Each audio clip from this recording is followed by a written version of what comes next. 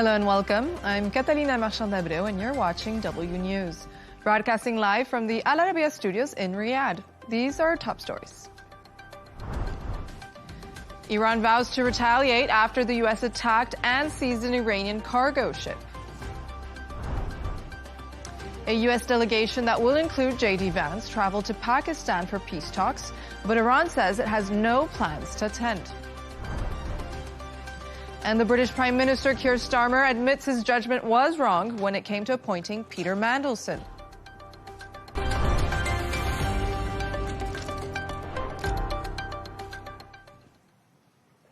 Iran has vowed to retaliate after the U.S. Marines attacked and seized an Iranian cargo ship that was trying to get past its blockade of Iran's ports.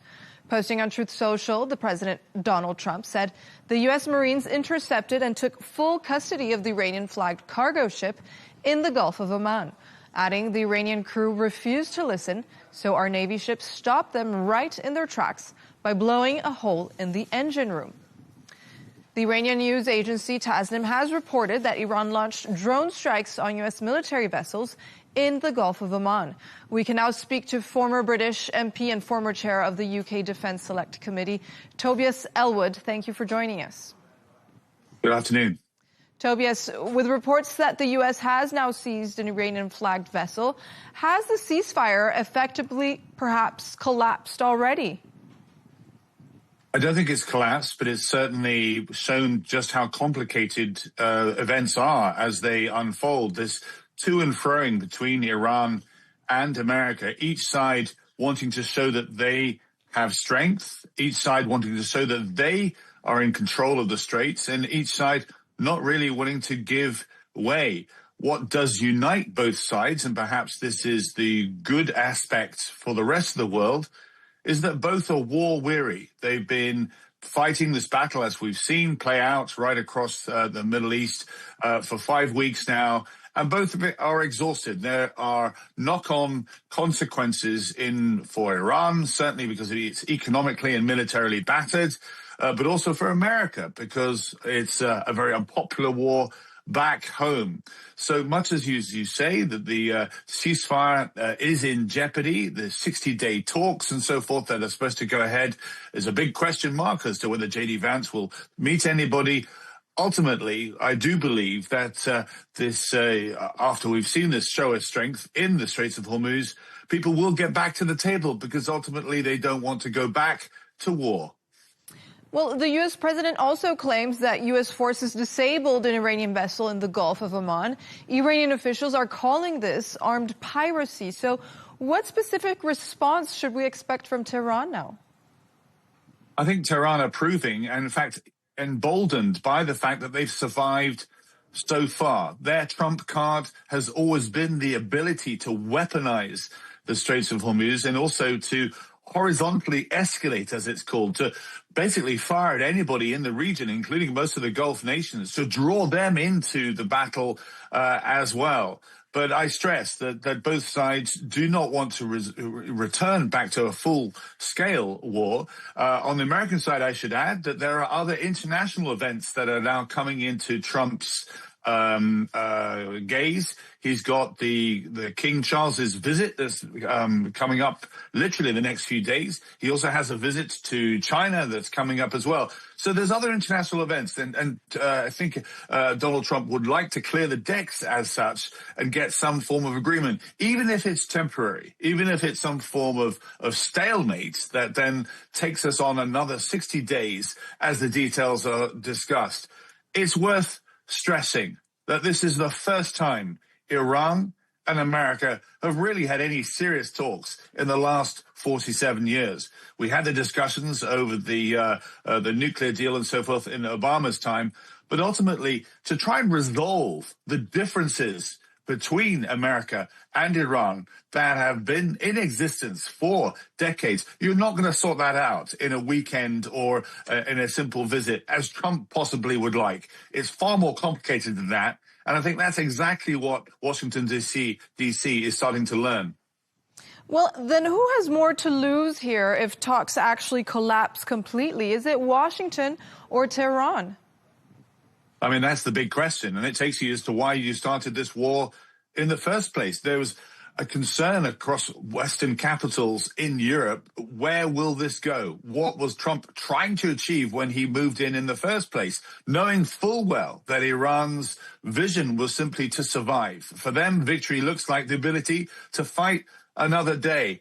And it's a sadness, if you like, that so much effort has been made to punish Iran for what it's done over the last number of decades, its proxy influence across the Middle East that we've seen through its support of terrorist operations, its pursuit of a nuclear weapon, its oppression on its own regime. And yet here they are, after being bombed. I think over 20,000 bombs have been dropped in some form or another. Iran still is able to survive and fight another day. So a long answer for your simple question. It does look like right now Iran is increasingly in a position of geopolitical strength. So are you saying that Iran has the upper hand now? I wouldn't say the upper hand because they're, as I stressed, their economy is not in a good place.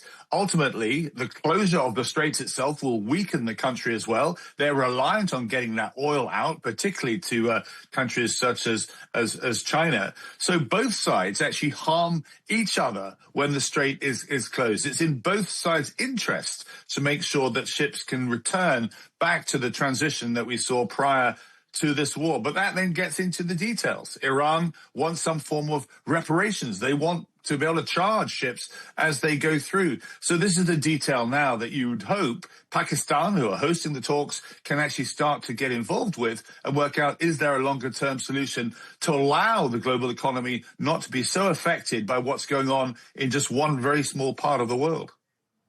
And you mentioned the global economy, because with the Strait of Hormuz effectively closed again and oil prices that keep surging, what is the global economic red line here, you think, if these talks in Pakistan fail to actually materialize into something good for the global economy?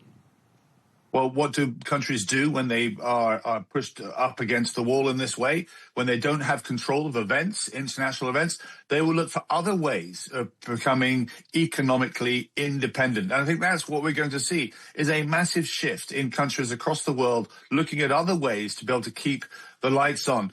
But also, I have to say, and there's a discussion that's very live in Britain today, is what is our relationship with the United States under Donald Trump that has chosen to use force at will, to distance himself from supporting the international architecture that keeps our global order working. So we have moved into a new era of insecurity for which the Iran war has actually amplified and exaggerated. It's moved us even further into this direction. Tobias Ellwood, thank you for joining us, as always. Thank you.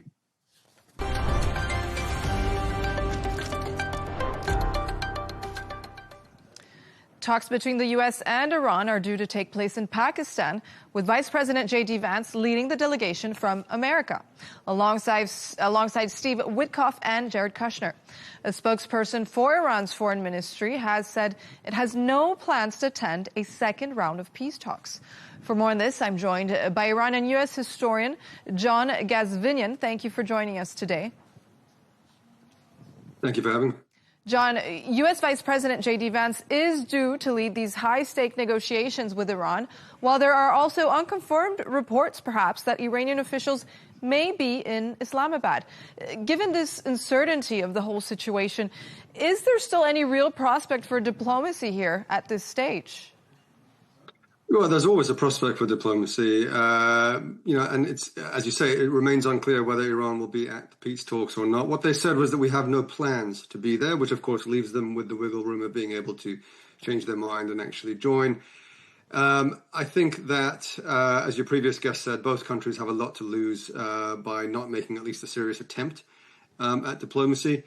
And I would read the Iranian sort of very public reluctance to come to the table as probably a symbolic gesture intended to send the message that they're not very excited about negotiations, that they're sort of reluctant. But I actually would expect them ultimately to come to the table and to at least have a conversation. Historically, Iran has proved that when push comes to shove, it's at least willing to talk. And I think also from Iran's perspective, it has a lot to gain from potentially dragging out the conversation. And Iran also says it's walking away from talks because of excessive demands and constant shifts from Washington. So what exactly changed in the U.S. position that caused Tehran to pull out now? I don't know if it's any one specific thing that's changed so much as it is a kind of the cumulative effect of a number of American steps in the last couple of weeks. Whether it's seizing a cargo ship or blockading the Iranian ports or talking tough and now, insisting on bombing, as Donald Trump has said, bombing bridges and power plants and so on. Yeah, historically, the Iranians, the Islamic Republic, is very sensitive to the idea or even the appearance that they're negotiating under coercion or threats or pressure. And so they're always going to react badly to that. But I don't know that it's one specific thing so much as it is making it clear to the United States, I think, that the Iranians are not desperate for talks. And Tehran is blaming the U.S. naval blockade for violating the ceasefire. So do you think that the U.S. actually collapsed its own diplomatic track with that move? Well, I suppose it depends really on what the objectives were for the United States. If the objective is to, kind of extract tactical concessions to, beat the chests, kind of beat the war drums and sort of, get Iran to capitulate on certain specific things, then, perhaps that strategy makes sense on its own terms. But if the idea, the long-term goal is to actually come to some sort of comprehensive agreement with Iran that the United States and the Trump administration can tout as being superior to anything that was done by President Obama or President Biden, then actually these things are counterproductive, and the U.S. does risk overplaying its hand and actually collapsing the negotiations completely.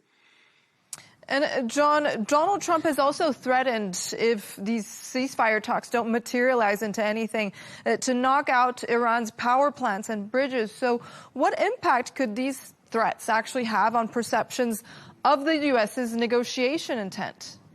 Yeah, I mean, again, historically for Iran, these push Iran into a very easy and obvious position, which is to simply cross its arms and refuse to budge, at least rhetorically. These kinds of statements play into the hands of hardliners in Iran, and we know that there are real divisions within the Iranian political establishment, not to even mention the Iranian public, about the wisdom of pursuing talks or about, being, diplomatically flexible with the United States. And every time Donald Trump makes statements like this, it simply plays into the hands of those forces in Iran that say, the hell with the United States, we don't need to speak to them, we'll fight them on the battlefield. Iran does feel that the longer this drags on and it manages to survive, then, it is, basically playing the game on its terrain. Iran doesn't need to win this war to win this war, and it's known that for quite some time. So, John, who do you think is hurting more now, Iran or the U.S.? I mean, they're both hurting. They both clearly want an end to the conflict. But I think what Iran has done is to master the art of kind of asymmetrical warfare, at least in the short term. I mean, of course, the United States has more tricks up its sleeve, but the question is it actually willing to play those tricks? I mean, is the United States actually going to, bomb Iran back to the Stone Age? I mean, we don't know. I mean, perhaps it is willing to do that, but anything that involves certainly boots on the ground and land invasions and so on is probably unlikely from an American political perspective as well as a military perspective, all of which tends to play into Iran's hands. But of course, historically, Iran has also been known to overplay its hand. Classically, in the Iran-Iraq War of the 1980s, Iran could have ended that war in 1982 and played the victim and very legitimately said, look, we were invaded by Saddam Hussein and we managed to hold the line and we need reparations and so on, but we're willing to bring this war to a close. And it didn't do that. And the war dragged on for 6 more years. So has Iran learned from its own history as well? Are they going to overplay their hand? Those are all open questions. Another open question here, John, but if talks were to collapse, what do you think would be the next steps in escalation? You mentioned boots on the ground will probably not materialize into that, but what do you think would happen? And I'm not a military tactician, but I would imagine from the American perspective, it would turn into, take the form of much more significant aerial bombardment. I don't expect that that's going to fundamentally move the needle from the perspective of Iran's decision making. I think they'll just keep waiting it out. And of course, you can look for more aggressive moves from Iran in terms of the Strait of Hormuz. But at least in the immediate term, it doesn't look like it's a happy story for either country, or certainly not for the region or for the world, if in fact, these talks collapse. That's right. And also, another point, Iran also specifically requested J.D. Vance because they viewed him as anti-war. So now that he's actually showing up to these negotiations, isn't Iran's alleged refusal to meet him now a sign that they were not interested in a deal, perhaps? No, again, I think for Iran, this is a tactical and largely symbolic move. I think they probably will sit down at the table with J.D. Vance. But I think there's no question that they prefer speaking to him than they do to other elements in the Trump administration. J.D. Vance has really come symbolically now to represent the sort of isolationist wing of the MAGA base for Donald Trump. And he's got a heck of a lot on the line. Things are a little bit tough for him at the moment. He just came off a pretty significant defeat, symbolic defeat, after campaigning so vigorously for Hungary's Viktor Orban in the elections that President Orban ended up losing. And J.D. Vance is now going to Pakistan a second time to try to come up with a deal with Iran. If he comes back from this empty-handed once again, he's going to increasingly look kind of impotent to his side of the base. And I think he has a lot at stake, and I think he wouldn't be going to Pakistan unless he felt that there was a very serious possibility that he's going to be able to come back with some kind of political victory as well as a diplomatic victory. Do you think he can have more success this time around than the first time? That depends entirely on factors to which I am not at all privy. But I mean, I think that if the two sides are able to get past some of the entrenched positions, of course, Iran has its red lines, and the United States knows that. And the United States has its red lines, and Iran knows what those are. And for many years, those red lines have been kind of far apart. From the United States perspective, if they are savvy, if they really want a deal, they have to allow enrichment on Iranian soil. That is an absolute red line for the Islamic Republic. So I think that's going to be the bellwether for me. Like if they continue to insist on zero enrichment or enrichment outside Iran and so on, that indicates to me that the United States is not going to walk away with a successful deal. John Gazvinian, thank you for joining us. Of course. For more on this, I'm joined by Martin Kobler, who's the German ambassador to Pakistan, Iraq, and Egypt. Thank you for joining us on the program. Thank you very much, Catalina, for having me. Mr. Kobler, the U.S. delegation led by Vice President J.D. Vance will arrive in Islamabad, but Tehran says they have no plans to attend, even though these are unconfirmed reports also that Iranian security officials have arrived. Is Pakistan hosting a ghost summit? Well, it's not yet the end of the day, Catalina. I mean, it's not yet sure. I can imagine the hectic kind of telephone diplomacy right now. Everybody's telephoning with everybody. I hear that the Minister of Pakistan, of Foreign Affairs of Pakistan, is talking to his counterpart in Iran.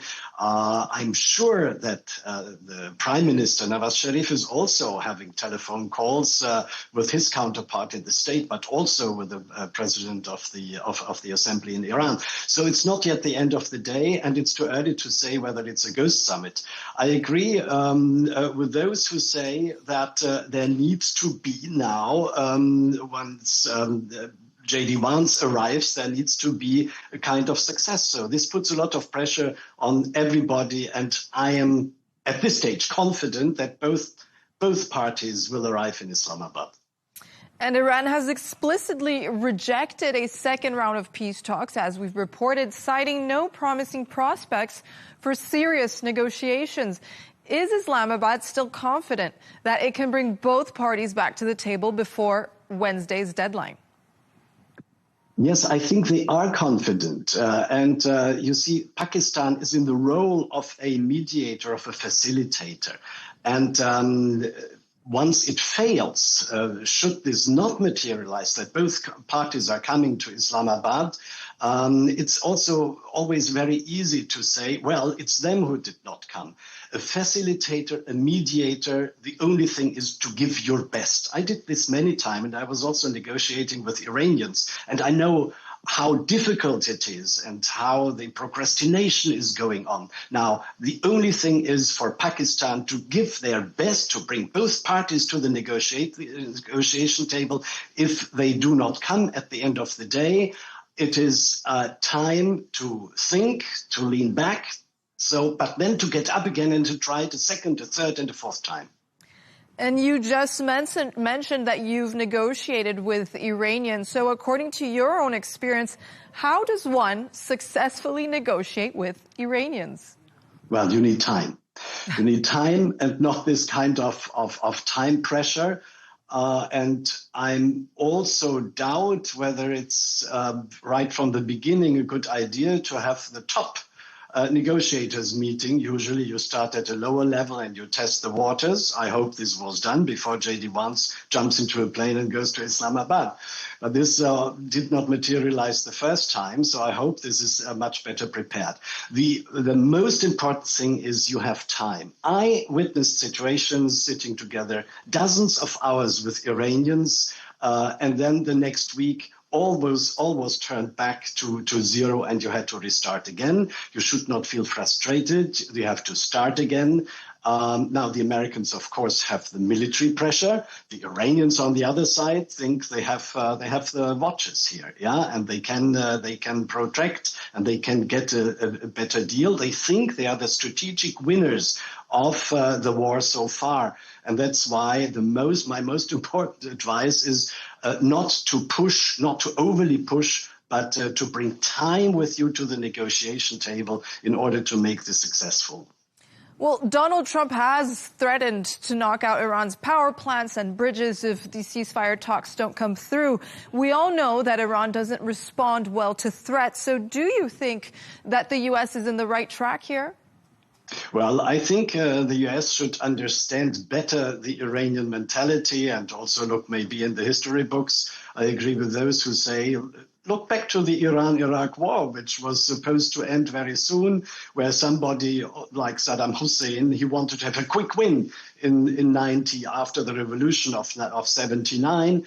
And then this was an 8 years war with 1 million people, over 1 million people dying. Now, look back to history, and the Americans also should be well advised to look to the other kind of actions they did in the last decade, like Afghanistan or further back in Vietnam. It is important to understand your counterpart and then to feel like the counterpart at the negotiation table does, without forgetting your own interests and your own red lines, of course. Well, with the ceasefire set to expire by Wednesday, and as we saw the U.S. Navy having just seized an Iranian-flagged ship, what specific security assurances do you think Pakistan can offer to ensure that the Iranian delegation feels safe and willing to travel to Islamabad? Well, I think this time, that's not the problem this time. Once the American vice president arrives in Islamabad, there will be certainly no actions by the Americans to kill the delegation. However, I must say, and I was in the region in Abu Dhabi when the Israelis attacked Qatar to kill the Hamas delegation there. This was a shock in the whole region that a neutral mediator being there is attacked and the delegation is where it was about to be killed. And the Americans, the Israelis have taken out the Iranian leadership. And this is, of course, a precedence which is very difficult to digest, both for Iran but also for the region. Nobody can be sure that their peace delegations will return unharmed. But in this case, I hear that there is a meeting, Minister of Interior, with the American chargé d'affaires or acting ambassador in Pakistan. They are sitting together. Once J.D. Vance will arrive, I'm sure that there will be no such action by the American side. And Mr. Kobler, with tensions having escalated over the weekend, the Strait of Hormuz effectively closed again, what is the plan B for Pakistan if these talks fail? Well, as I said, a facilitator, fall down, get up and try again. I mean, that's the plan B. Practically, I mean, if you look back to history, but also to the 20th century, all these wars ended with negotiations and with a peace agreement. Also, this war will come to an end by a peace agreement. We had the JCPOA, and unfortunately, this was This was thrown into the waste paper bin here. And now the same topics are on the agenda again, and there will be an agreement at the end of the day. I do hope that this will be better sooner than later. But that's the plan B, to arrive to a solution, to define the red lines of the parties. There are, of course, real red lines and, well, other red lines which can be negotiated away. This is the competence of the negotiator to identify the false red lines and the real red lines and then come to an agreement. And I really do hope that talks will go on. And even if they fail, and even if there is a resumption of the war, we will always be back to the same situation, to sit together, because you make peace with your enemy and not with your friends. Martin Kobler, thank you so much for joining us. Thank you, Catalina.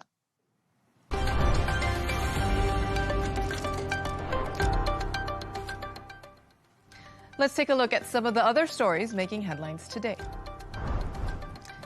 A 7.5 magnitude earthquake has struck off the northeastern coast of Japan, triggering a tsunami warning. Authorities are urging residents to stay away from coastal areas where waves of up to 3 meters are expected.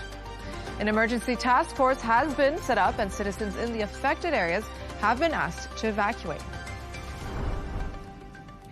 A mass shooting in Louisiana has killed at least 8 children and wounded 2 adults. The police are calling it a domestic violence incident by the suspect, who is thought to have killed 7 of their own children and wounded their mother. The head of Ukraine's patrol police has resigned after 2 officers under his command reportedly fled a deadly mass shooting in Kyiv. 6 people died and 14 others were injured on Saturday after a man opened fire during the incident. And footage appeared to show the 2 officers running away from the scene. The officers have been suspended and an investigation is underway. And oil prices have jumped after President Trump said the U.S. Navy intercepted and seized an Iranian-flagged ship. The price of Brent crude is hovering around the $96 a barrel mark. That's after the latest incident on the crucial waterway that sees 20% of the world's oil and gas pass through it.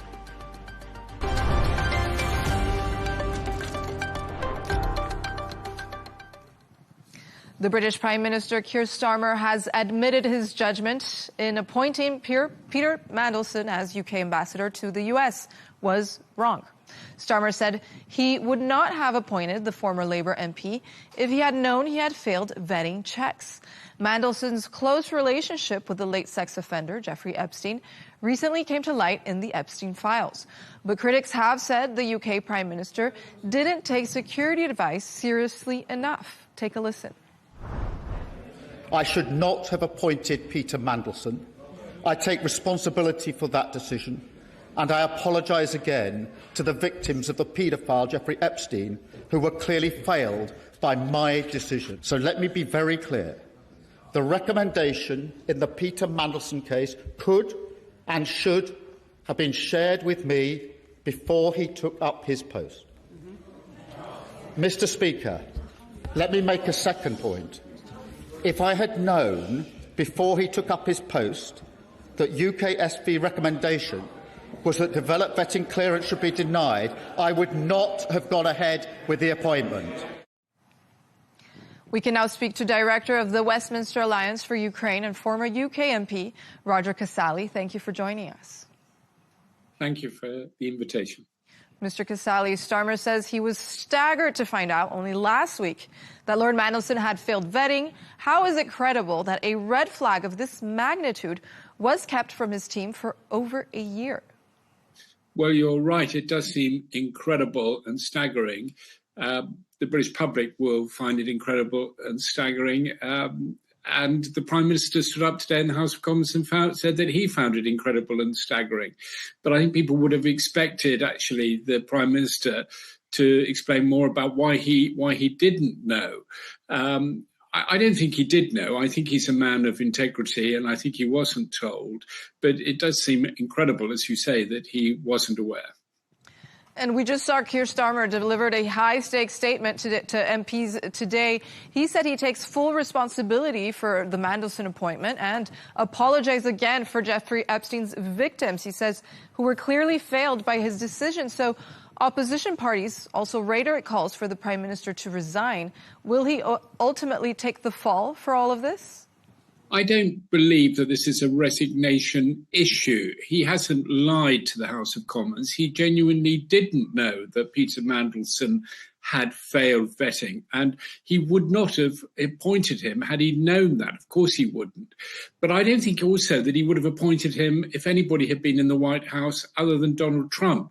This was a very political appointment. He took the decision to appoint Peter Mandelson as US ambassador because the British government needed somebody who was going to get very close to Donald Trump.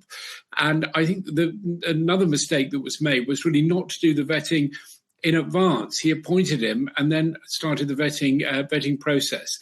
But ultimately, the legal point is correct. He didn't know, and therefore he hasn't lied, and it's not a resignation issue. But I think he will be vulnerable to the attack that it was very poor judgment to appoint Peter Mandelson in the first place. But I think to give him his due, one needs to remember that, Donald Trump is not an easy person to deal with. And I think he genuinely believed that appointing Peter Mandelson would somehow serve the British interest. That was an error of judgment, a serious one, but it's not a resignation issue. And Ollie Robbins is also due before MPs. Is he now the key witness in determining what Starmer knew and when? And if Robin testifies that he did brief the Prime Minister, is it game over? Well, Ollie Robbins, as the Prime Minister has said today, is a man of integrity, is a very impressive individual and public servant. He made a serious error of judgment in not telling the Prime Minister. But I don't think we're going to find from Ollie Robbins tomorrow that he suddenly turns around and stabs the Prime Minister in the back. He's very unhappy about being the fall guy. And I think it would be interesting to know from Ollie Robbins, what were the pressures that were put on him to overturn? Was he indeed the one who overturned this decision? Why did he decide to do that? But I don't think, and so I hope we get some answers from him about that. But I don't think we're going to hear from Ollie Robbins that the Prime Minister is lying. Is it fair to say, Mr. Casale, that the May elections will actually matter more for Keir Starmer if politically than the current Mandelson scandal? I think he will survive the Mandelson scandal. It's an unwelcome distraction. I think it adds to the picture of Keir Starmer as a man who doesn't have the best of judgment in certain circumstances. It adds to the picture of Keir Starmer as somebody who doesn't have the best advisors around him. I think he still has time to do something about that before the next general election. But I think you're right, it will hit him hard at the local elections, which take place on the 7th of May. And how can all of this poor judgment, as we've been talking about, actually affect him in the next upcoming elections in May? Well, traditionally in Britain, people use the local elections to complain and protest against the government. So I think Labour would not be expecting to gain seats. They would be expecting to lose seats anyway in the local elections, also because of the cost of living crisis and because it's a midterm election. And the incumbent government always have a certain amount of unpopularity, which mobilises people at local elections. So people will use the local elections to protest against the government. They would have done that with or without the Mandelson scandal. But I think he may suffer greater losses than he otherwise would have done. But again, I don't think those in themselves will add up to a resignation issue.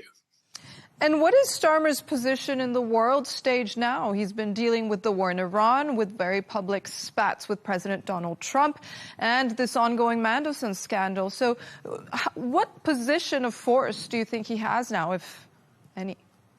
Well, I think he is generally seen both by his counterparts in Europe, other prime ministers and heads of state in Europe and across the world, as having played an important role in bringing together the coalition of the willing in relation to Ukraine, and also now in coordinating an international effort to reopen the Straits of Hormuz.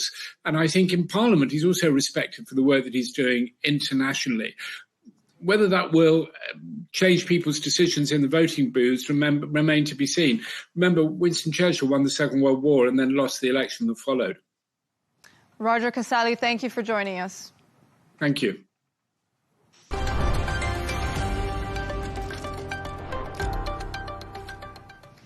Humans weren't the only ones racing at a half marathon in Beijing this weekend. Dozens of humanoid robots lined up alongside runners participating in the event, and some of them didn't just keep pace. They beat them. Patrick Falk reports. It looked like something out of science fiction. Humanoid robots running shoulder to shoulder with human athletes striding through a half marathon in Beijing. This year's race marked a major leap forward. More than 100 teams took part, up from just 20 last year. And for the first time, many of the robots were running autonomously. The fastest robot crossed the finish line in just over 50 minutes, beating top human runners by more than 10 minutes. There has again been a qualitative improvement this year in standards, in the capabilities of the participating teams, and in the breadth and depth of academic participation, all of which have improved significantly. Last year's race was very different. Many robots failed to finish, with some losing limbs or running out of battery mid-race. This time round, there were still a few stumbles, but far fewer breakdowns. We are very honored to have won first place in the competition. Behind this result, in fact, lies the contribution and hard work of our entire team. The improvements reflect a broader push by China to lead in robotics and artificial intelligence, with investment flowing into everything from industrial automation to humanoid development. For spectators, it's not just about speed. It's about what these machines could eventually do, from hazardous jobs to everyday tasks. For now, they're running races. But the pace of progress suggests humanoid robots may soon be going much further. Patrick Falk, Arabiya English.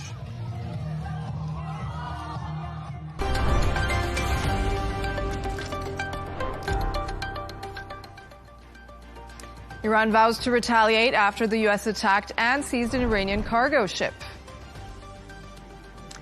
A U.S. delegation that will include J.D. Vance traveled to Pakistan for peace talks, but Iran says it has no plans to attend. And the British Prime Minister Keir Starmer admits his judgment was wrong when it came to appointing Peter Mandelson. That's all from us on W News. Don't forget to subscribe to our YouTube channel and follow us on X. Goodbye.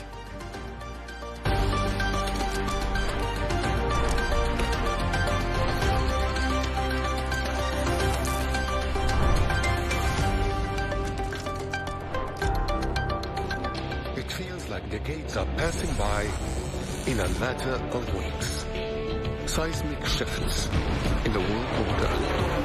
Never, ever will be part of America. With so much happening and so much noise. Whether it's political upheaval, Canada has been ripping us off for years. Economic shifts or social movements. And no one wins from tariffs. I think America can be more friendly to the rest of the world. The in-depth analysis and all the latest developments across the globe. To have an inclusive policy together.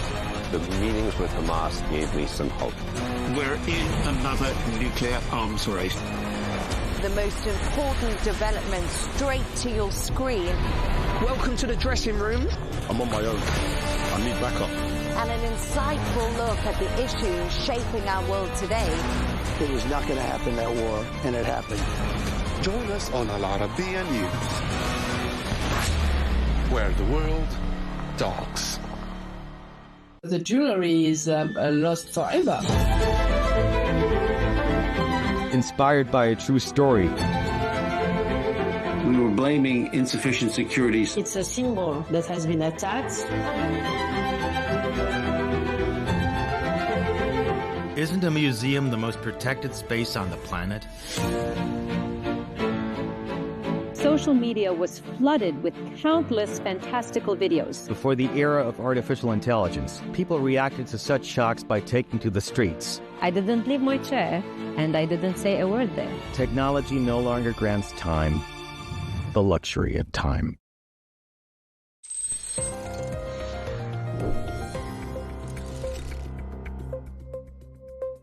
What if a drone that costs around $30,000 could force a country to spend millions just to shoot one down? That's Iran's battlefield advantage. It's called the Shahed 136, a one-way attack drone, sometimes called a kamikaze drone. designed to fly into its target and explode on impact. Each drone costs around $30,000 to $50,000 to make. It carries roughly 50 kilograms of explosives and can travel up to 2,000 kilometers. It's not especially fast, it's not especially sophisticated, but it's cheap. And that's the point. Iran's strategy isn't perfect precision, it's saturation, launching dozens, sometimes hundreds at once, to overwhelm air defenses. Even if most are intercepted, each one forces defenders to use missiles that can cost hundreds of thousands or even millions of dollars per shot. Over time, that cost imbalance becomes a weapon in itself.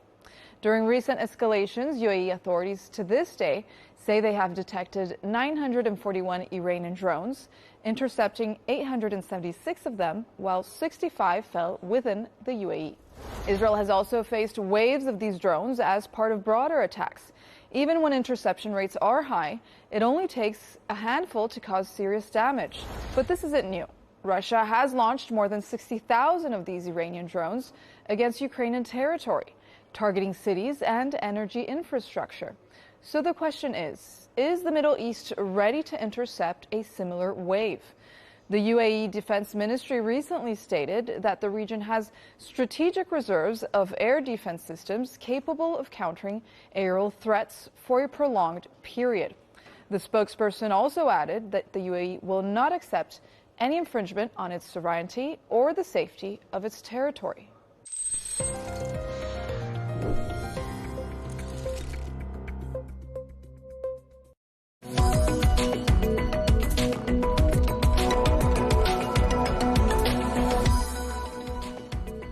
Hello and welcome to The Real Deal, coming to you from the Arabiya English headquarters in Riyadh. This is your weekly bulletin, bringing you all the latest business news headlines and analysis from Saudi Arabia. Coming up, the Kingdom's Sovereign Wealth Fund unveils a new 5-year strategy bolstering focus on domestic investment. We'll be hearing from the PIF's governor, who gave Al Arabiya Business an exclusive interview. With the healthcare sector undergoing rapid transformation, we examine the growing role being played by the private sector here in Saudi Arabia. We'll be speaking to the CEO of Saudi German Health. As the Kingdom continues to expand its tourism offering, we turn our attention to the hospitality sector and speak to the luxury service apartment provider Cheval Collection about their growing footprint in Saudi Arabia. And as Saudi Arabia looks to the stars, we'll be telling you how the Kingdom's dark night skies are attracting visitors known as astro-tourists. Diving straight into our top story, Saudi Arabia's Public Investment Fund has unveiled its new 5-year strategy, setting out the next phase of the Kingdom's economic transformation. Well, approved by Crown Prince Mohammed bin Salman, the 2026 to 2030 plan focuses on stronger domestic ecosystems, unlocking strategic assets and increasing private sector participation. Well, unveiling the strategy, the PIF governor, Yasser Al-Rumayyan, outlined how investments will be structured across 3 portfolios: vision, strategic and financial. And the portfolio is going to target 6 priority sectors, all aimed at driving economic growth and diversification. Well, this strategy comes in the context of a regional conflict, which has caused considerable disruption to energy infrastructure. Well, my Al Arabiya business colleague, Lara Habib, spoke to the PIF governor and asked him about the current context, as well as PIF spending priorities. Here are some excerpts from that interview.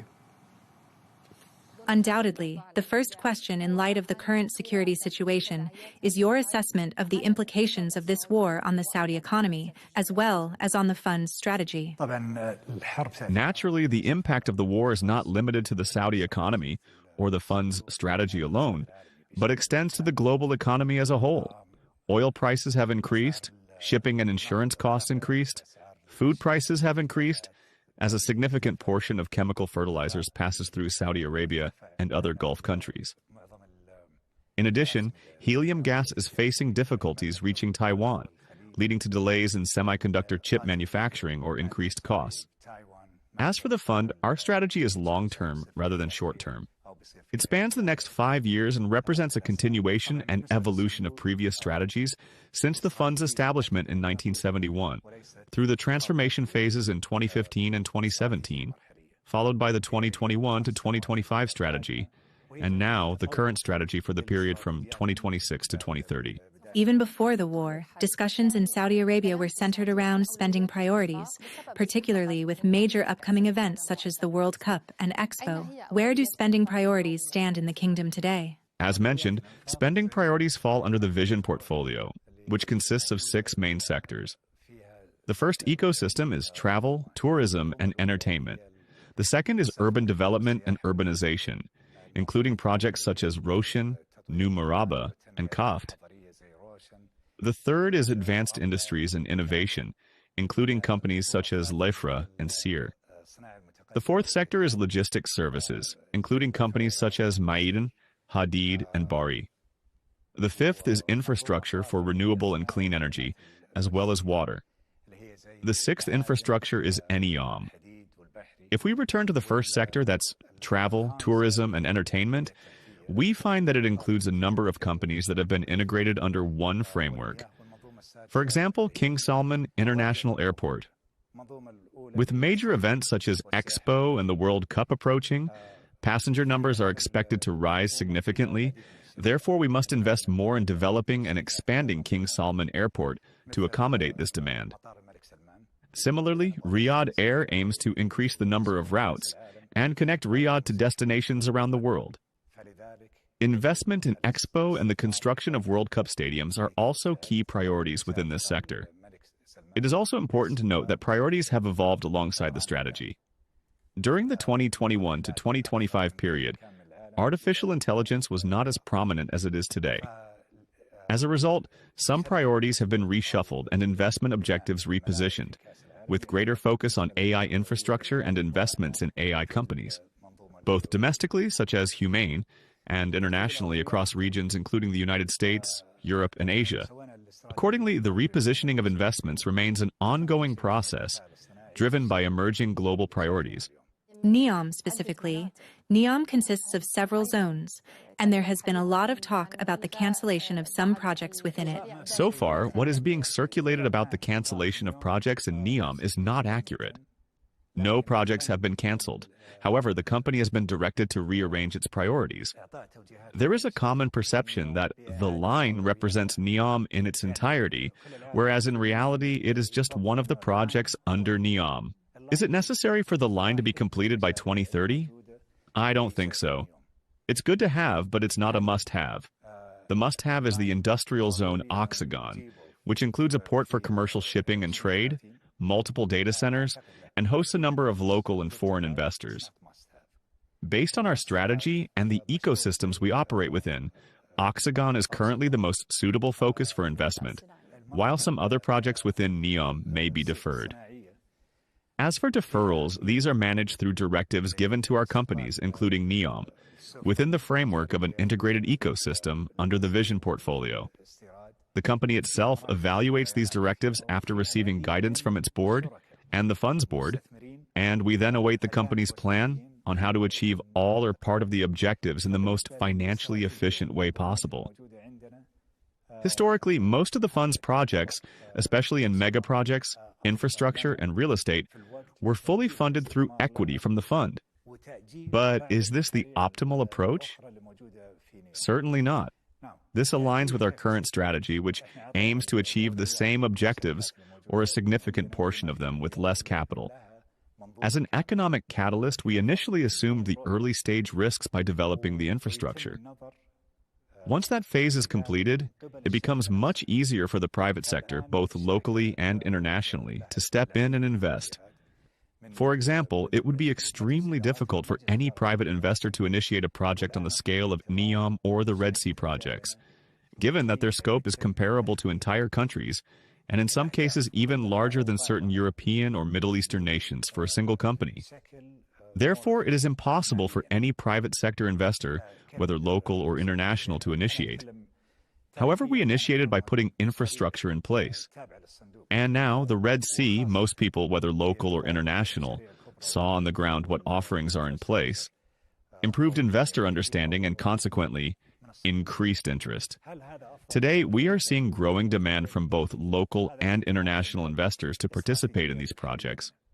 I recently met with one of the largest American investment management firms, and they said, "We understand infrastructure, and we like it and want to invest in it." We have also observed that investors tend to invest in sectors they understand. As a concept, the Red Sea, or Roshan, are unprecedented in the entire world. As these projects evolve and become more concrete, investment decisions become much easier for them to make. And that was the PIF Governor, Yasir Al-Rumayyan, speaking to Lara Habib from Al Arabiya Business. And some fresh data on the economy for you. Saudi Arabia's annual inflation rate measured by the Consumer Price Index was up by 0.3% in March compared to February. That's rising to an annualized rate of 1.8%, while the wholesale price index also edged up slightly by 0.2% in the month of March. Now, Saudi Arabia's healthcare sector is undergoing rapid transformation driven by rising demand and increased capacity, and with private providers playing an increasingly central role in delivering care. Well, as the kingdom builds a more integrated healthcare system, investment in hospitals, talent and digital innovation is accelerating. Well, one healthcare provider with a strong presence in the kingdom and further afield in the MENA region is Saudi German Health, which has just been named by Time and Statista as one of the region's fastest growing publicly listed companies. Well, I am joined now by the CEO of Saudi German, Dr. Nizar Bahabri. Thank you very much indeed for coming to see us, Dr. Bahabri. Thank you. Your appointment as CEO was formalised at the start of this year. Just to introduce you a little bit, you're Saudi born and raised. You're a consultant in internal medicine and infectious diseases, and you've got extensive experience in healthcare management. I just wondered if you could tell us, just to start off, a little bit about your journey. I started my journey. I am Canadian and American board certified. So after I finished, I went back to King Faisal Specialist Hospital and Research Center. I went to the government as any other Saudi. And then all of a sudden, 2013, I just had a chance to go into the private sector. I was like the first one who can go, like, just do the unusual and go full-time private hospital, full-time, and leave King Faisal. This was a big jump, and this is when I started going into management of private healthcare. And it has started since 2013 until now, so now it's more than like around 13 years. Okay. Obviously, we were talking earlier on in the programme about the PIF's 5-year strategy. Yes. And that was unveiled sometime earlier in the week. And I just wondered if you could tell us about your vision for Saudi German and where you see Saudi German Health in 1 year, 5 years, 10 years from now. So we are going with the Vision 2030. We are more getting into the subspecialty, not the general, the subspecialty. We have been doing this aggressively since 2025, so a year ago when I was the medical. And now I am continuing, but with same pace or slower, because we had a very huge transformation into 2025. So we had more than 400 physicians, newly subspecialized, going across the group. We are the the largest geographical distribution in the kingdom and even in the Arab world. So in the kingdom, we invested a lot in tests, instrument, equipment, IT, and manpower, which is the main driver for transformation. And this is what we are now continuing in the coming 3 years to go with the Vision 2030. In Vision 2030, everyone have to understand the kingdom is going like the whole international model. You do not want to treat the sick. You want to take care before he becomes sick. And this is how you can make a healthier community. This is why you are totally transforming the idea in private healthcare. Private healthcare, you want people, they are getting sick, you treat them, and you don't look at prevention big time. No, we are doing a huge prevention.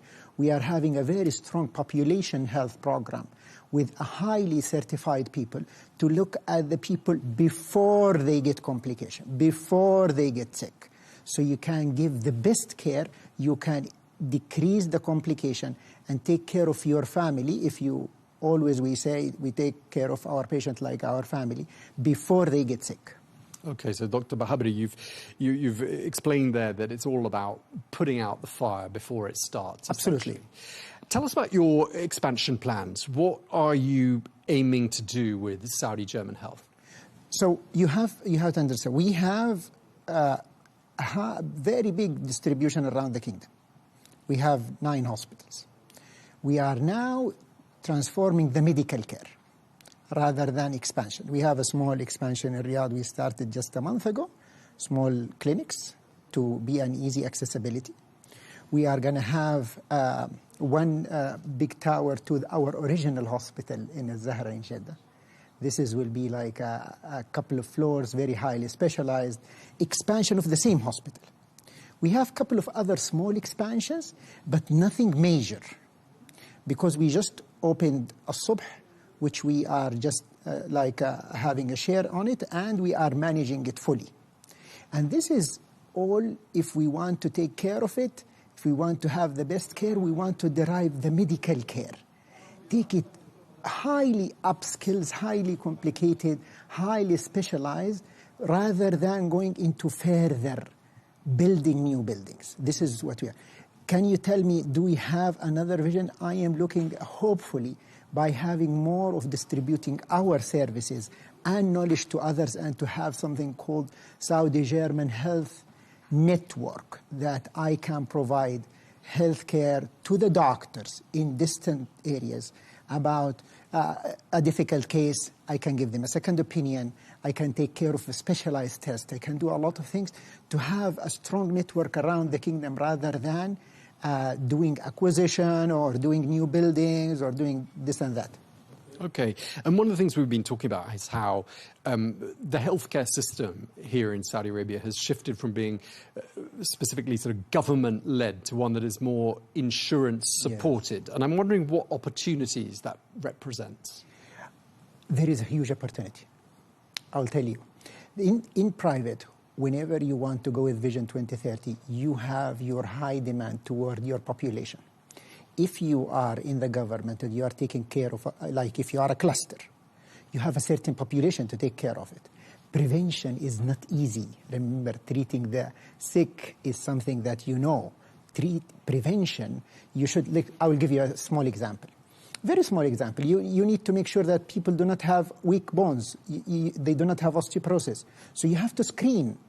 If you screen and you do not have the manpower and the capability of doing the whole screen in 1 year, you need the help of the private, right? Because working hours is different, the manpower, so you need the help. And this is, we believe, it's a huge opportunity for us to work together for the health of the community.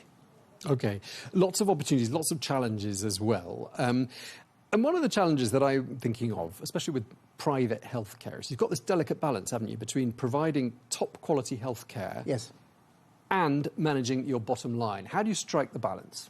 I believe it's always being visual to take your decision on database. There is always a daily basis data that I take care of. I look at the cost, we look at the consumables, we look at our generation of money, we look at our staff, we look carefully for every single thing. Rather, I shifted the whole dimension in the organization from looking at only revenue in a daily basis to look at everything, including cost and manpower, in a daily basis. And we are getting a weekly report rather than a monthly report. We are reactive into a weekly basis rather than a quarter basis. So we are going into a faster pace rather than waiting for things to happen. Although we have a strategy, but we have to monitor it very closely, revenue and cost. Okay. One of the things that I noticed looking online when I was doing my research, you've received a lot of praise because you decided to offer Saudi specialists positions at Saudi German, prioritizing local talent over imported talent. I wanted to ask you, what was the rationale behind that? You go database, right? You are in the Kingdom of Saudi Arabia. We've done good kind of research. And we looked at what do people trust. The trust is in Saudis. It's the Kingdom of Saudi Arabia. If this is the trust, you know them they should be your main asset. It's not to say that we are only going to do this thing about, but Saudis are being trusted by the community, and they are here. They are your manpower. We are not shifting only getting the people in consultant base. No, we even took trainees. We took people who want to become a consultant. This will be our own. We are generating Saudis who did not have any knowledge about healthcare. So they will become in 2 years our main managers of a floor, our main managers for coding. We will develop our own thing to have our own employees developed in our own organization. And I want to ask you about the profile of your patients. Obviously, you're catering primarily, I'd assume, to a Saudi audience, Saudi patients. Are you getting much medical tourism? Is that something that you would like to perhaps see grow? Yes, I believe it's a great chance. We are dealing with tourism, still in baby steps, but we have good plans for it because we are already used to it. You know, we are the only group that have 2 big hospitals in the 2 holy mosques, Mecca and Medina. We are the only one. And we are long-standing in both cities. So now we are already used to tourism. We are already used to this.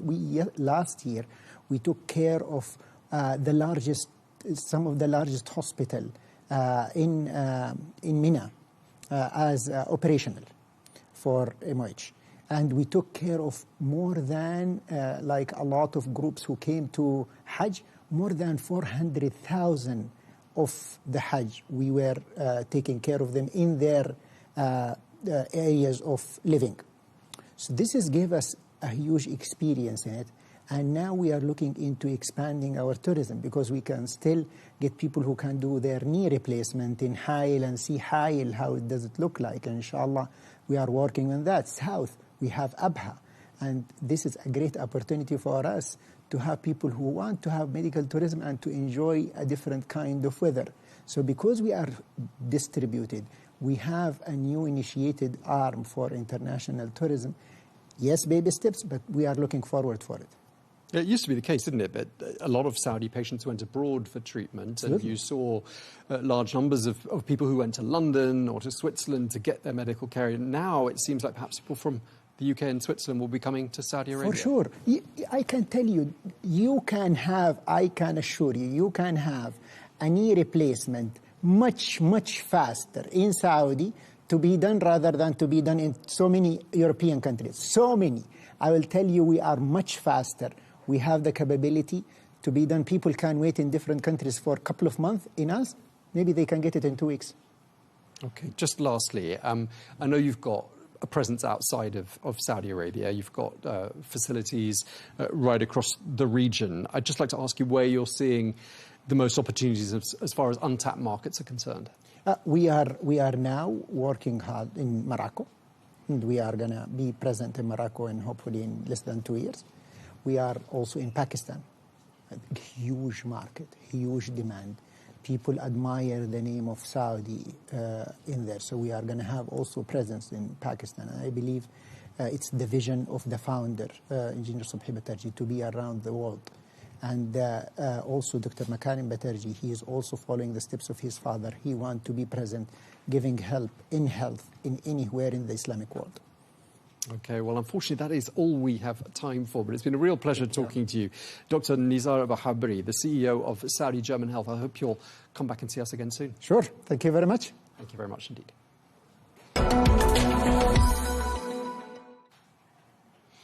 Now, in line with Vision 2030, the Kingdom is continuing to develop new destinations and expand its tourism offering. Well, in this context, the Saudi hospitality sector is attracting strong interest and investment from global operators who are keen to deepen their presence in the Kingdom. Well, one such operator expanding its footprint here is the luxury serviced apartment operator Cheval Collection, which provides high-end home-style accommodation for short and long stays. Well, I'm joined now by the Chief Commercial Officer at Cheval Collection, Nick Pilbeam, who joins us from London. Nick, thank you very much indeed for taking the time to speak to us. Thank you for having me on the show.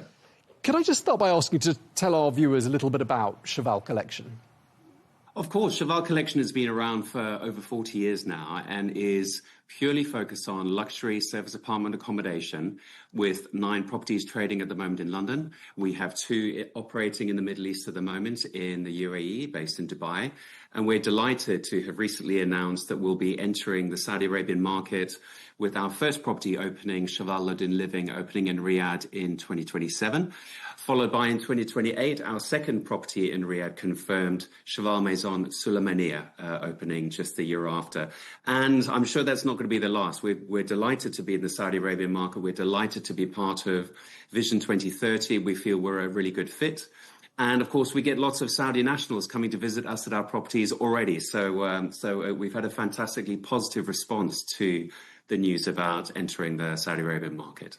Well, that all sounds extremely positive. And, you know, the name of your first property in the kingdom, Cheval Ladun Living, reveals the name Ladun, with whom you have a partnership, the Saudi-based company, Ladun Investment Company. Just tell us about how that partnership works. Well, we're in partnership to build and operate the property together. And in fact, it's a great testament to the partnership that we have with Ladun that even before we've opened our first property together, we've actually signed with Ladun once again for our second properties in Suleymaniya in Riyadh. It's a real testament to the quality and the strength of that relationship that we've gone from 1 to 2 even before we've started opening the first one. OK, I wanted to ask you about property number 2. So this is Cheval Maison Suleymaniya, which is going to open in 2028, you've been telling us. What's the attraction to that particular area of Riyadh, would you say? Our properties are very unique. Each property is totally different, which actually is one of the reasons that sets us apart, particularly in the luxury end of the market.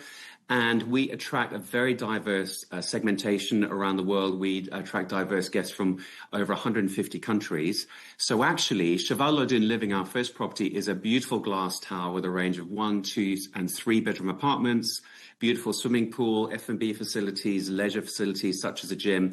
So, and that's very closely located to the King Abdullah Financial District. So that's quite a particular property that will attract a particular set of guests. What attracted us to Suleymaniya is actually that's going to be a very low-rise, whitewash sort of feeling with some palm trees and some exterior space, also studios, 1 and 2 bedrooms, some F&B outlet options, but very, very different to the big glass tower because some of our guests like a quieter district. They like to be a little bit away from, with close accessibility to popular areas, but just a little bit set back from that with more of a residential feel, more attracting the sort of the long stay luxury guest. So that's why we were delighted to be building in Suleymaniya, but also we give our guests choice between those 2 quite different properties. Okay, I mean, there's lots on the market, isn't there? There's lots of options for long-term living in Saudi Arabia and in the other markets where you operate. What sets Cheval apart, would you say?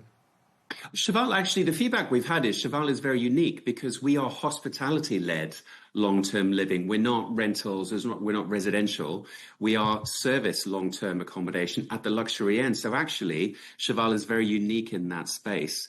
And I would say that would be true in terms of renting apartments, renting properties around the world with our offering. But also, we are now entering the branded residences space where you can have the opportunity to buy a Cheval apartment and then live in that over the long term and benefit from all of our services, from our loyalty program, Cheval Discovery, but also then to give that back to us to rent out to generate some incremental revenue. So being in the long stay luxury living for so long, over 40 years, we feel it's a really natural extension to our offering. And actually, we're at quite advanced negotiation on further properties that we've yet to announce in Saudi Arabia as well. Okay, I mean, you're sort of describing what I'm imagining there is a sort of a bit of a lifestyle choice as well as a place to live with the hospitality dimension that you've been talking about. So that being the case, who's your sort of target customer? Do you have someone in mind when you're sort of creating that service proposition?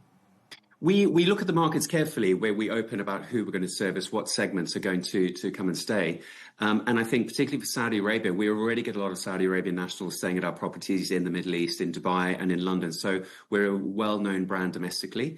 We are expecting a lot of domestic business in Saudi Arabia because we are quite unique in the market. So we expect to be very popular and we're already getting a lot of inquiries, to be honest, even before opening. But also, from an international perspective, we attract corporate guests, we attract leisure guests, we attract diplomatic, business, medical stays, entertainment. You know, when companies are shooting a film and the A-listers need somewhere that's that top luxury space to stay. So we attract a very diverse audience, and we expect to do the same in Saudi Arabia, both attracting international travelers, which supports Vision 2030, but also supporting a dynamic domestic market. Okay, and just lastly, can you give us any clues as to what's in the pipeline for Cheval, especially here in Saudi Arabia? You've mentioned those 2 properties. Anything else on the horizon? Well, I mean, Riyadh is a huge city and very diverse in terms of the different demand audiences in the different parts of the city. So we are looking at other opportunities in Riyadh, but we're also looking at opportunities in Jeddah, in Medina, and of course in Makkah as well. So we are very focused and attracted by the opportunities provided by Saudi Arabia. We've had such a positive response from the market, both with existing partners such as Ladun, but also with other investors and other owners. So those are the destinations we're looking at, and we hope to have some news for you soon for our subsequent properties. Okay, I said that was the last question, but it wasn't. I wanted to ask you as well, very briefly, what impact have you been seeing on your bottom line from the current geopolitical turmoil, particularly in this part of the world? Our model is actually very resilient in these sorts of situations. We had it in COVID as well, because it's a long stay proposition. You know, our guests live with us. Some stay on short-term basis, but at this stage of the game, our guests live with us. They're not going anywhere. So actually, our trading and our occupancies have held up very well with cash positive. So despite the current situation, long stay, particularly with hospitality-led service departments, is trading much better than the rest of the market. Okay, well, that really was the last question. Thank you very much indeed. Really appreciate you taking the time to speak to us. Nick Pilbeam, the Chief Commercial Officer at Cheval Collection. Thank you very much. And finally, last week was International Dark Sky Week. Now, that is a global campaign highlighting light pollution. Well, the campaign has spotlighted Saudi Arabia's growing role in astro-tourism, where the night sky is the main attraction. Well, some of the clearest skies on Earth can be seen from Alula, and that's helping to position the kingdom as a leading destination for stargazing. Well, last year, Saudi Arabia welcomed 122 million visitors, moving closer to its Vision 2030 target of 150 million. With astro-tourism, perhaps, well, that's a new expression for me, astro-tourism, perhaps giving the numbers of tourists a little bit of a boost.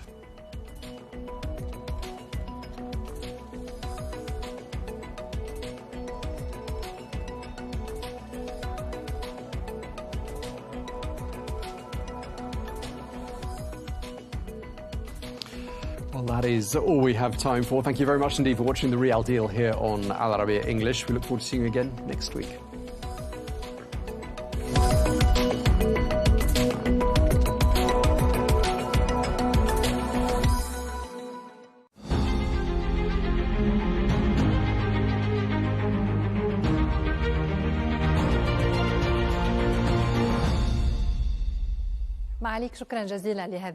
Your Excellency, thank you very much for this interview.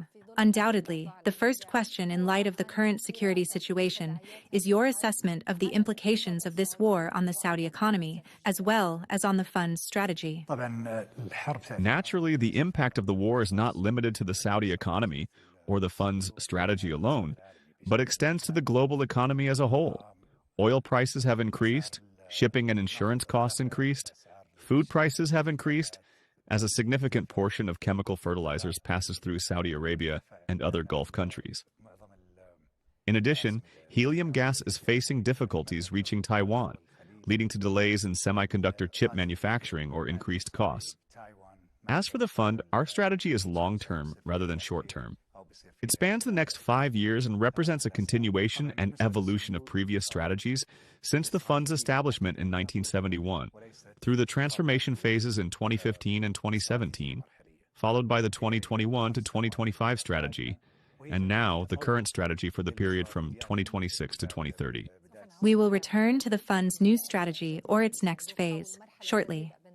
But specifically regarding the war, Your Excellency, were there any initial commitments to external deals that are now being reconsidered due to the impact of the war? Some deals and investments are being reviewed, whether due to the war or for reasons related to economic feasibility.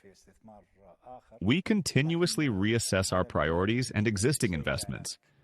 I cannot say that we cancel a specific investment in favor of another, as this process is inherently dynamic, both in times of war and under normal circumstances.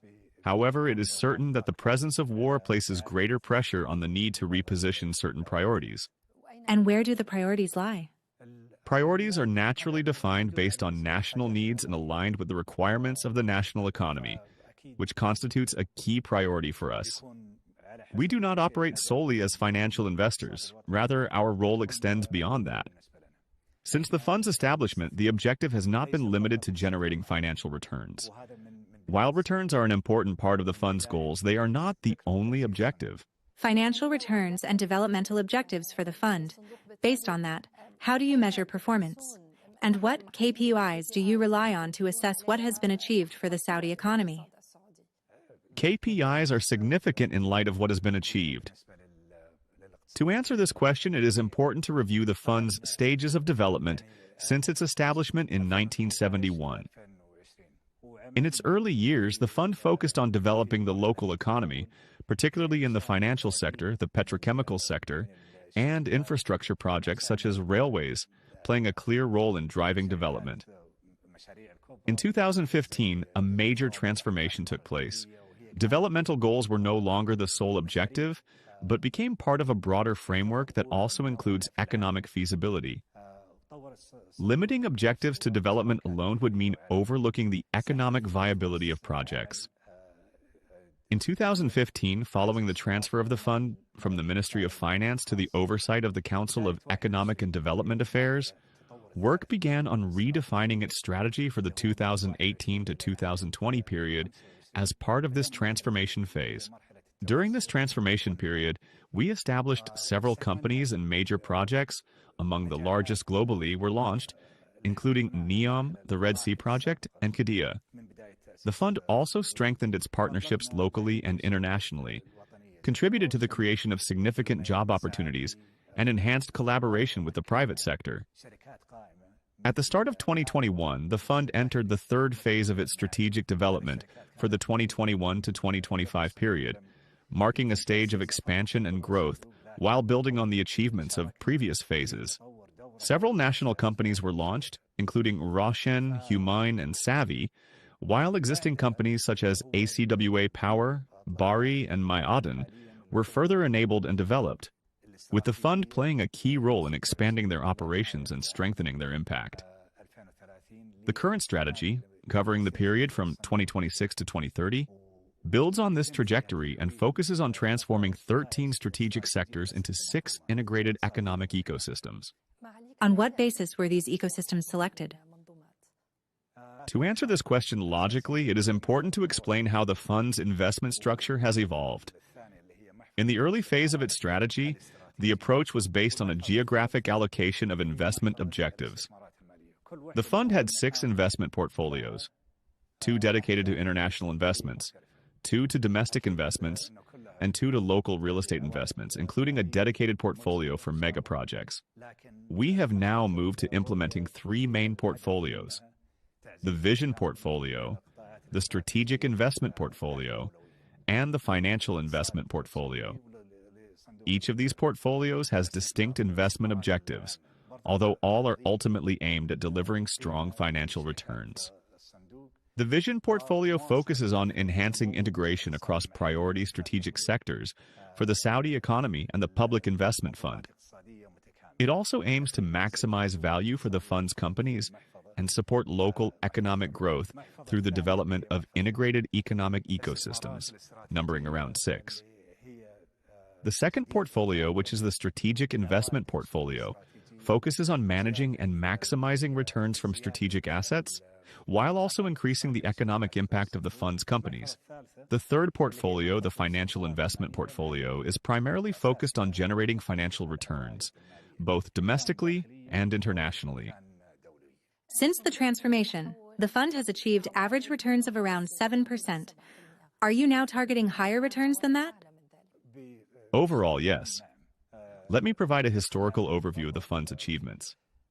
The fund's AUM, or Assets Under Management, has grown from approximately 500 billion Saudi riyal in 2015 to more than 3 trillion riyal. Total shareholder returns have averaged around 7% annually. Approximately 750 billion Saudi riyals have been invested domestically, contributing an estimated 910 billion riyal to the GDP. Most importantly, local content has reached around 590 billion Saudi riyal. These indicators contribute to enhancing what is known as economic complexity, as the focus is not solely on GDP growth, but also on the diversification and sophistication of the economy, with local content being a key pillar of this concept. In addition, a number of global asset managers and investment funds have established regional headquarters within the kingdom. Also, from 2021 to 2025, foreign investments exceeding 75 billion riyals were brought into the Saudi market, with support from the fund. Is foreign investor appetite today affected by the war? Certainly, investor appetite is affected across the board, not just among foreign investors. Even European investors within Europe see shifts in sentiment, as do investors in Asia, whether in China, South Korea, Japan, or Indonesia. Everyone is impacted. That is because the war is not taking place in a remote region, but in one of the world's most critical areas for supplying essential commodities, including oil, gas, and their derivatives, as well as industrial fertilizers. As a result, it is only natural that the situation is having a clear impact. Your Excellency, does the new strategy include any changes in the scale of investments to be deployed domestically compared to other investments? In fact, this approach has been in place from the outset and is something we continue to build on.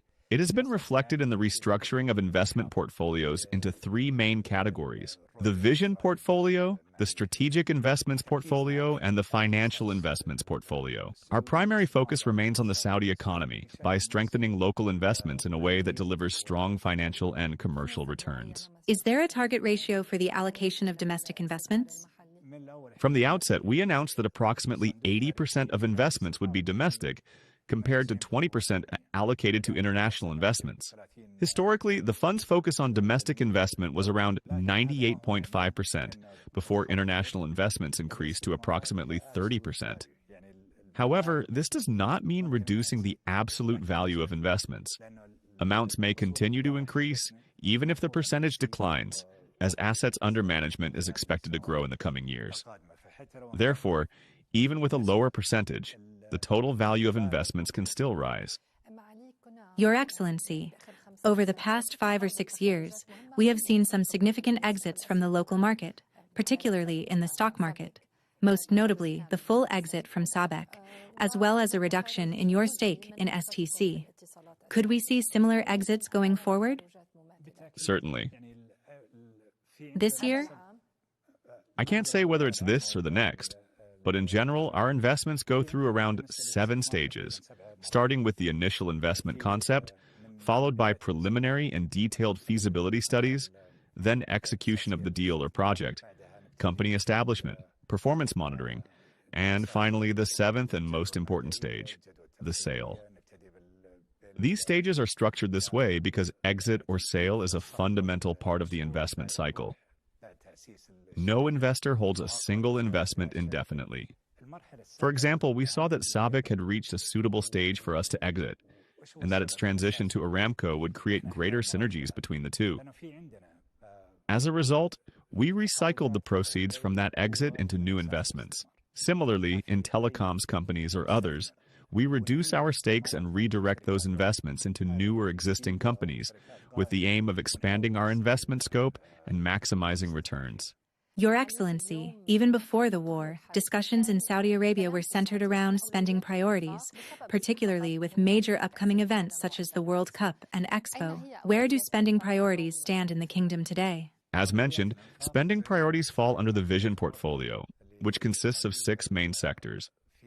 The first ecosystem is travel, tourism, and entertainment, The second is urban development and urbanization, including projects such as Roshan, New Maraba, and Kaft. The third is advanced industries and innovation, including companies such as Lefra and Sear. The fourth sector is logistics services, including companies such as Maiden, Hadid, and Bari. The fifth is infrastructure for renewable and clean energy, as well as water. The sixth infrastructure is NEOM. If we return to the first sector, that's travel, tourism, and entertainment, we find that it includes a number of companies that have been integrated under one framework. For example, King Salman International Airport. With major events such as Expo and the World Cup approaching, passenger numbers are expected to rise significantly. Therefore, we must invest more in developing and expanding King Salman Airport to accommodate this demand. Similarly, Riyadh Air aims to increase the number of routes and connect Riyadh to destinations around the world. Investment in Expo and the construction of World Cup stadiums are also key priorities within this sector. It is also important to note that priorities have evolved alongside the strategy. During the 2021 to 2025 period, artificial intelligence was not as prominent as it is today.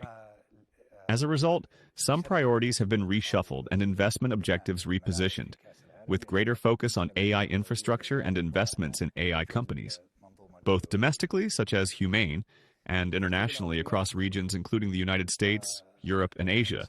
Accordingly, the repositioning of investments remains an ongoing process, driven by emerging global priorities. So, artificial intelligence is a priority today. Could defense also be a priority? Defense is certainly one of our key priorities.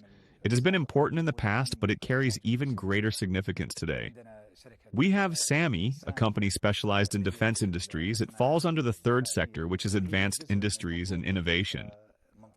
This ecosystem also includes companies such as Humane, Tazaru, Sear, Sami, and Lefera in the healthcare sector.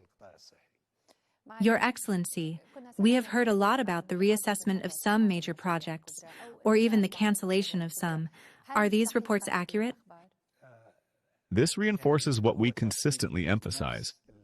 We continuously review our priorities. We rely on top-down approach and a bottom-up approach. The top-down approach is driven by the Public Investment Funds Board, where strategic directions and priorities are defined. The bottom-up approach, on the other hand, originates from the companies and projects themselves, with recommendations based on operational and investment realities. Accordingly, guidance is provided to our portfolio companies, and projects are reassessed in terms of their financing structure, whether they are fully funded through equity, through debt and loans, or by bringing in partners through joint ventures. As a result, there is always an ongoing review of how investments are directed. While the overall scale of a project may not necessarily decrease, but the level of capital investment from our side may be reduced. For example, NEOM specifically. NEOM consists of several zones, and there has been a lot of talk about the cancellation of some projects within it. So far, what is being circulated about the cancellation of projects in NEOM is not accurate. No projects have been canceled. However, the company has been directed to rearrange its priorities. There is a common perception that the line represents NEOM in its entirety, whereas in reality, it is just one of the projects under NEOM.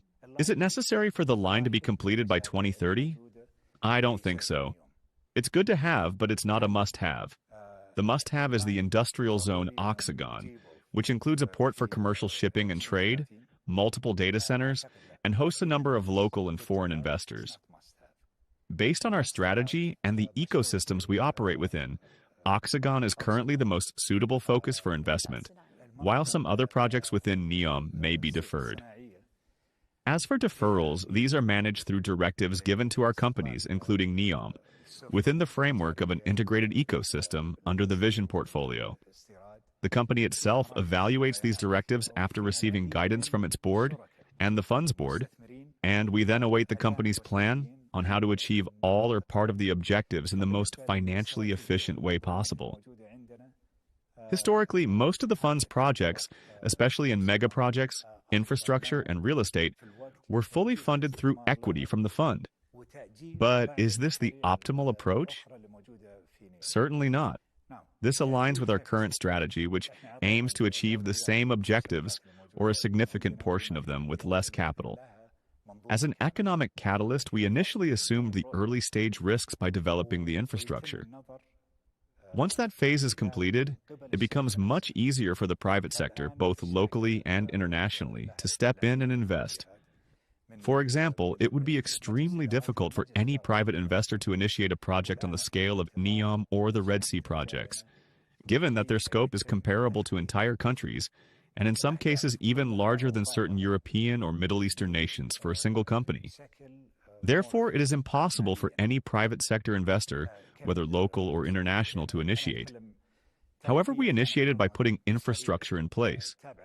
And now, the Red Sea, most people, whether local or international, saw on the ground what offerings are in place, improved investor understanding, and consequently, increased interest. Today, we are seeing growing demand from both local and international investors to participate in these projects.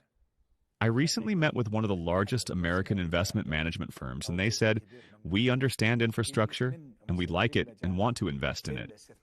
We have also observed that investors tend to invest in sectors they understand. As a concept, the Red Sea, or Roshan, are unprecedented in the entire world. As these projects evolve and become more concrete, investment decisions become much easier for them to make. Your Excellency, let us move to the final topic in this interview, one that concerns a wide segment of viewers and has recently sparked debate: the sports sector. Specifically, the fund's investments in major football clubs, where questions have been raised about a lack of parity and fairness in spending among these clubs. How do you respond to that? I don't think this is true. When comparing clubs within the kingdom to their counterparts in Europe, we see that systems such as financial fair play are implemented there. In Saudi Arabia, we aim to adopt similar frameworks once we reach a comparable level, in coordination with the relevant regulatory bodies, such as the Ministry of Sport and the Football Federation. In general, club revenues are derived from ticket sales, broadcasting rights, merchandise, and sponsorships. In Saudi Arabia, this is further supplemented by support from board members, as well as contributions from fans, which often come in the form of donations or financial backing. Naturally, clubs differ in the scale of these resources. Some receive greater support from their fan base or board members than others, which directly impacts their spending capacity. As for the fund, it invests in club companies at relatively similar levels. However, we cannot control donations or external contributions that fall outside its investment framework, whether from honorary members or fans. However, the primary objective for these clubs remains their privatization and eventual sale.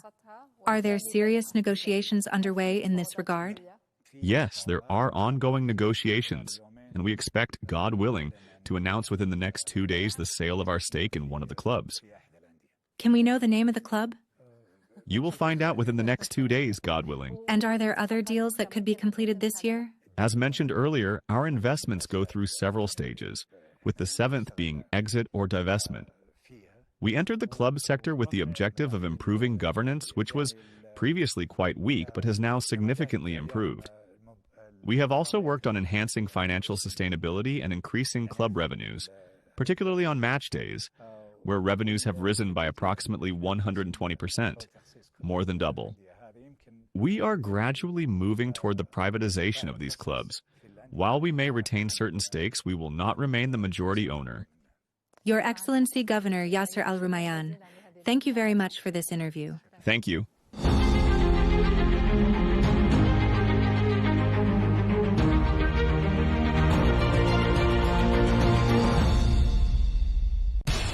We have to take care of our people, and we're going to take care of our people first.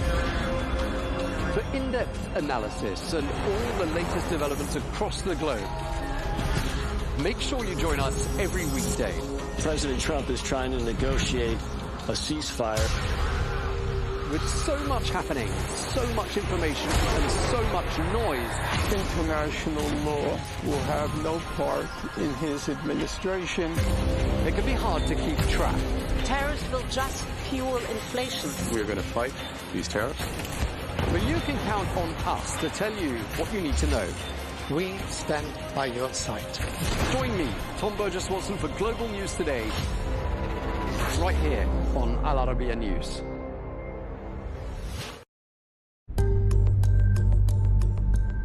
This place might control the future. Welcome to Greenland. So what's hidden here that everyone wants? At first it looks empty, just ice, snow, nothing happening, but even the name is misleading. Greenland's around 80% covered in ice. Sources say it was named over 1,000 years ago by a Viking called Eric the Red, who wanted to attract settlers, so he called it Greenland to make it sound more appealing. Basically the world's first real estate marketing trick. But today, the real value isn't the name, it's what's under the ice. Greenland holds massive reserves of rare earth minerals, lithium, uranium, copper, and even iron. The same materials used in electric cars, smartphones, renewable energy, and modern weapons. In other words, Greenland isn't empty, it's a warehouse of the future. Now, here's the bigger question. What happens as the Arctic melts? New shipping routes are opening across the top of the world, linking Asia, Europe, and North America. Russia is already developing and using northern Arctic routes to move exports between Europe and Asia. And China is investing in Arctic trade with Russia to find shorter alternatives to traditional routes. That puts Greenland right in the middle of future global trade. Then there's politics. Greenland belongs to Denmark, but it governs itself and could one day become independent. The United States already have a major military base there used for missile detection and space surveillance.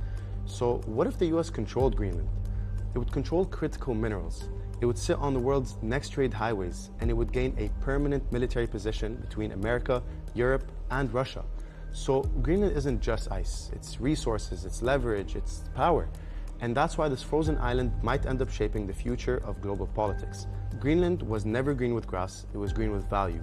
Future may prove it was the most accurate name Eric the Red could have chosen.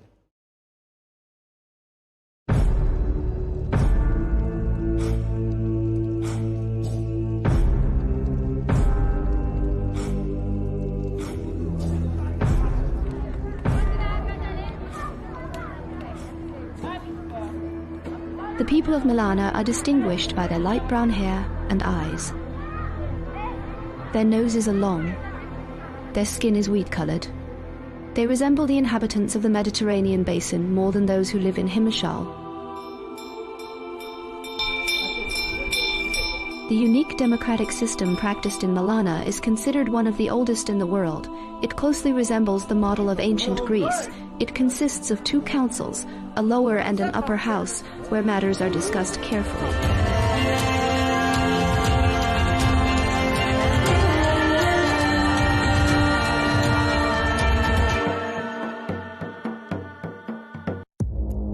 Our allies, in many cases, are worse than our enemies. Stay informed and connected with the latest international headlines. There obviously is a risk. From breaking news to in-depth analysis, it would appear that this war is coming to an end. Who buys this stuff? Investors, pension funds. We deliver the most important developments straight to your screen. Iran always wanted to deal with militia. Join us for compelling, expert-driven conversations. A curfew order has been established. And an insightful look at the issues shaping our world today. There are a lot of proposals about European architecture for security. I'm Leigh Ann Gerrans, and this is W News. We dealt with this when I was Chief of Staff in the first term. Where you don't just hear the headlines, you get the full story.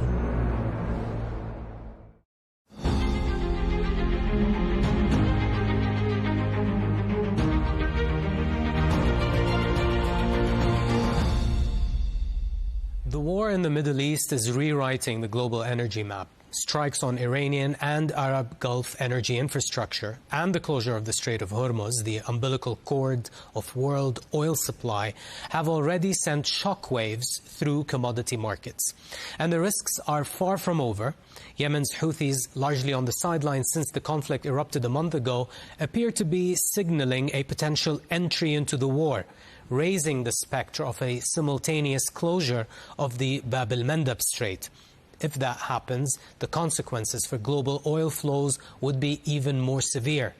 Against that backdrop, Goldman Sachs has dramatically revised its oil price projections upward for this year and into 2027, warning that this war will permanently bake a security premium into long-term crude prices. In their latest report, the bank warns that in a worst-case scenario, the world could face a persistent loss of 2 million barrels of oil a day that cannot be quickly reversed. And Goldman Sachs says that in any case, the price of a barrel of Brent crude could spike past $147, shattering the all-time record set back in 2008. To break all of this down, I'm joined now by Goldman Sachs Chief Oil Analyst and Co-Head of Commodity Research, Dan Stuyven. Dan, welcome to the program. Dan, currently, what is your base case scenario for the duration of the war and the reopening of Hormuz? And how long will it take for the Gulf production to ramp up back to pre-war levels, given the stoppages announced and the damages sustained to some of the energy infrastructure and fields? Yeah, so our working assumption, our base case, is that flows through the Strait, which are still down by 95% from normal levels, start a gradual recovery in mid-April and then are back at normal levels by mid-May. But the risks are skewed towards delays, and therefore we lay out alternative scenarios for both Hormuz flows and for higher prices in our risk scenarios. In our base case, flows through the Strait are back near normal levels by mid-May, and then we assume an additional month required to normalize production, upstream production in the Middle East, which would then put you sort of in a mid-June timeframe for a normalization of production. We had a few data points from some of the largest oil producers in the world, including the CEO from Saudi Aramco, who said that production could come back within days, at most weeks. We also had an official from the Kuwait Petroleum Corporation suggesting that production may take somewhat longer to come back. The risks to our base case timeline for recovering production by mid-June are skewed towards delays. But then what's your most pessimistic scenario then? I think the most pessimistic scenario for oil supply is a scenario where flows to the Strait take longer to recover, and where you could see persistent scarring to oil production potential in the region. We did review the 5 prior largest oil supply shocks in history, and it was quite remarkable that averaging across those 5 episodes, recognizing significant differences across episodes, on average, oil production 4 years after the start of the shock was still down by just over 40% in the affected country. And so the risk scenario where oil production potentially in the region, which accounts for 1/3 of global oil production, remains 2 million barrels per day lower, perhaps on the back of damage to oil infrastructure, such as, for instance, export terminals. That scenario is plausible, and it's informed by our review of historical large oil supply shocks. Dan, do we have a figure or a number on the current deficit in the oil market currently? Yeah, so at the moment, our estimate is that global oil markets are probably in a deficit in the tune of 13 million barrels per day or so. The math is that before this shock, the market was in a moderate surplus. We're losing about 19 million barrels per day of flows from the Strait, talking about exports as opposed to production. Production itself is down less dramatically.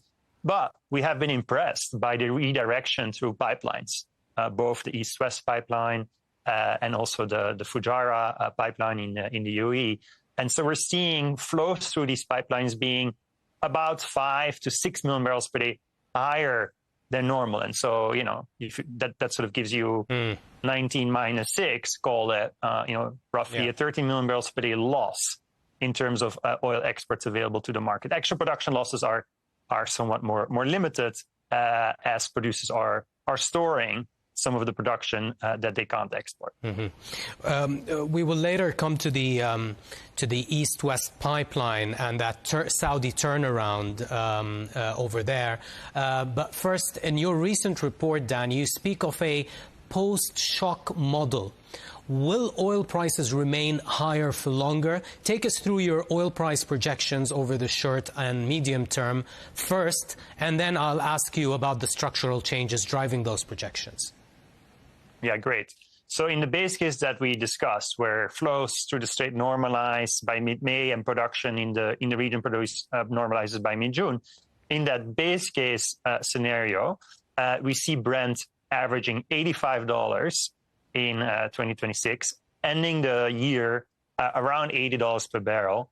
That is about $20 higher than what we would have been looking for in the absence of the Iran war. Even if by year end, we assume that production in the Middle East has normalized. In fact, we expect production in the Middle East to be slightly higher by year end than in the absence of the war, because we would assume that producers such as Saudi Arabia and the UAE, which have substantial spare capacity that's available once the Strait opens, would focus on stabilizing markets and making sure that inventory levels, which we expect to draw a lot, can normalize to more average levels.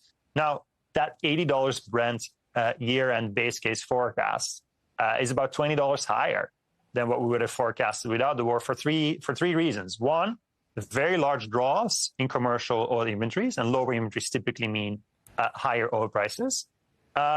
Second, we do think that the market would likely risk adjust effective spare capacity, because spare capacity is concentrated.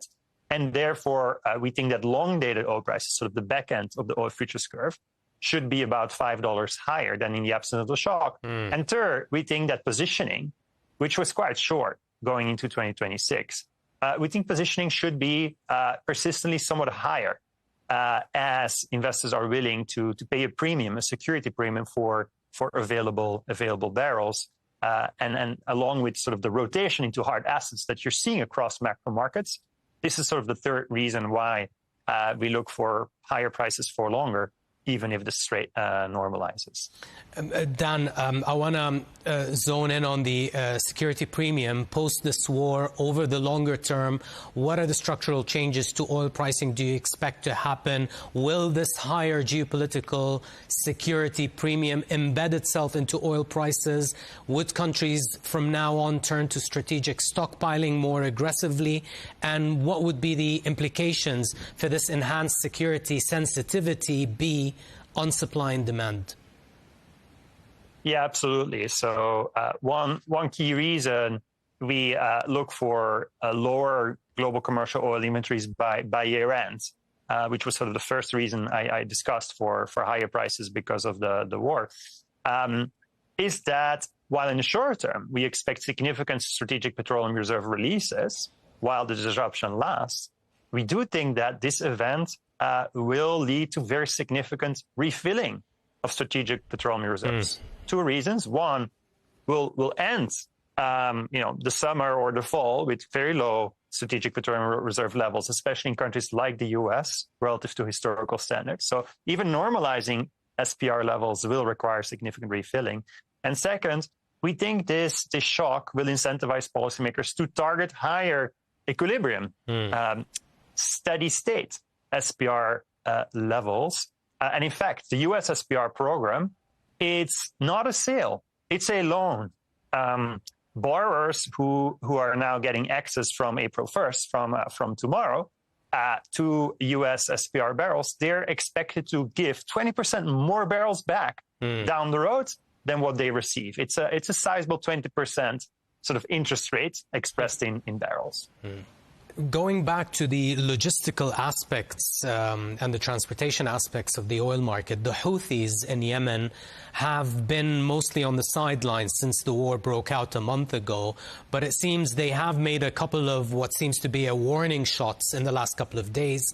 If they do enter the war, Dan, and if this Hormuz disruption is accompanied with a closure of the Bab el-Mandab Strait, what is the impact on oil flows here? Yeah, it's an important risk that we're monitoring closely. So the facts are the following. We estimate that oil exports, so both crude and products, through the Bab el-Mandab Strait at the moment are around 7 million barrels per day. They're up about 1 million barrels per day. 1 million barrels per day over the last month, as you have seen an impressive pickup of crude exports from Saudi Arabia coming via the East-West pipeline to the Yanbu port, and then going to Asia.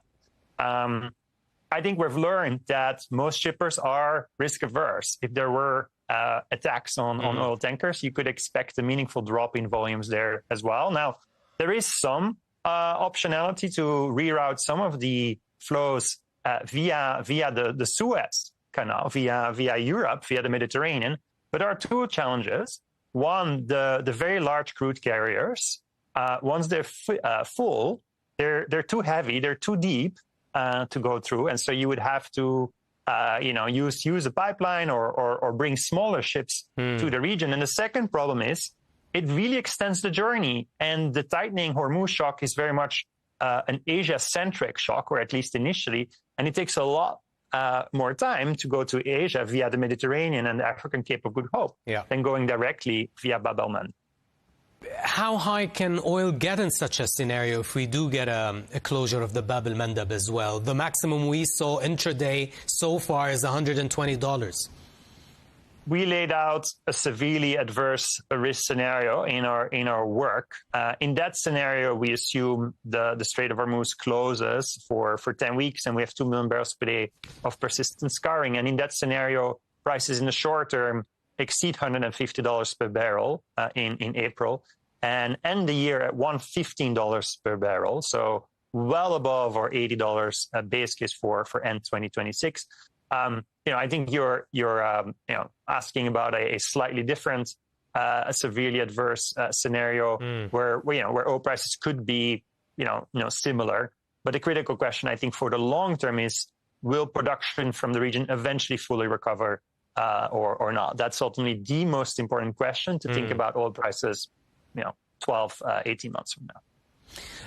Dan, does the recent U.S. Treasury General license to allow sale of Iranian oil on the water, does it change the picture, physical picture, or does it just simply allows this oil to reach a bigger subset of customers outside of China? And do you expect traders and financial institutions to remain wary of getting implicated in Iranian oil despite this temporary lift in sanctions? Yeah, so the data that we're tracking point to only a slight pickup in the pace of imports of Iranian crude following the easing of sanctions. To your point, I think a lot of buyers are still thinking through the risks associated with buying Iranian crude, also reputational risks. And so the data point to only a modest pickup in imports of both actually Iranian and Russian crude. More broadly, so I think this supports our point that this shock is too big for policymakers to fully offset. Yes, we look for somewhat higher SPR releases. Yes, we look for somewhat faster arrivals of crude from Iran and Russia. But these policies are only very partial offsets to the very large Hormuz shock. Dan, over to the United States. U.S. shale was slowing in the past year or so. Does the current situation change your outlook for shale?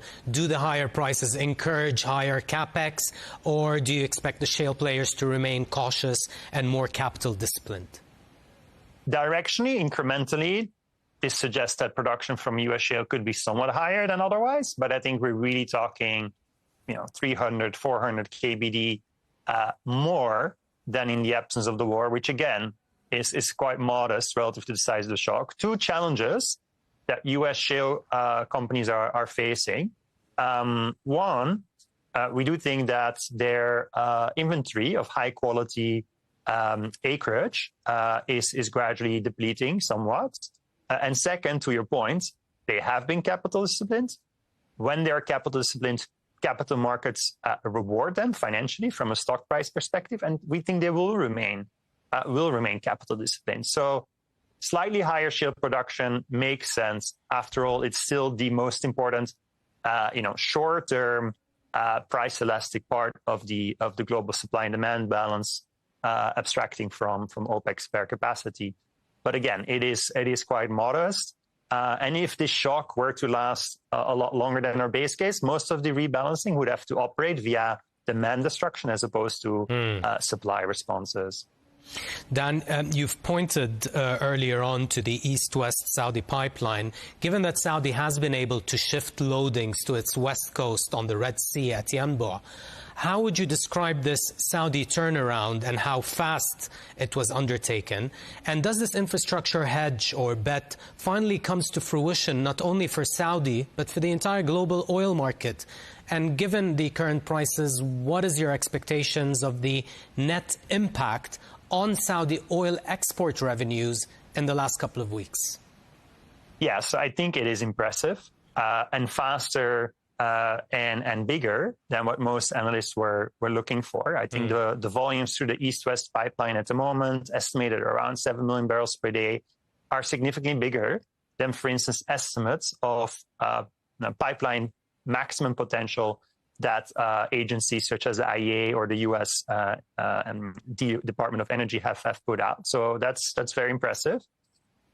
It's the most powerful, but still partial offset to the sharp loss in Hormuz flows, more powerful than SPR releases or releases of sanctioned crude. I think the impact on Saudi oil export revenues depends on the offsetting balancing act between slightly lower volumes and higher prices. And I think it depends on the horizon. I think in the first few weeks of the conflict, before you saw this big ramp up in pipeline flows, the impact on revenues may have been somewhat negative. But if I look at our, for instance, 2026 second half forecasts, we forecast higher oil prices than in the absence of the Iran war, as we discussed, roughly $20 higher. And we actually have production from the region, especially producers with spare capacity such as Saudi Arabia and the UAE, higher than in the absence of the shock, because we assume that OPEC will stabilize markets. And so in the second half, both the price component and the volume component in your export revenue formula would point to higher revenues. Dan, the media focus is on crude prices as they rise, but certain products have realized even higher price jumps like jet fuel and diesel. What are the dynamics in those products markets, and where do you see the biggest shortages forming? Yeah, so we think this is even a bigger tightening shock for refined products, especially heavy refined products such as diesel and jet fuel and fuel oil, than for crude markets. 3 reasons. One, in contrast to crude, the starting point for refined product markets was already a very tight market with very high global refinery utilization rates, while the crude market was in a small surplus. Second, the key challenge for the heavier refined oil products is not only that the Middle East is a very important exporter of, for instance, jet fuel. The key problem is that the Middle East is the key producer of heavy and medium crude, which is the key input into making the heavier refined products such as jet fuel and diesel. And so as a result, we're seeing meaningful refinery run cuts in Asia with less production of refined products such as jet. And third, the policy response is less powerful for refined products. The SPR releases by the U.S. government, for instance, it's of crude. It's not of refined oil products. Similarly, the releases of sanctioned barrels, it's mostly crude. So it's a bigger shock for heavy refined oil products than for crude. And yeah, we do think that prices for refined products such as jet and diesel are likely to stay significantly higher than in the absence of the shock for longer. And another fourth challenge is that it may take more time for refineries to come back than for upstream production, because reports suggest that damage to upstream oil production capacity is still quite limited so far, while we have seen more reports of potential damage to midstream refining production capacity. Interesting piece of information there, Dan. My final question to you, looking at the oil consumer markets, which market is the hardest hit, you think? Is it the Asian or the European market? I would say it's Europe. Two reasons. One, if you look at the share, for instance, of oil and natural gas in primary energy consumption, In Europe, it's around 2/3. If you look at China, India, it's around 1/4. The reason is that countries such as India and China rely heavily on coal and other alternative fuels. And the second challenge for Europe is that Europe is not only facing a spike in petroleum product prices, it's also facing a spike in natural gas prices. And in Europe, in countries such as Italy, natural gas prices tend to set the power price at the margin. So Europe, in a sense, is facing a triple whammy of higher petroleum product prices, higher natural gas prices, and higher power prices.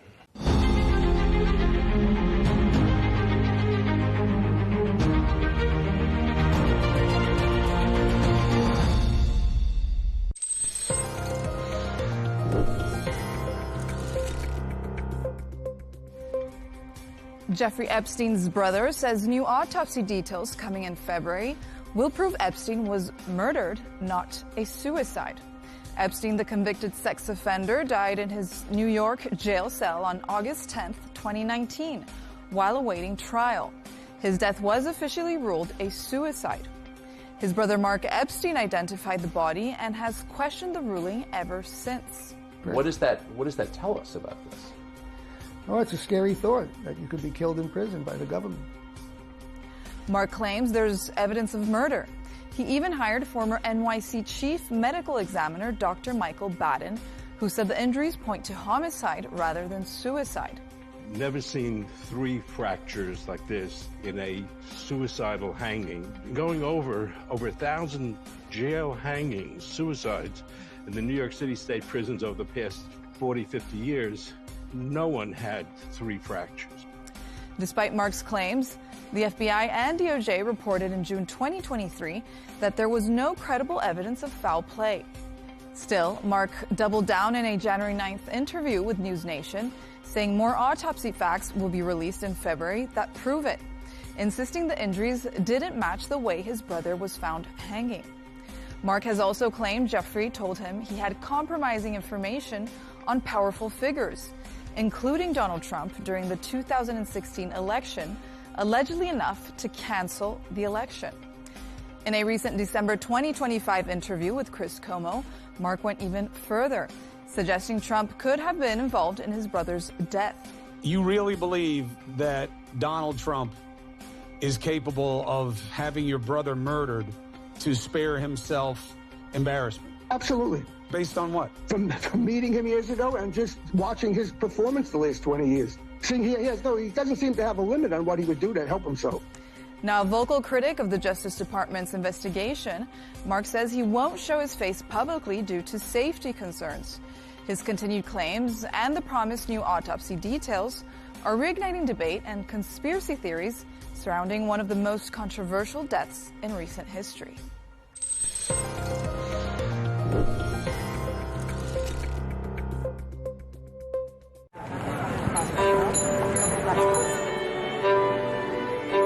People think that we launder money, but actually we make money black. It's a weird law. They call it gedoogbeleid, like this.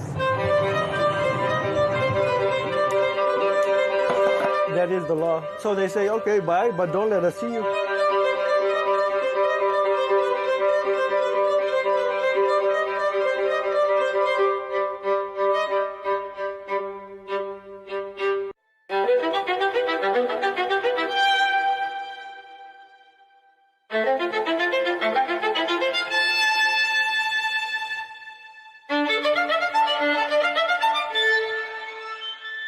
Because humans are naturally nostalgic, they search for their beginnings and the first moments of everything around them.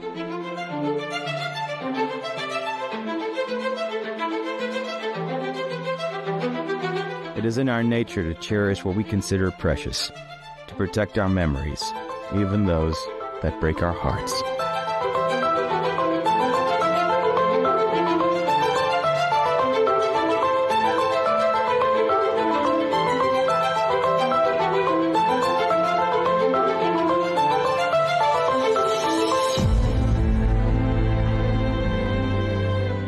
Who among us has not kept the letter yellow with time?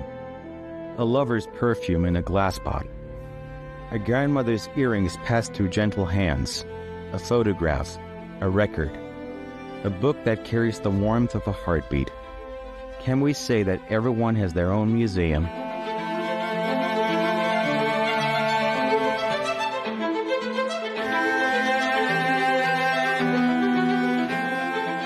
Why do we chase the warmth of faces long gone, the echo of feelings that once lived within us?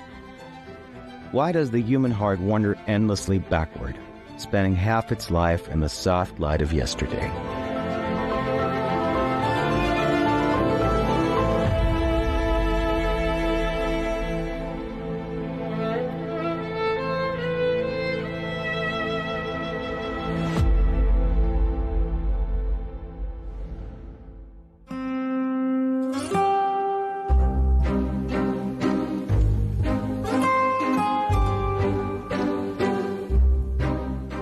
What are the origins of the museum?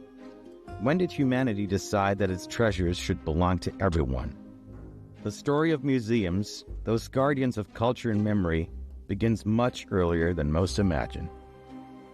From a princess's private trove to vast institutions welcoming millions, the museum has evolved into a space where the boundaries between the private and the public dissolve, transforming personal passion into a shared heritage.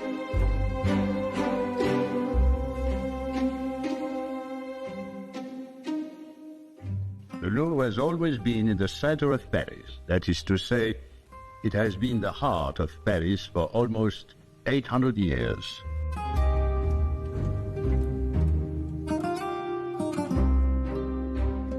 And Paris, in the year 1190.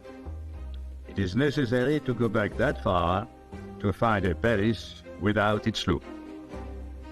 It was in that year that King Philip Augustus built himself a fortress, a place to keep his jewels, his dogs, and his prisoners of war. As everyone knows, the Louvre Museum is not just a museum. For decades, it has been one of the tools of soft power, and the actual decision regarding its management and security rests with the Élysée Palace. Around the world, there have been nearly hundreds of famous museum thefts. This isn't the first time the Louvre has been targeted, but the October 2025 heist, which unfolded in plain sight of guards and visitors, may be among the boldest in its history. The heist of the Louvre was a tremendous shock on October 19th. We had several small burglaries in museums right before. The Museum of Natural History, golden pellets were stolen. So this was like a series. We were like a nation in shock. Why can't we protect anything of value?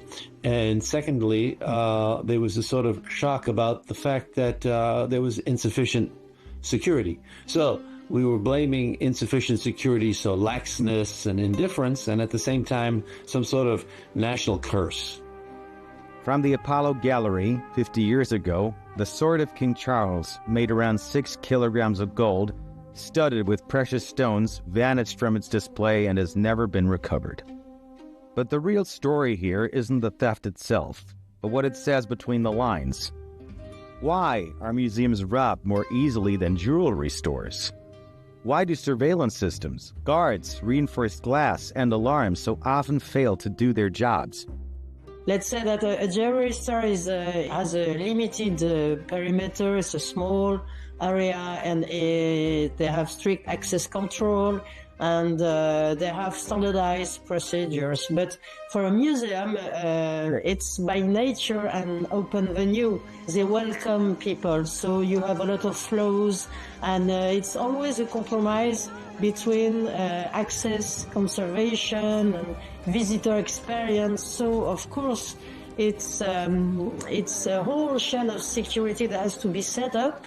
And that is a very complex way how to set up. And also, if one aspect is not well secured, it's the whole chain which is deficient. Well, jewelry stores expect to be robbed. The national museums, any museum, knows it's a possibility, but too many armed guards inside the museum would give a bad feeling. And plus, they really don't want a guard pull out a gun and shoot. In most museums, the artwork is not insured, and jewelers are insured.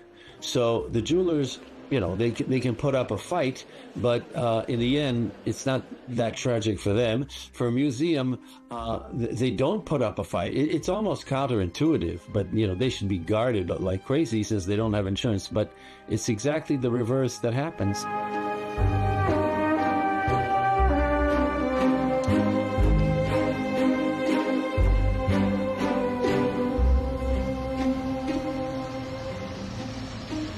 On a bright morning on the 19th of October 2025, a theft unfolded in the heart of Paris that stunned the world.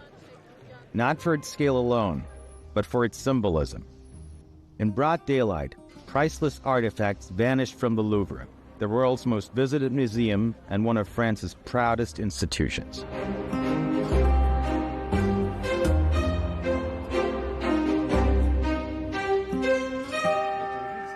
Considering this latest Louvre heist, the getaway truck was itself stolen from a small town on the outskirts of Paris called Louvre. It somehow made its way into one of the busiest, most heavily monitored areas of the French capital.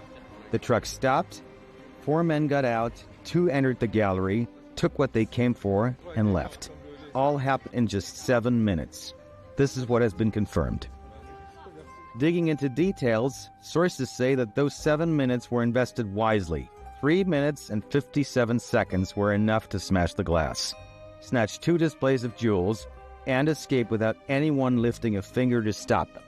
All this in a city where Parisians swear that if anyone parks his car in that same spot for even a minute, police patrols would appear from every direction, issue a fine, and order the driver to move immediately.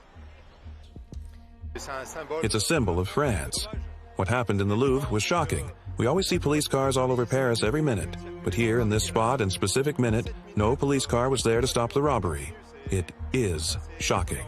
So that's what really shocked us. The easiest way they could use to do that, it was like acting normally, being part of the environment. The world is expecting more security from this kind of places, of course. One day or one other, we will have also a security failure in the Tour Eiffel. The thieves did know everything about the Louvre's method of operation. They knew that the jewels were reinstalled every morning. The jewels are taken away at night and hidden in a safe place and brought back at exactly a few minutes before opening. And they knew that that was the vulnerable moment to jump in, because security would have been moving around. So obviously they had infiltrated somebody who had done all this investigating. Merde. Ok, merci. Les individus sont en scooter, ils vont quitter. La police. Ah, c'est deux pour passage monsieur. Est-ce qu'on arrête les entrées? C'est bon.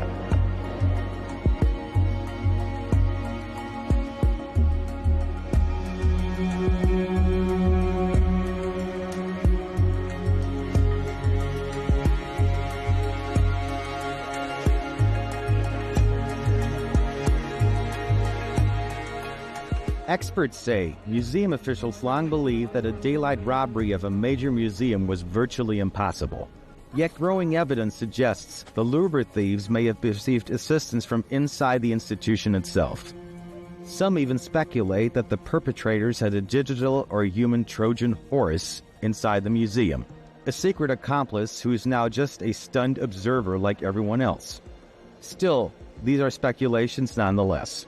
All kind of cyber intrusion or any insider that could link some crucial information are always options that has to be taken into consideration for investigation. I am not inside the investigation, but it's very probable that they had somebody inside who told them how weak the system was.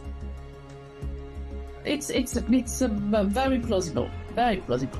But we have to wait the end of the investigation. Is it somebody like a one guard or some cleaner or something like that? That's where the suspicions would go.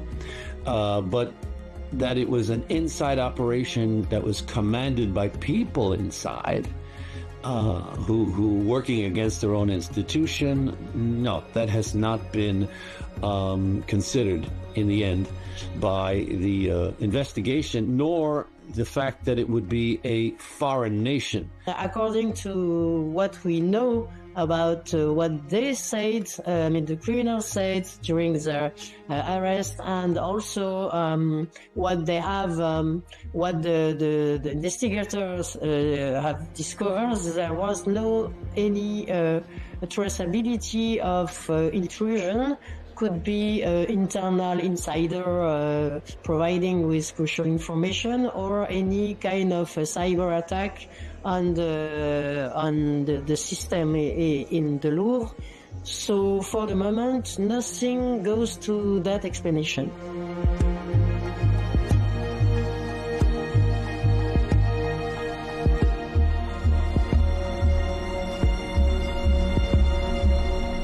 Hours after what many are calling the heist of the century, Hichem Daoud, a political anthropology researcher at France's National Center for Scientific Research, reflected on the deeper implications of the theft. France may have recovered its most valuable artifact, Daoud said, but what was wounded today cannot be healed by reclaiming a mere object. What was shaken was the belief that the symbols of the French nation are untouchable, that the pride of an entire country could not be threatened in a matter of minutes.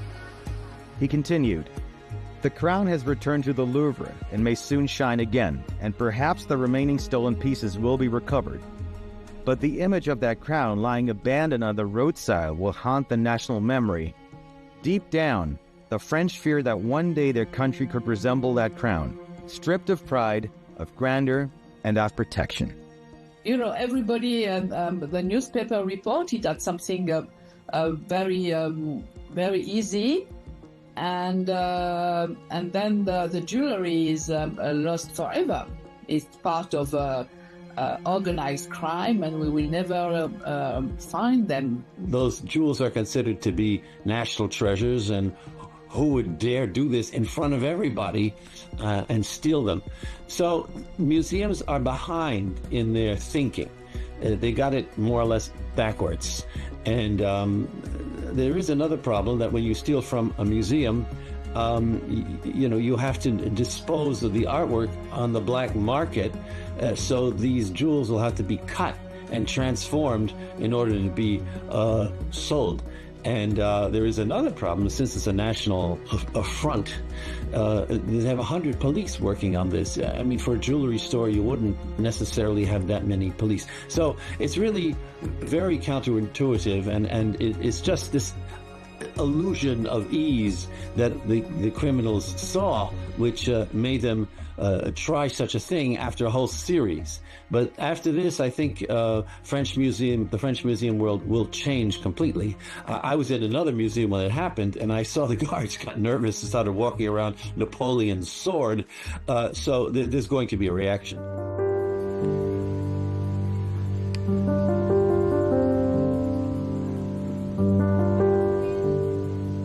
Ironically, some observers note the stolen items may be the only pieces in the Louvre that weren't already stolen from somewhere else to begin with. Historians estimate that nearly 80% of the museum's collection originated from colonial conquests and imperial expeditions. That uncomfortable truth, many argue, is the real core of the story. European analysts see the heist as a mirror held up to France itself, a nation strained by political instability, economic fatigue, and growing social unrest. I guess you are not expecting the President of the Republic to be in front of the museum and be like that and prevent robbery. I mean, it's not his role, okay? I think that somebody has to be blamed, is the lady in charge, the director of the Louvre. She has to be blamed because she received the report and the warning. She is the one who should dismiss. she's the one who has to resign, not the president. I mean, the president, you cannot expect your president to be in front of each of your museum, I guess.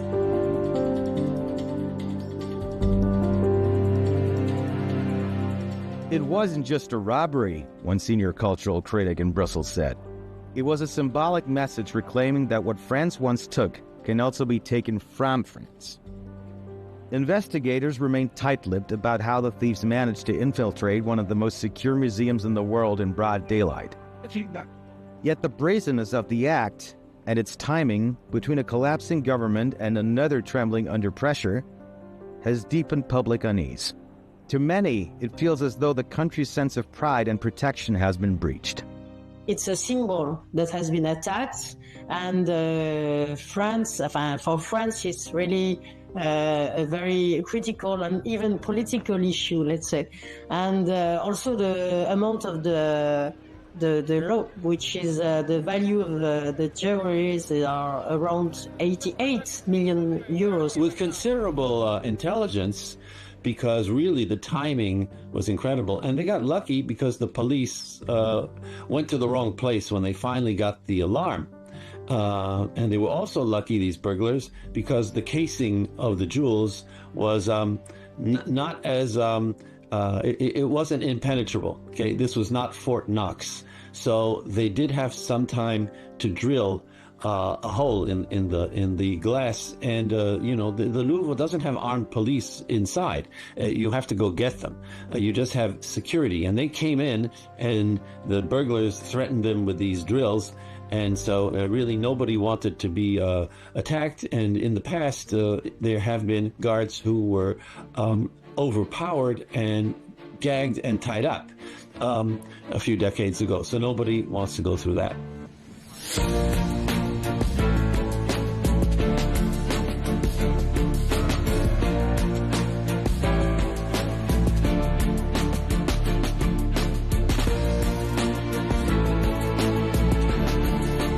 We often read the phrase, inspired by a true story, at the beginning of some movies or even some novels. But what happened at the Louvre seems to be the complete opposite. Who among us did not notice the mysterious resemblance between the recent Louvre theft and the plots of the famous French series Lupin and the film The Thomas Crown Affair released in 1999? Were these stories merely a coincidence? Or were they hidden maps of an event that actually took place at the Louvre on the morning of October 19, 2025? The beginning is disturbingly similar because it's the same part of the Louvre which is burglarized. However, in the series, it's a public auction which is attacked, and in reality, it's simply the room, the display room. So there's that difference. However, the quality of the burglars seems to be similar. They are not, international robbers like Arsène Lupin is supposed to have been. This imaginary figure, it's not Ocean 11 or one of those kind of high-class mythical movie attacks. These were just general, jewelry robbers who did this. The comparison is a bit exaggerated because, okay, we have the Louvre, which is a world icon, and it's very romantic place as well. But the idea of also acting during the day, so the fact this is very surprising. Unfortunately, I have to say that as I mentioned previously, obviously no political and no other objective in this health to get profits and to exploit a security gap, and that's all. Astonishing that they were able to do something like that in such a short amount of time with no one really noticing what was going on. Right. So it really was like an ultimate heist in the middle of the day. Yeah, it almost sounded like a movie. Well, you would imagine like high level of security, especially protecting certain things. So when you have something valuable at home, you try to protect it, right? Imagine a museum with That's of history, lots of years worth of, right? So, yeah, very surprised.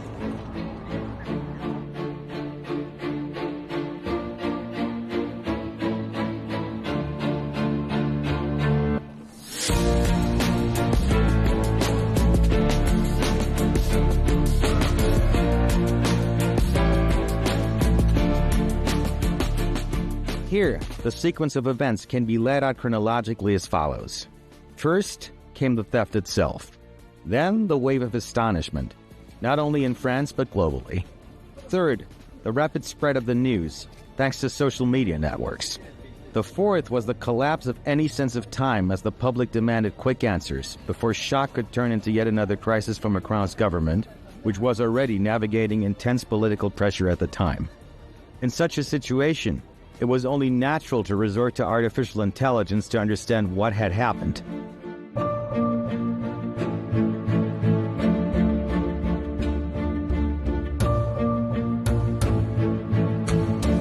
Today, technology does not grant the luxury of time. For example, in the recent Louvre Museum theft, just a few hours after the incident, social media was flooded with countless fantastical videos, perhaps exaggerated, created with the help of artificial intelligence, all seemingly mocking the theft.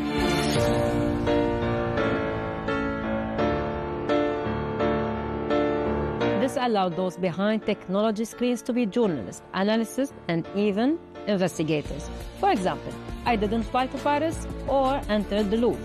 The only truth about the video you've just watched in the Louvre is my photo, just a silent photo that I gave to AI to generate this video. I didn't leave my chair, and I didn't say a word there. Only AI did. This was nothing but an experiment to understand today's powerful technology.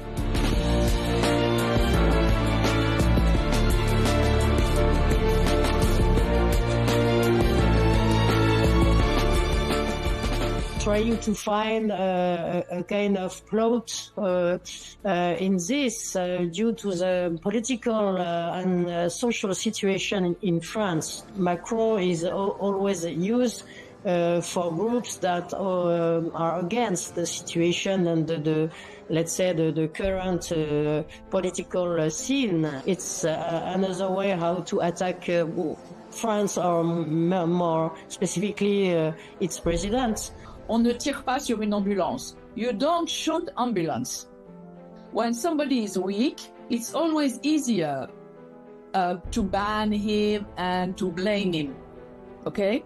I myself, I don't blame the president for that. I blame the lady in charge, the director of the museum.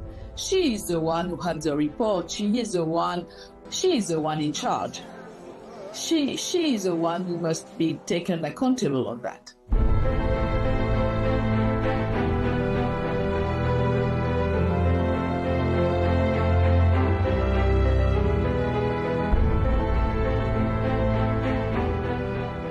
History never knew the dragon we speak of today, the artificial intelligence.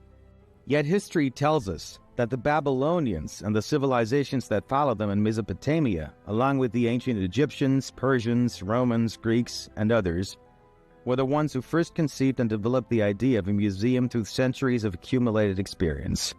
But today, things have changed. In recent years, virtual museums have emerged, presenting their collections in an intangible digital space, one no thief or vandal can ever touch. And now, artificial intelligence enters this vast landscape once again. Perhaps we are on the brink of transformation that will redefine museums and their security altogether. Whether physical or virtual, the museum remains a place where history completes its cycle, where history became full circle, returning us to the same human impulse to collect, preserve, and display. Well, it was the French and the British. The French Revolution, they took the royal collections and they said, okay, this is not just for the nobility who are coming once in a while, we can, and not just for art students. it can be opened up to everyone. So it was made accessible, especially to art students and on certain days to the public. And it became popular. And the British did the same thing with the British Museum. Now, in the 19th century, museums were also research centers. You know, they do a lot of archaeology in the Middle East. They did a whole lot of Egyptology. That's really what got them off the ground. And then they stored the big national paintings, you know, a Napoleon crossing, a mountain pass, and such grand paintings. But it is in the 20th century that it really got off the ground, because it became a mass tourism attraction and brought in a lot of revenue.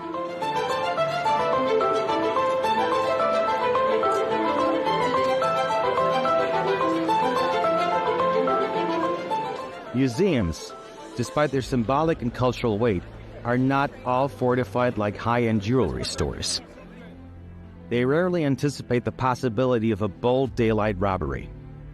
And so, the weaknesses are far greater than the average visitor ever imagines. In just minutes, the heist of the century, as the French now call it, along with royal crowns and historic necklaces, vanished into the bustle of Parisian streets. The spectacle stunned the French and the world, revealing the fragility of a place long thought to be one of the safest guardians of human heritage. Isn't a museum the most protected space on the planet? The world found itself witnessing an event where time seemed to stand still. An audience surrounded by a forest of phone cameras inside a hall devoid of surveillance.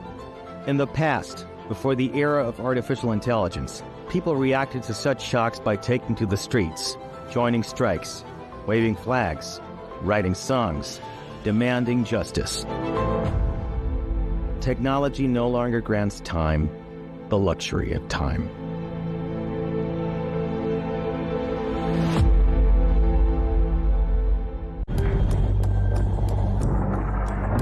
What are the scenarios for an end to this war? Deal, deadlock, or something worse? President Trump has made his stance clear. He's rejected negotiations unless Iran surrenders unconditionally, and he's left open the possibility of U.S. ground troops. His message has been maximum pressure first, any deal comes later. Iran's government has pushed back just as strongly. President Masoud Pezeshkian rejected the idea of unconditional surrender, calling it a dream, and said Iran would not back down. So politically, both sides are talking about very different endgames. So here's what could happen next. First, a negotiated pause. Leaders could agree to stop large-scale fighting without a full surrender on either side. If regional pressure and back-channel diplomacy intensify, a ceasefire deal becomes possible. Not full peace, but a stop to major strikes. Markets have already reacted at times to hopes of diplomacy. Second, a longer drawn-out conflict. Neither side looks ready to step away. Trump has signaled operations could continue for weeks, while Iranian officials say they're prepared for a prolonged confrontation. That points to cycles of strikes and counterstrikes with no decisive ending, a slow grind rather than a quick finish. Third, de-escalation under pressure. Wars sometimes fade when the cost becomes too high, politically, economically, and militarily. If regional stability and global markets take heavier hits, leaders could shift toward limiting the conflict. And last, wider escalation, the riskiest path. More countries or armed groups get pulled in, making the war harder to contain and harder to end. So the short answer is there's no clear finish line right now. The most realistic paths are a negotiated pause, a drawn-out war of attrition, or escalation that complicates any peace effort. And what matters most is simple: what leaders are willing to compromise on and what they consider a win worth stopping for.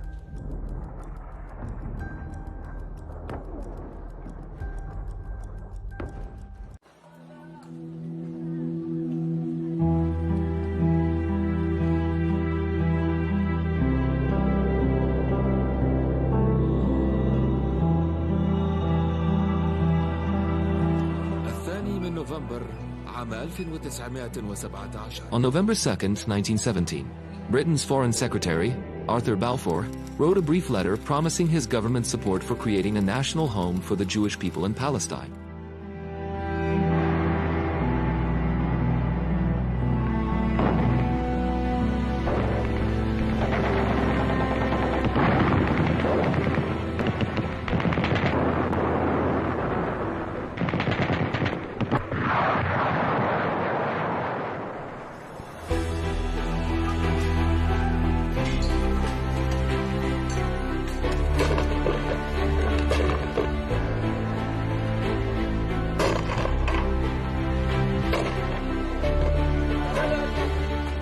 marked the beginning of a century of conflicts and wars that would forever alter the fate of Palestine and the entire region.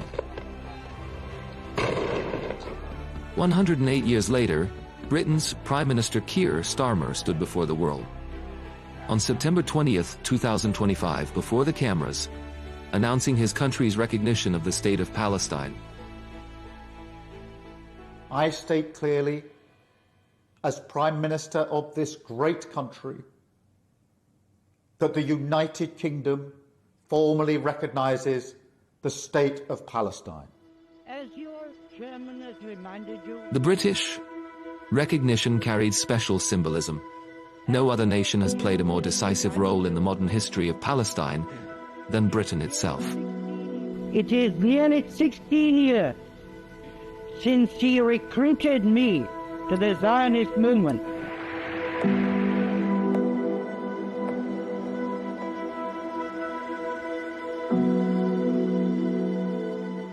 Under the 1916 Sykes-Picot Agreement between Britain and France, Britain took control of Palestine, placing it under military rule, just as it did with other parts of the Middle East.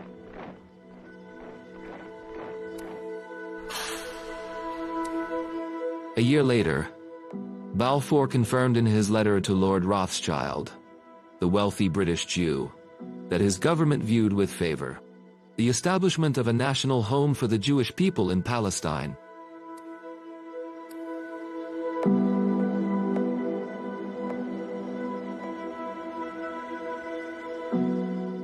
The Balfour Declaration was not just a letter, it reflected a clear colonial policy. Britain had also promised independence to the Arabs, in return for their support against the Ottomans, a promise that was never kept.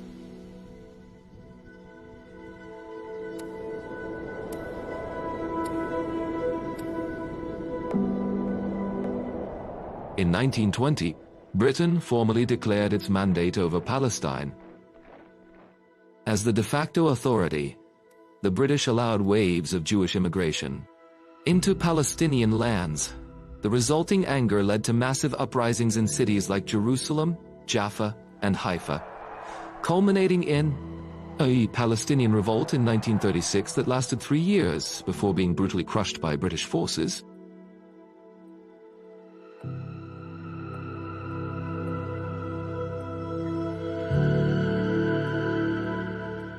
Following that, the British Peel Commission, after investigating the situation, recommended dividing Palestine into 2 states, one Jewish and one Arab, concluding that the mandate system was no longer sustainable due to the rising conflict.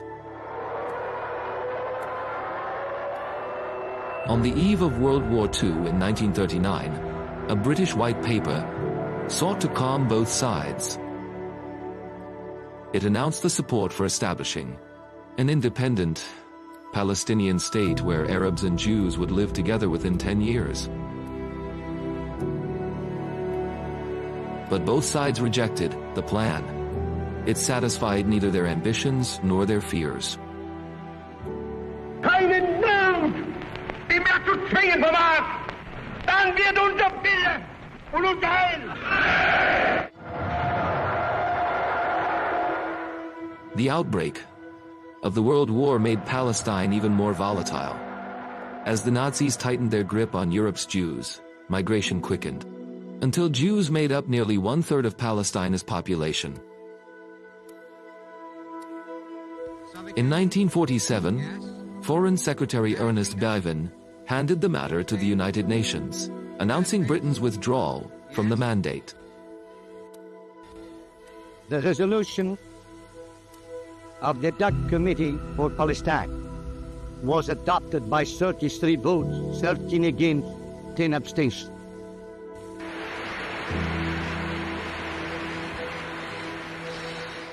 Under Resolution 181, the UN voted in favor of partition.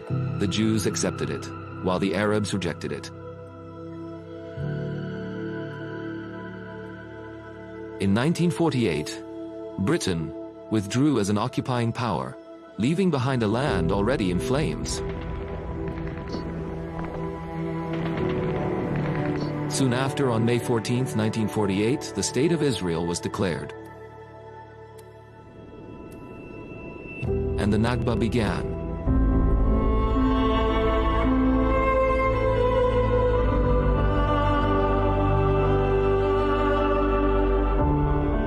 Over 750,000 Palestinians were forced from their homes in the war that followed.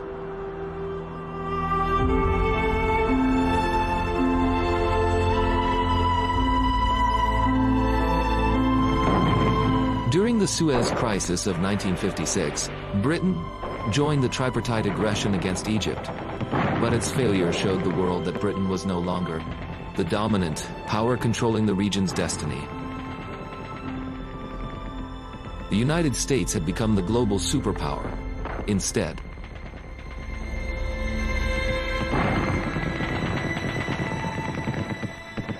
In June 1980, European nations, including Britain, met in Venice, Italy, and issued what became known as the Venice Declaration. The declaration was a pivotal moment. For the first time, the West collectively affirmed that the Palestinians were not merely refugees, but a people with legitimate political rights.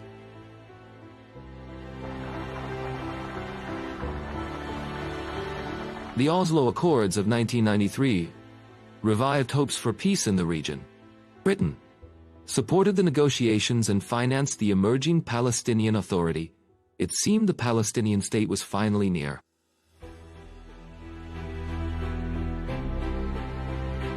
Yet, as settlement expansion and repressive Israeli policies continued, optimism quickly faded. In 2014, the British Parliament voted by majority to recognize the State of Palestine, but the vote was purely symbolic. The government refused implementation, insisting on a negotiated solution first. Yet, public pressure keeps the issue alive in London. For many Britons, it has become increasingly clear that their country bears a historic responsibility.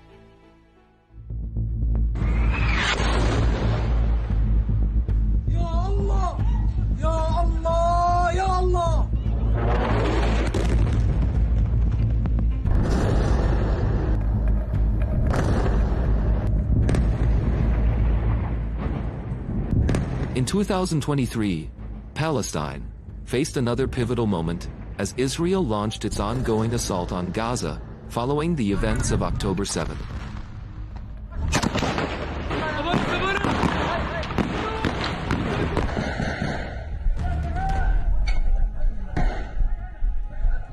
Tens of thousands of Palestinians tragically lost their lives in Israeli strikes, and many, many more were injured in this ongoing conflict.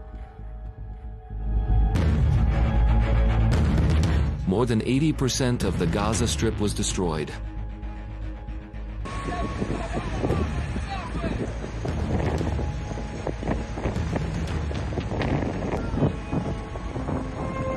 The new catastrophe in Gaza and Israel's repeated refusal to heed ceasefire calls placed immense pressure on Western governments, some of which finally decided to recognize the State of Palestine.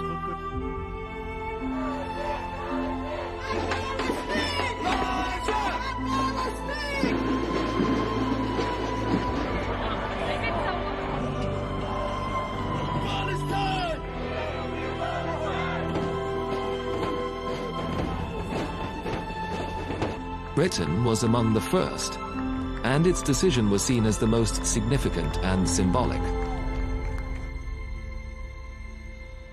Keir Starmer's declaration came more than a century after the Balfour Declaration. Britain, once the source of Palestine's wound, had now recognized its statehood. But the question remains, will that truly be enough for a Palestinian state to rise?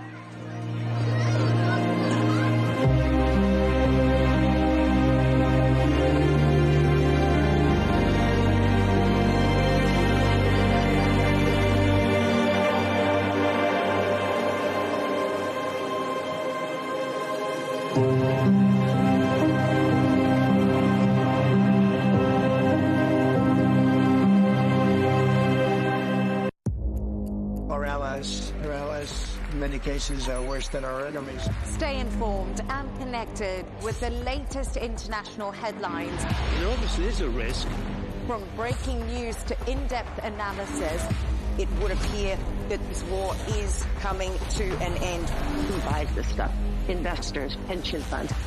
We deliver the most important developments straight to your screen. Iran always wanted to deal with militia. Join us for compelling, expert-driven conversations. A curfew order has been established. And an insightful look at the issues shaping our world today. There are a lot of proposals about European architecture for security. I'm Leigh Ann Gerrans, and this is W News. We dealt with this when I was Chief of Staff in the first term. Where you don't just hear the headlines, you get the full story.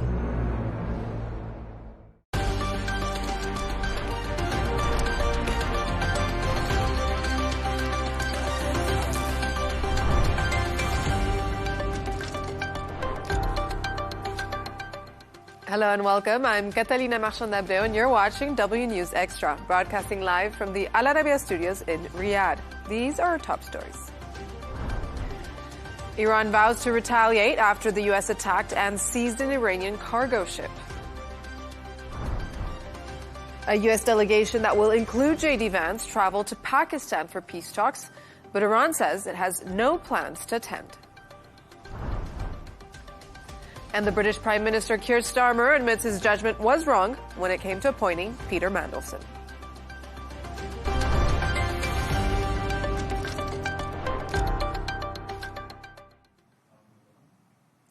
Iran has vowed to retaliate after the U.S. Marines attacked and seized an Iranian cargo ship that was trying to get past its blockade on Iran's ports. Posting on Truth Social, President Donald Trump said the U.S. Marines intercepted and took full custody of the Iranian-flagged cargo ship in the Gulf of Oman, adding the Iranian crew refused to listen, so our Navy ships stopped them right in their tracks by blowing a hole in the engine room. The Iranian news agency Tasnim has reported that Iran launched drone strikes on U.S. military vessels in the Gulf of Oman.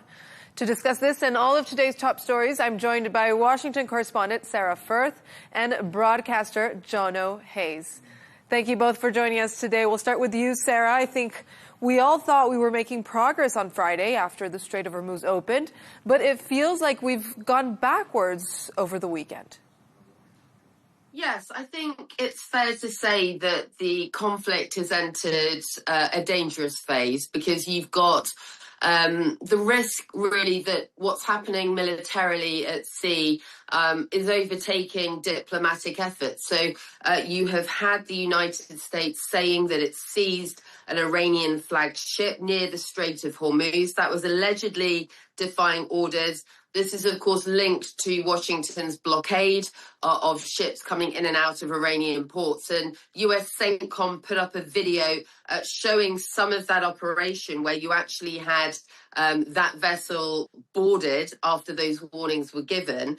Now, Iran has said that that move is illegal and has warned that it will respond. So at the moment, you've got the diplomatic situation becoming murkier and the military risk becoming more significant. And I want to flag up something that a former NATO commander, Wesley Clark, said, because he offered one of the clearest descriptions, I think, of the state of play in the Strait of Hormuz right now. And what he said was that this is what he called mutually assured economic destruction. So Iran essentially blockading with their threats and actions, and now the US with their counter-blockade. And the word on the ground here in Washington is that militarily speaking, is unsustainable for the long term. And Clark also noted that US warships that are enforcing this blockade, guys, they are operating within range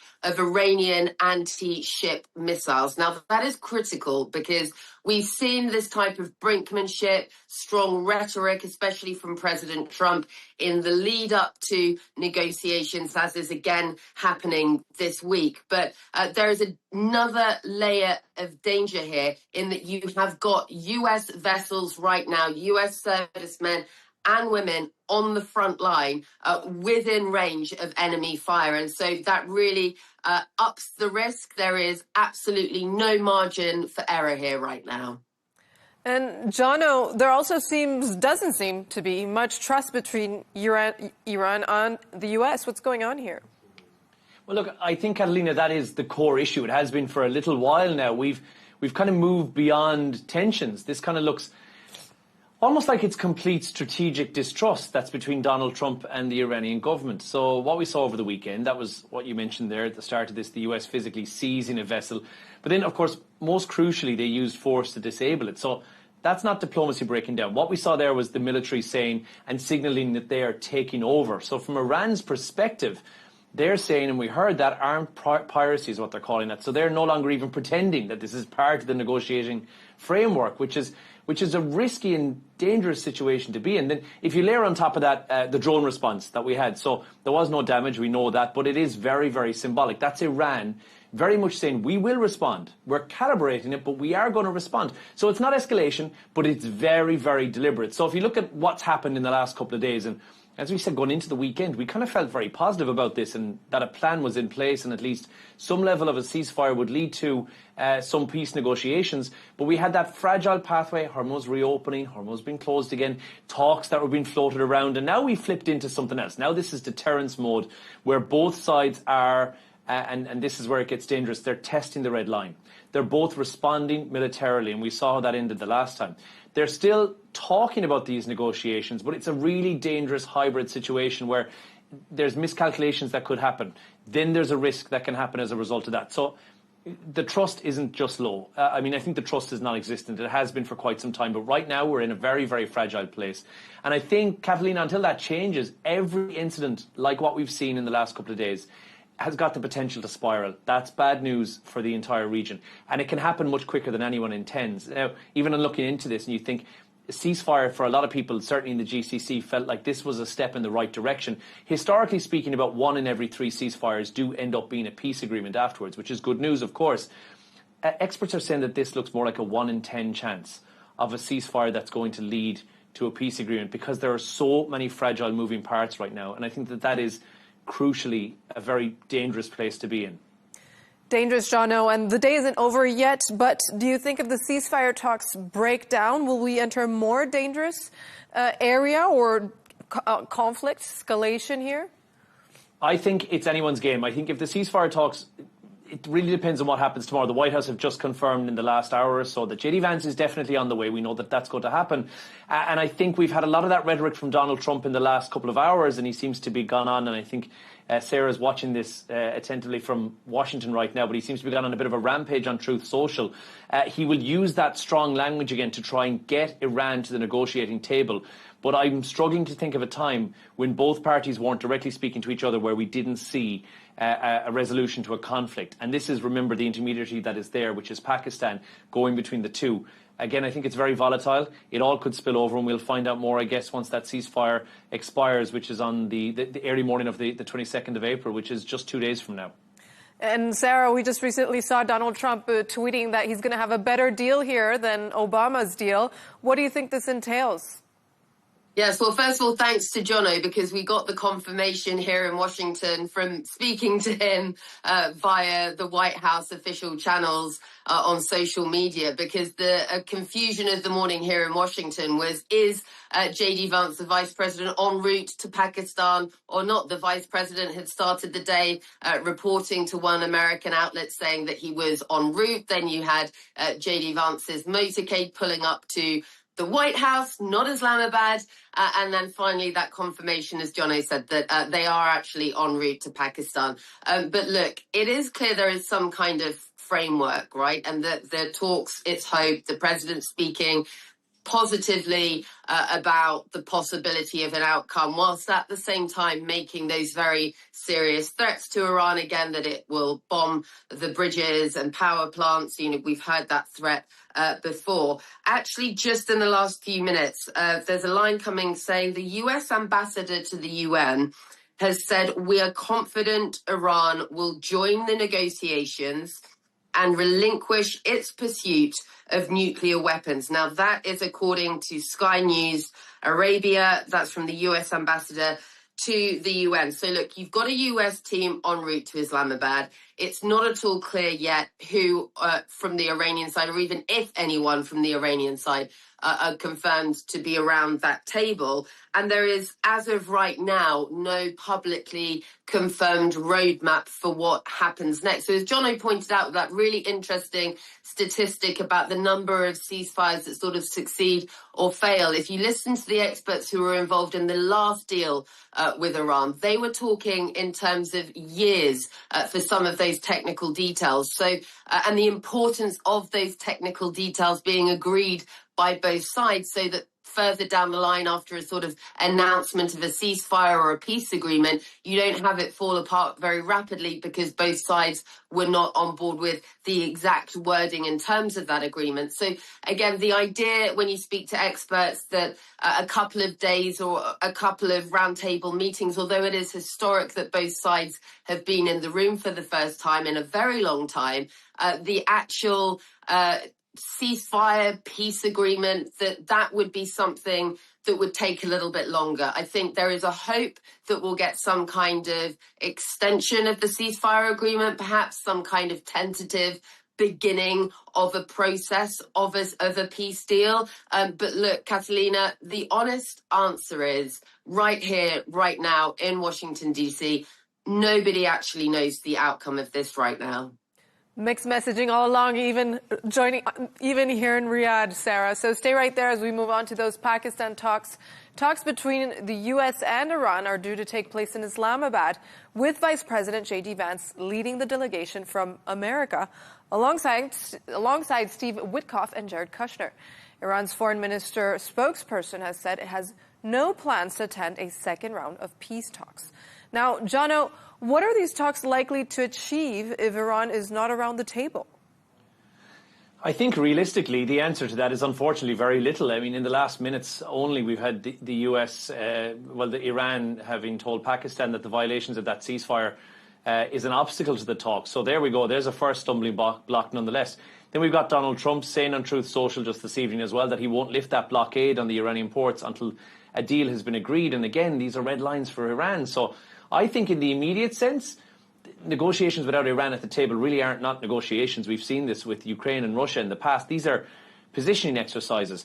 So what the US is doing, I mean, sending that delegation with J.D. Vance into Pakistan, is building a framework around Iran, but not with Iran. And that's, again, a really difficult objective to meet, because now what you're doing instead is you're going to try and do a couple of things while you're on the ground there, because the last time, let's face it, that was a disaster of a trip. You're going to align regional players. You're going to apply diplomatic pressure locally while you're on the ground in Pakistan to the players that are in this game. And you're going to show momentum publicly. This is a deeply unpopular war, and I'm sure Sarah can talk more about this in detail, but it's a deeply unpopular war globally, and especially in the US right now. And I don't think Trump can be seen to not do anything. So this is what the reality is. He has to send a team over. Iran's kind of framed that it's away from these talks, and it said very clearly there's blockades, there's shifting demands, there's a lack of consistency from Washington in terms of what they want us to do, or not do, I guess, as the case may be, in the next 5 to 15 years. So Tehran is saying, we're not going to show up now, because that's going to be a sign of weakness. At least that's what we're getting right now. And I think that's why we're seeing that strong language coming out of the White House this evening, because he's had some limited success with that in the past. That's why we got a ceasefire, was because of that all-important statement that we shan't forget in the near future about how he was going to destroy civilization. So behind the scenes, I guess what is happening at these talks is Pakistan, Gulf states, the other people who are intermediaries here will be looking at the progress that could be happening quietly. On paper, though, if Iran physically is not at the table, you're really not going to get a breakthrough deal. And I don't think we expect it either. We might get an extension of the ceasefire. And I think everyone in the region is hoping that that's the best thing we can get right now. setting the stage for a future peace deal, but at least a ceasefire that lasts a little bit longer. And then if both sides can step back from the brink and just pause for a moment and have a little look and see where the red lines can be moved a bit, because we know that the US is certainly not going to agree to what Iran wants, and Iran's not going to agree to what the US wants. And there has to be that middle ground. And this could bat forward and back for quite some time. I think an extension is what we're likely to see. I don't believe a peace deal is what we're likely to see in the next 48 hours. And Jono, you did mention President Donald Trump saying he would wipe out an entire civilization. Now another threat, he's saying that he's going to knock out Iran's power plants and bridges. Do you think that this rhetoric actually works with Iran when it comes to negotiation? Well, I hate to say it, but it's worked in the past. As I said, we have this ceasefire because of that really strong rhetoric that he pushed through 2 weeks ago. And I think that might be the case. And saying that we're going to continue with the block on the Iranian ports until a deal is agreed might get Iran to come to the table. However, and this is discussed previously on the show, a lot of what President Trump has said in the past has been all smoke, no fire.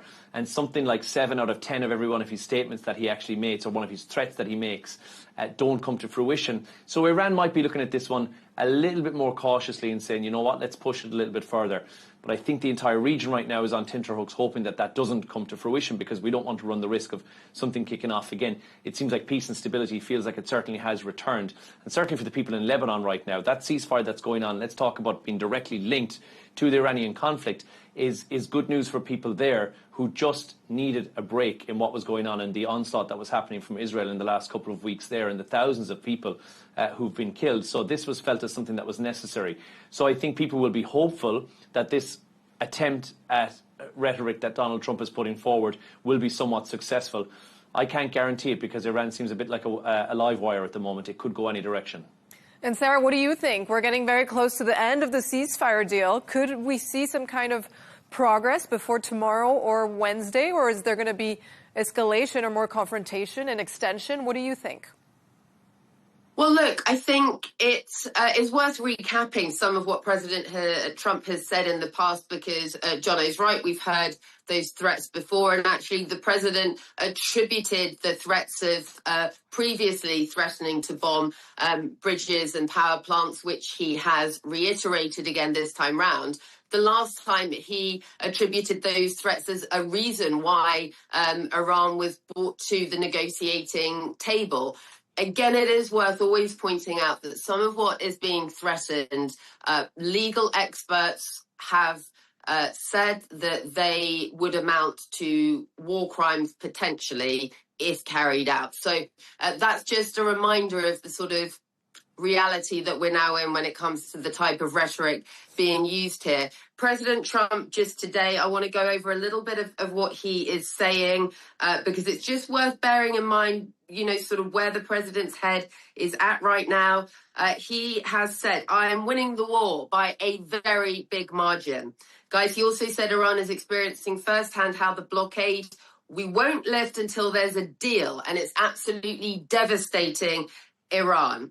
So they're losing, he says, a figure of $500 million a day. That's unsustainable even in the short term. But of course, guys, the Strait of Hormuz and that counter blockades by the United States affects not just Iran, not just the United States. It has a global impact. I think it's some 20% of the world's oil flows through that strait. So this has caused, as we've seen, huge economic global turmoil, and that is set to continue if the situation doesn't resolve. And so a blockade and a counter blockade is not, again, when you speak to analysts about this situation, a long-term solution to this very critical conflict and the point that we find ourselves in. And also, to Jono's point, it is actually really worth digging into the data when we talk about President Trump's approval ratings around this. NBC have just released a poll that said his approval rating has hit a second-term low. Americans soured on the economy and on the Iran war. So 2/3 of Americans disapprove of Trump's handling of inflation. That's according to an NBC poll. cracks emerging in his Republican support base. Now, President Trump, I can tell you, is very tuned in. We are in a midterm election year. He's very tapped in to what his core base are thinking, are feeling. The approval ratings, guys, they're not looking great for him right now. The Iran war is a big part of that. I think he's very eager to reach a deal by tomorrow. Thanks for your thoughts there, Sarah and Jono. Let's move on. The British Prime Minister Keir Starmer has admitted his judgment in appointing Peter Mandelson as UK ambassador to the US was wrong. Starmer said he would not have appointed the former Labour MP if he had known he had failed vetting checks. Mandelson's close relationship with the late sex offender Jeffrey Epstein recently came to light in the Epstein files. But critics have said the UK Prime Minister didn't take security advice seriously enough. Take a listen. I should not have appointed Peter Mandelson. I take responsibility for that decision, and I apologise again to the victims of the paedophile Jeffrey Epstein, who were clearly failed by my decision. So let me be very clear. The recommendation in the Peter Mandelson case could and should have been shared with me before he took up his post. Mr. Speaker, let me make a second point. If I had known before he took up his post that UKSV recommendation was that developed vetting clearance should be denied, I would not have gone ahead with the appointment. So, Sarah, tell us more about this moment and reflect on what Keir Starmer said today. Did he not take the security advice seriously enough?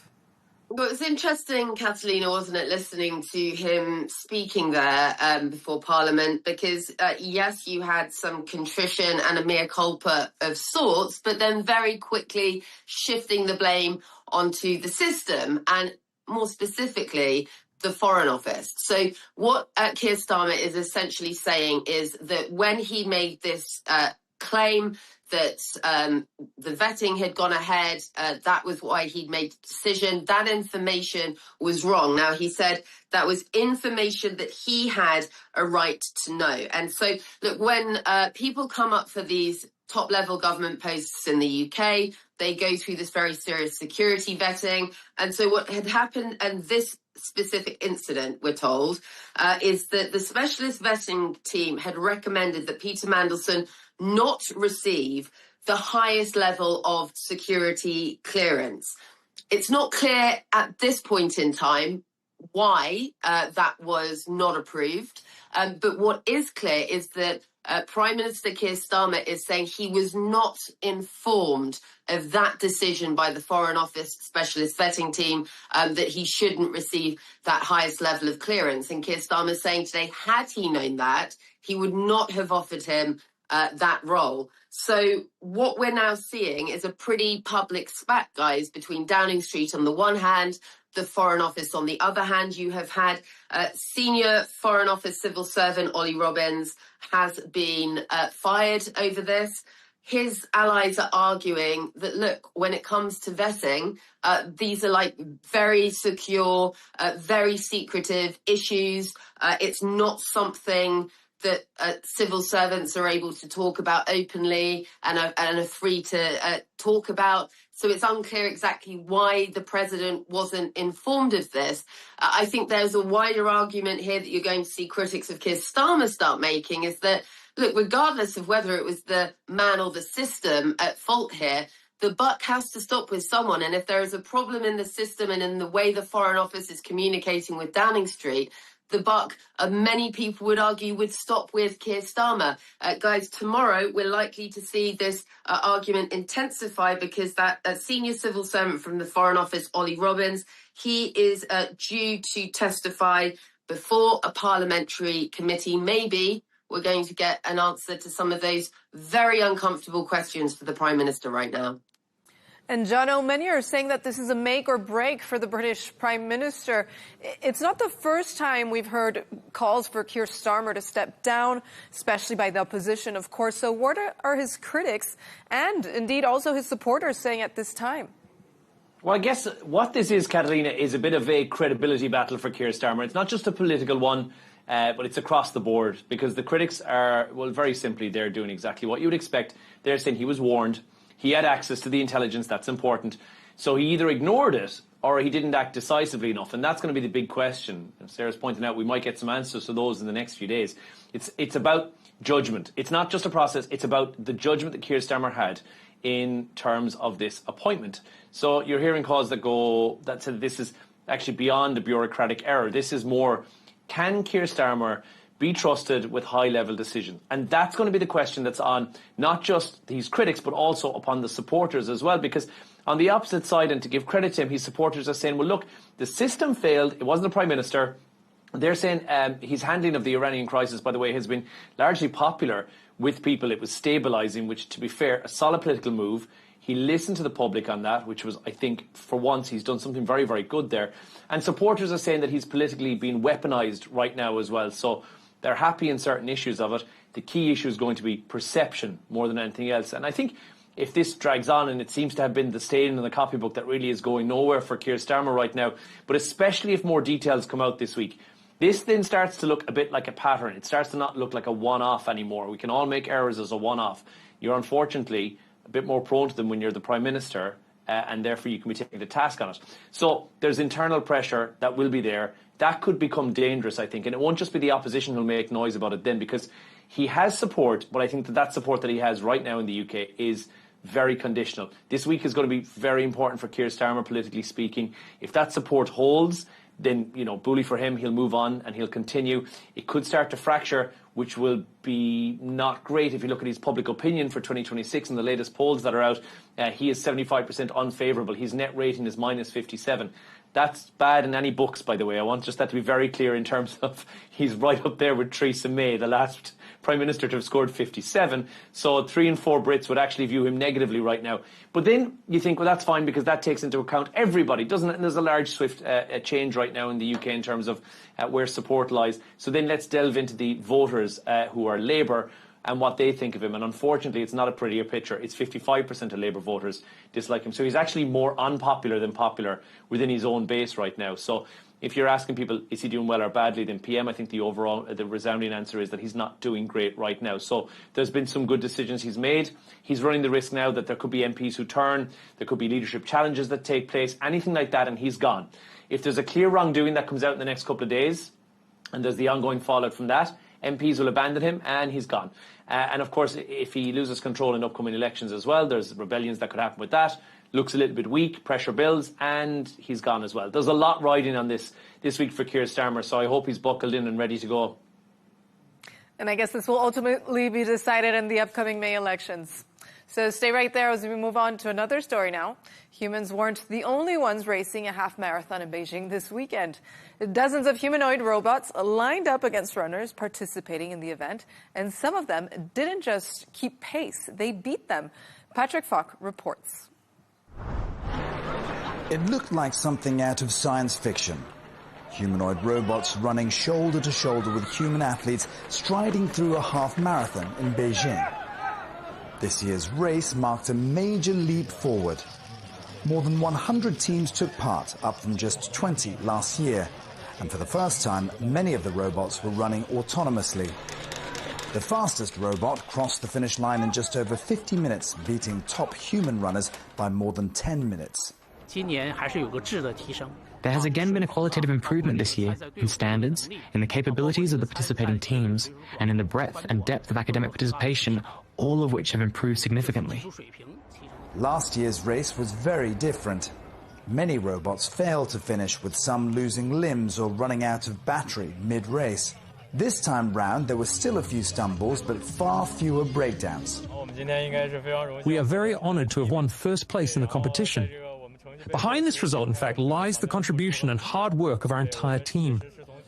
The improvements reflect a broader push by China to lead in robotics and artificial intelligence, with investment flowing into everything from industrial automation to humanoid development. For spectators, it's not just about speed. It's about what these machines could eventually do, from hazardous jobs to everyday tasks. For now, they're running races. But the pace of progress suggests humanoid robots may soon be going much further. Patrick Falk, Al Arabiya English. So, John, oh wow, as you saw there, the robots beat the top runners by 10 minutes. I don't know if I'm that surprised because they're actually machines, right? But what do you make of this? Yeah, I mean, this is huge. It's because he won, first of all, that's amazing. But of how convincingly. So we're talking about robots that have been developed by companies like Honor. They're running half marathons in just over 50 minutes. So we're no longer in the experimental phase of robots, and this is the place that we got to, that we saw an iRobot that we were all terrified of.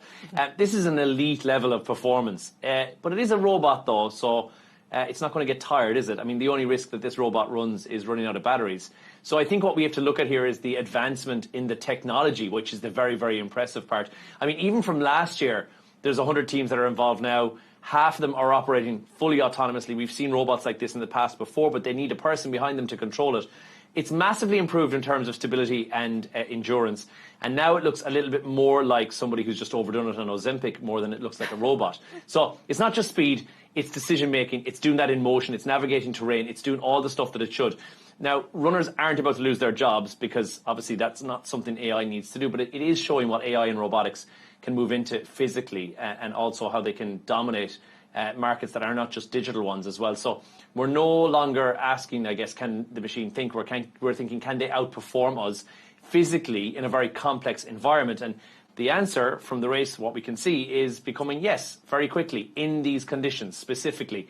But I still think it's a worrying place to be that we're getting excited that a robot run the race because people won it and they should probably be getting the medals ahead of the robot, I think, personally. But, you know, we should have learned a lesson from movies. I mean, is it even fair to put robots against humans in a race, Jono? I mean, really, not in this case, because you're dealing with, again, as I say, of course it's not a fair race. This is what I think is ludicrous as well.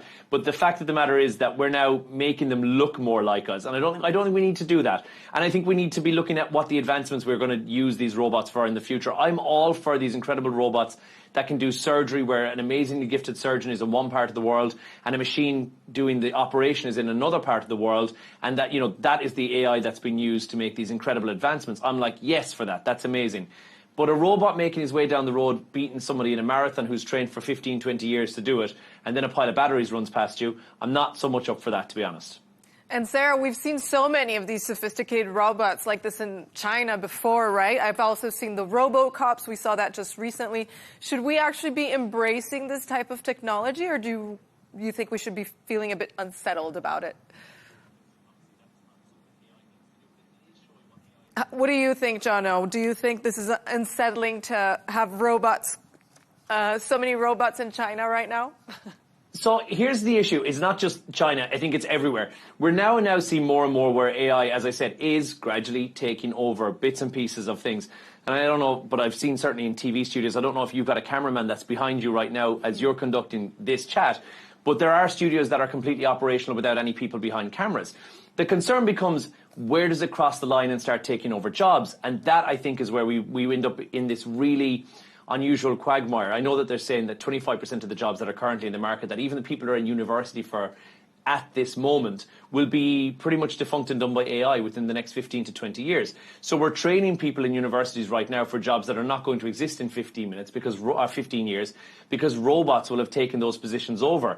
So as I said, I do think it's incredible that they're spending time and energy in investing into AI. I think that's wonderful. I think when used in the right way, AI can be a fantastic tool and can in fact lower the workload, and make that stress and work-life balance far more intricate to our lives. And as humans, AI can be a great thing.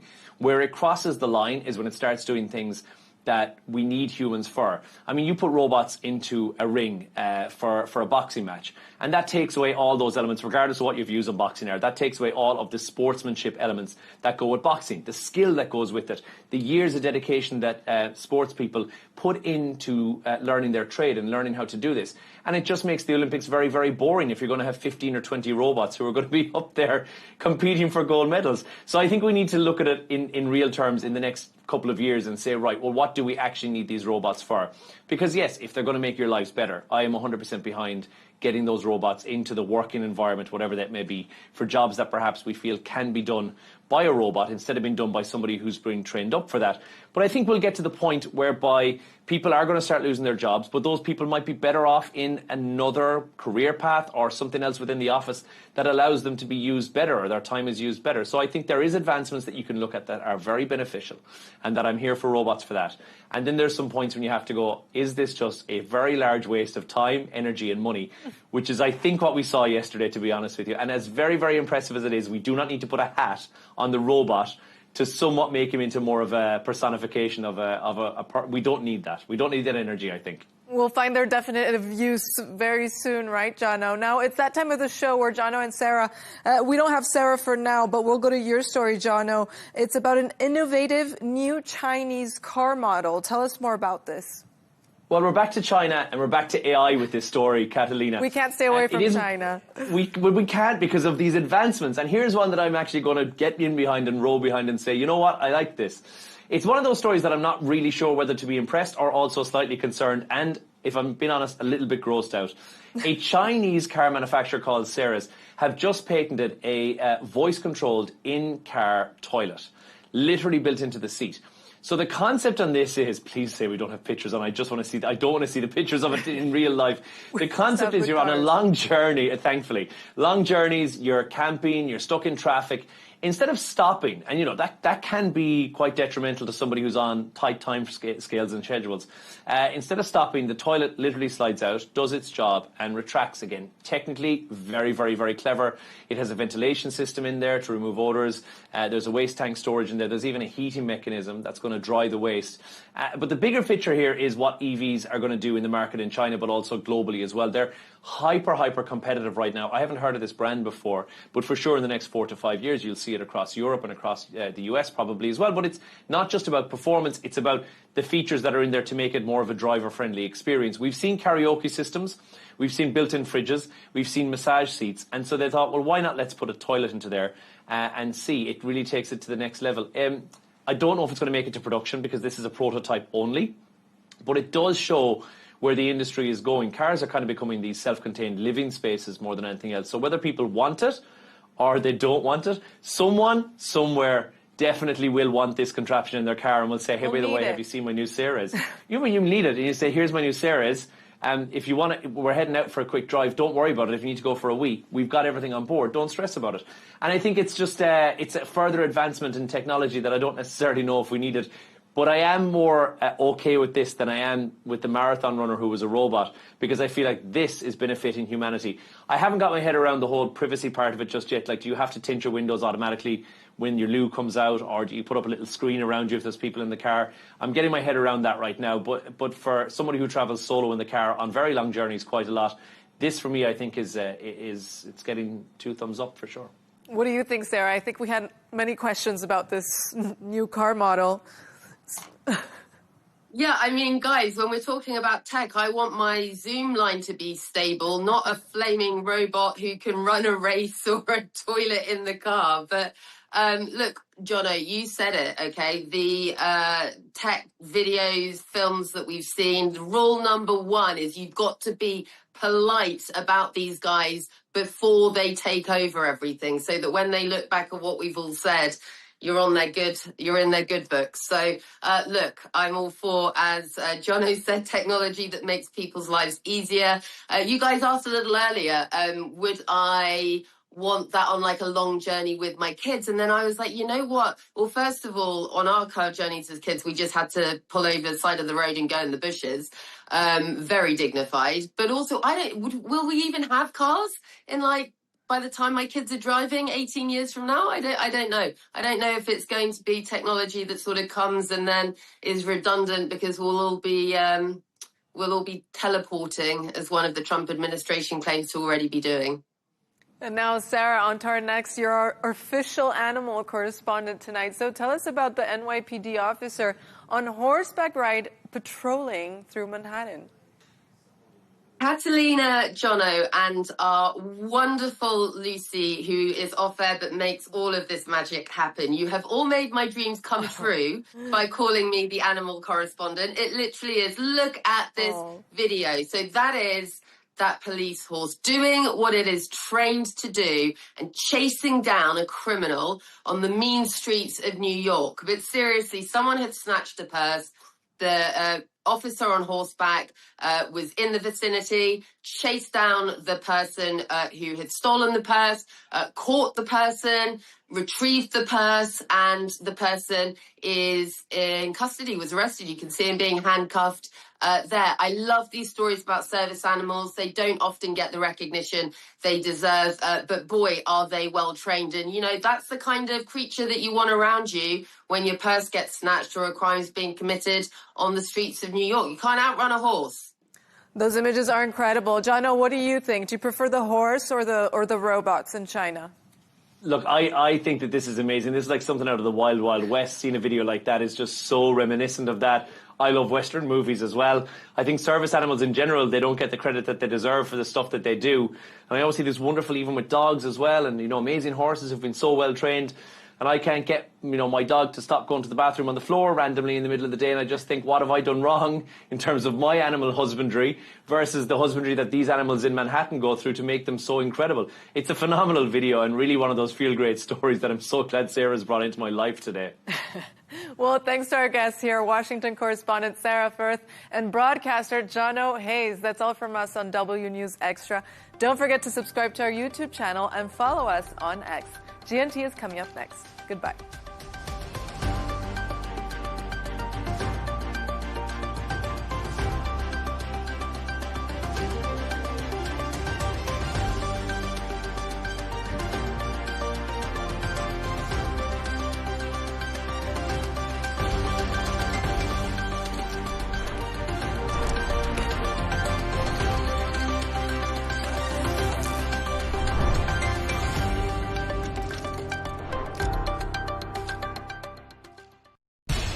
We have to take care of our people, and we're going to take care of our people first. For in-depth analysis and all the latest developments across the globe, make sure you join us every weekday. President Trump is trying to negotiate a ceasefire. With so much happening, so much information, and so much noise, international law will have no part in his administration. It can be hard to keep track. Tariffs will just fuel inflation. We're going to fight these tariffs. But you can count on us to tell you what you need to know. We stand by your side. Join me, Tom Burges Watson, for Global News Today, right here on Al Arabiya News.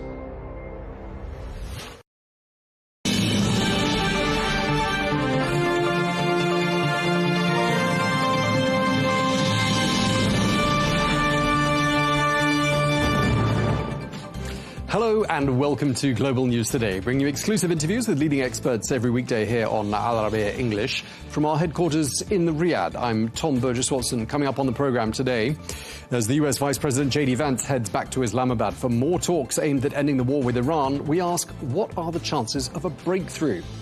Well, with the clock ticking and the 2-week ceasefire set to expire on Wednesday, we assess who's under more pressure to end this conflict, the US or Iran. Plus, we get the latest on the situation in the Strait of Hormuz and ask, what is Iran able to achieve in the absence of a functioning navy?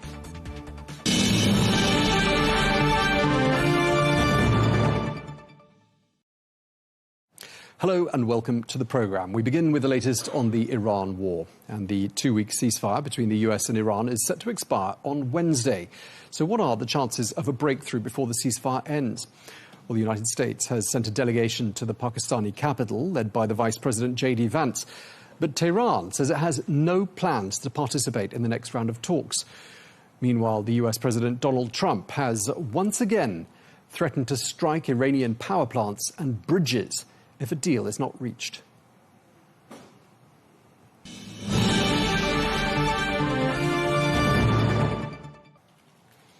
Well, let's get more analysis. We can speak now to Jasmine Al-Gamal, who is a former Pentagon advisor on the Middle East and who joins us from London. Jasmine, great to have you with us on the programme once again. I'd like to start by asking you where you think we are. I mean, the ceasefire between the United States and Iran is going to end on Tuesday night, or at the close of Tuesday. The whole diplomatic effort looks like it's in jeopardy right now. How do things look to you? Thank you so much, Tom, as always, for having me. I mean, things do not look encouraging. I mean, it's hard to see how the two sides are going to work themselves out of this impasse. What we've seen is increasingly belligerent rhetoric from both sides, whereas initially they were both talking about the need to make a deal and sounding slightly more conciliatory.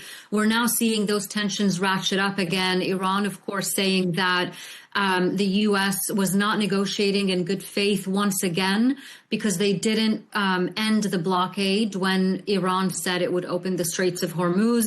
Iran understood from Pakistani mediators that the U.S. would, in fact, lift the blockade. And so, you know, you have these two sides that have such little trust in one another that really anything can rock these negotiations or these attempts at negotiations. And that's what we're seeing right now. It's almost like one step forward, two steps back. Yeah, I mean, an element you could say is trust. Some of it just seems to be lost in translation, for lack of a better phrase. I mean, Iran accusing the United States of not being serious about diplomacy, and we've talked about the blockade already because the Iranians understood that the blockade would be lifted if they reopened the strait.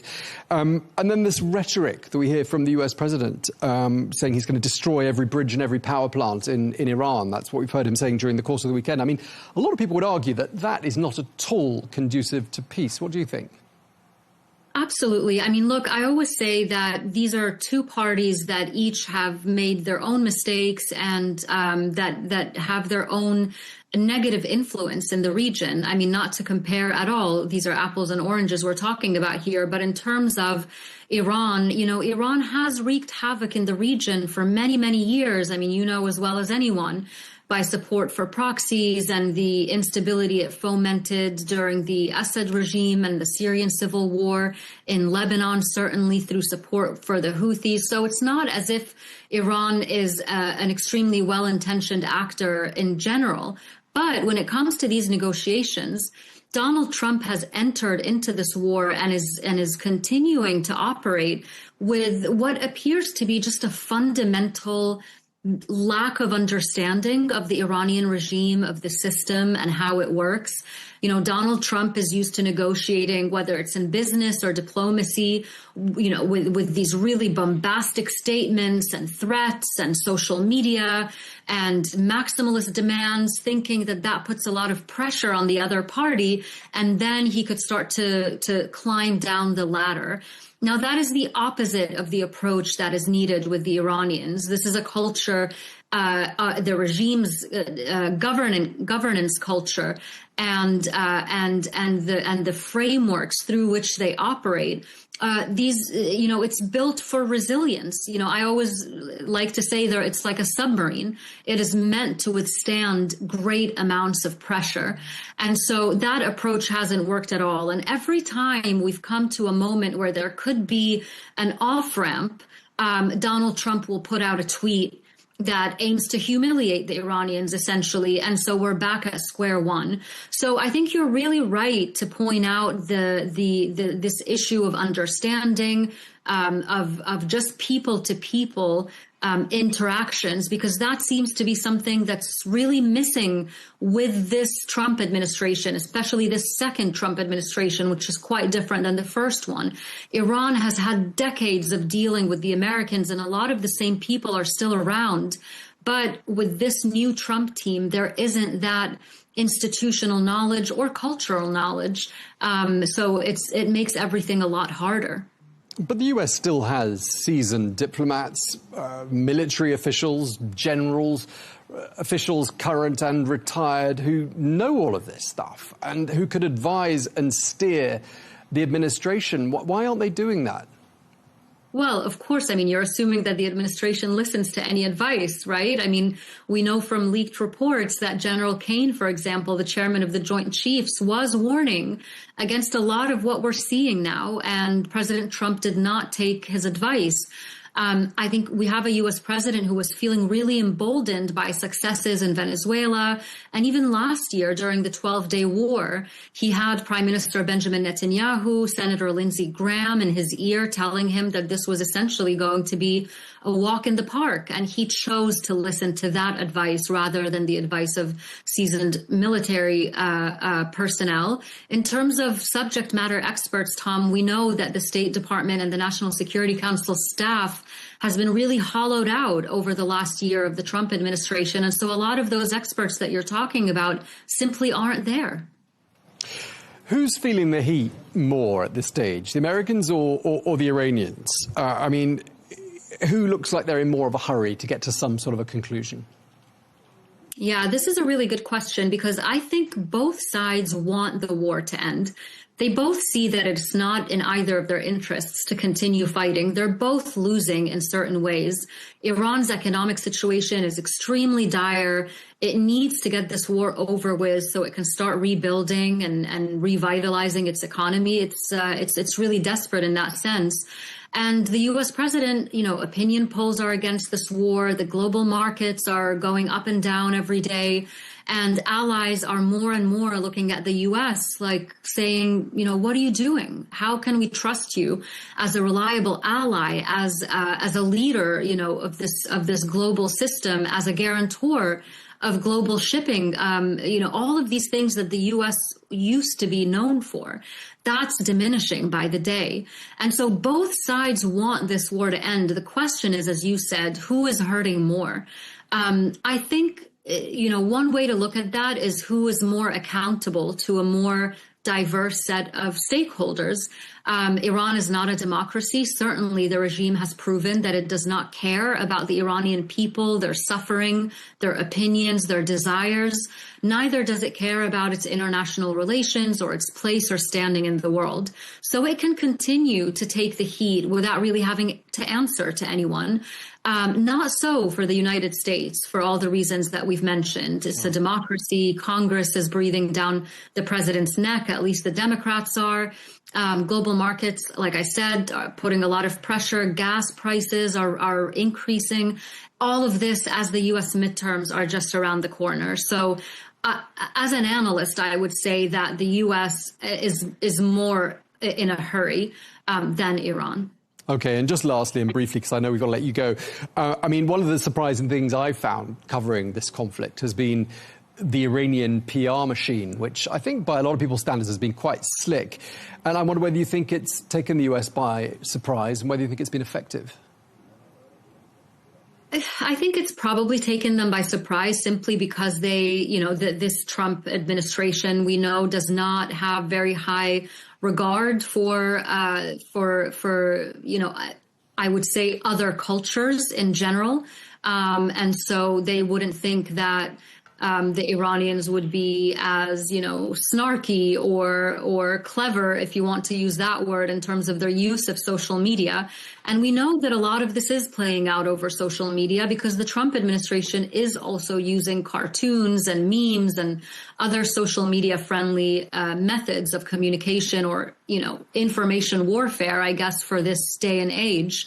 However, I do think the real problem here is in their actual communication face to face across the negotiating table. If they're going to show up in Islamabad and have these conversations, I think it's really going to be a challenge for the mediators in Islamabad to try to get both sides to tone down their rhetoric, to allow for an off-ramp. Because like I said, both sides want this war to end, but both sides also need to end it in a way where they can sell it as a victory.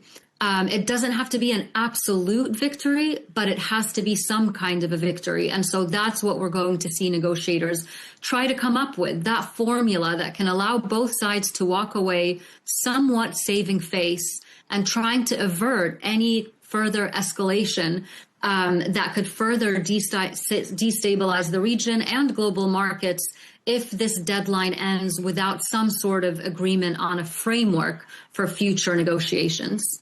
Okay, well, we really appreciate you taking the time to speak to us. Jasmine Al-Gamal, really appreciate your time today. My pleasure, Tom.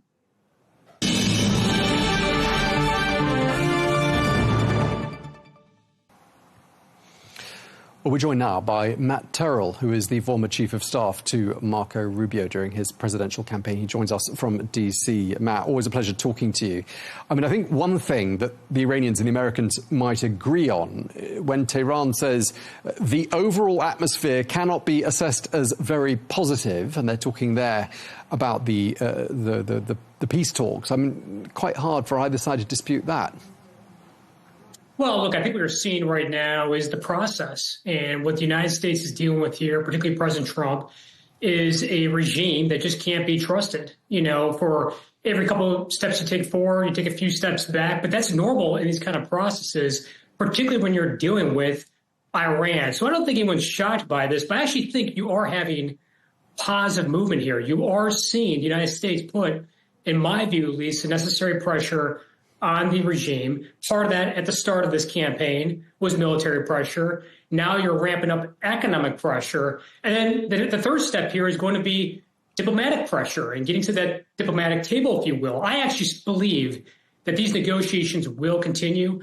I happen to think that the regime knows deep down that this is their best shot to have an off-ramp here. But in the end, the biggest thing to recognize here is that we're not exactly sure exactly who's in charge or not as it relates to the regime. You're seeing, you know, some aspects of the regime come out and speak out, and then immediately afterwards, the IRGC backtrack on that, if you will. So I think you're seeing mixed signals because you have really a mixed government, if you will, right now taking place with this regime. That's a big part of this as well. I mean, you talk about trust, but Iran, from their point of view, if I'm to play the devil's advocate, I mean, they would argue that lifting the US blockade on their ports was a precondition for these negotiations. And obviously the United States hasn't lifted that blockade. It's continued. I mean, did something get lost in translation?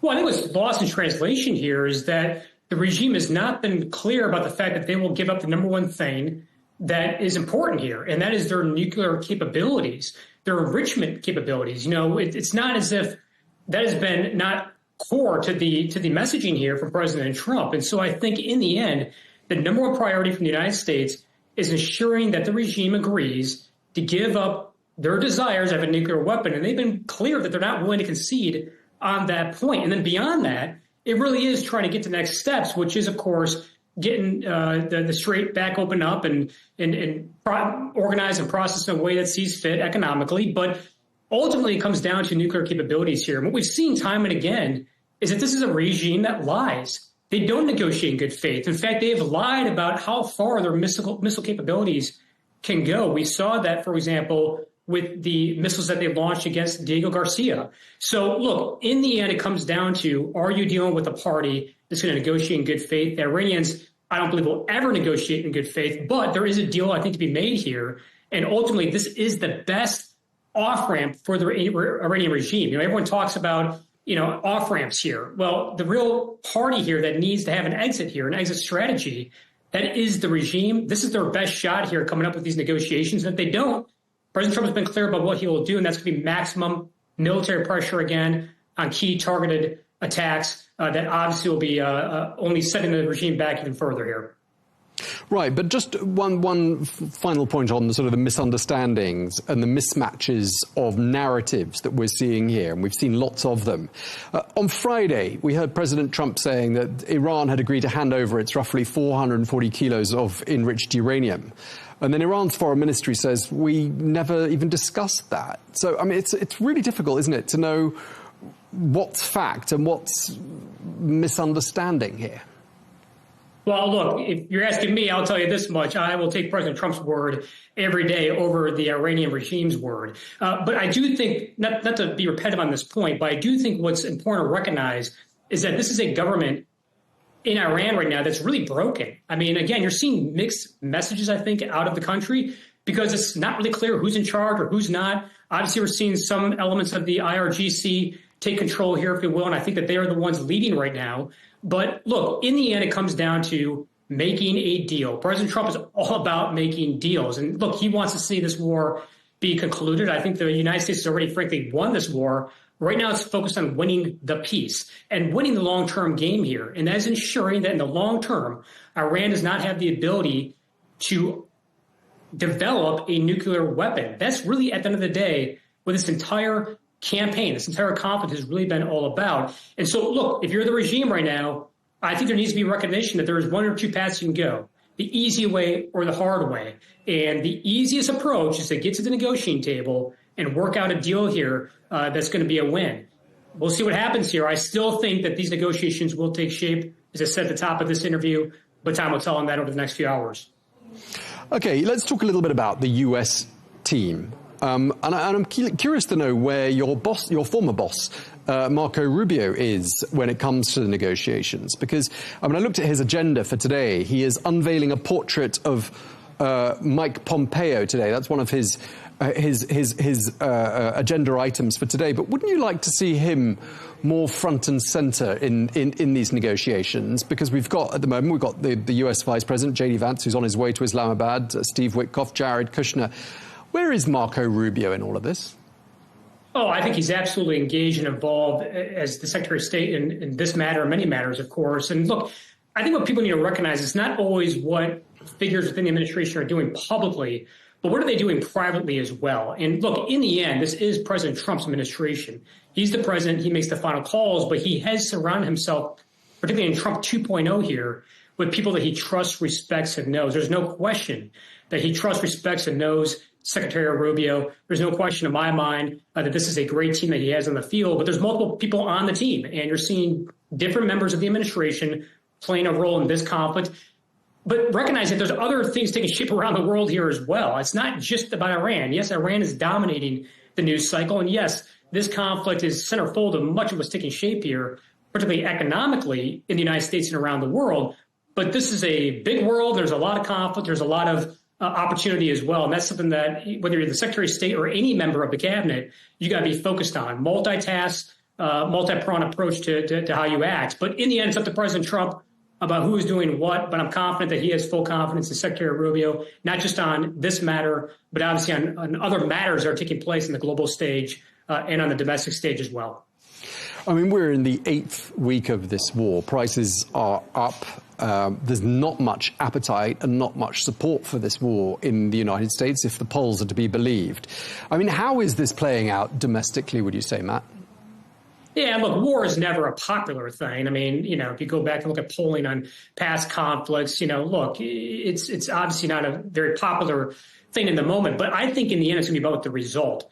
And when the American people see, which I think they will see at the very end of this, which is a safer world, an Iran that does not have the ability to have a nuclear weapon, and then I do think you'll see gas prices come down and other prices come down. That's something I think American people will react to, particularly going into these upcoming midterm elections coming up in November of this year. So, look, I think there are many Americans nationwide right now who are obviously concerned about gas prices. But, what we've seen so far is that under President Trump, prices have been coming down. And what we've also seen what President Trump has done here is prepare the United States for this. Look, at the top of his administration in his second term here, he was focused on energy independence. Venezuela, for example, was a big part of ensuring that the United States could be energy independent, making sure we shore up our energy opportunities here in the United States. So it's not as if the United States wasn't prepared for this from an energy standpoint.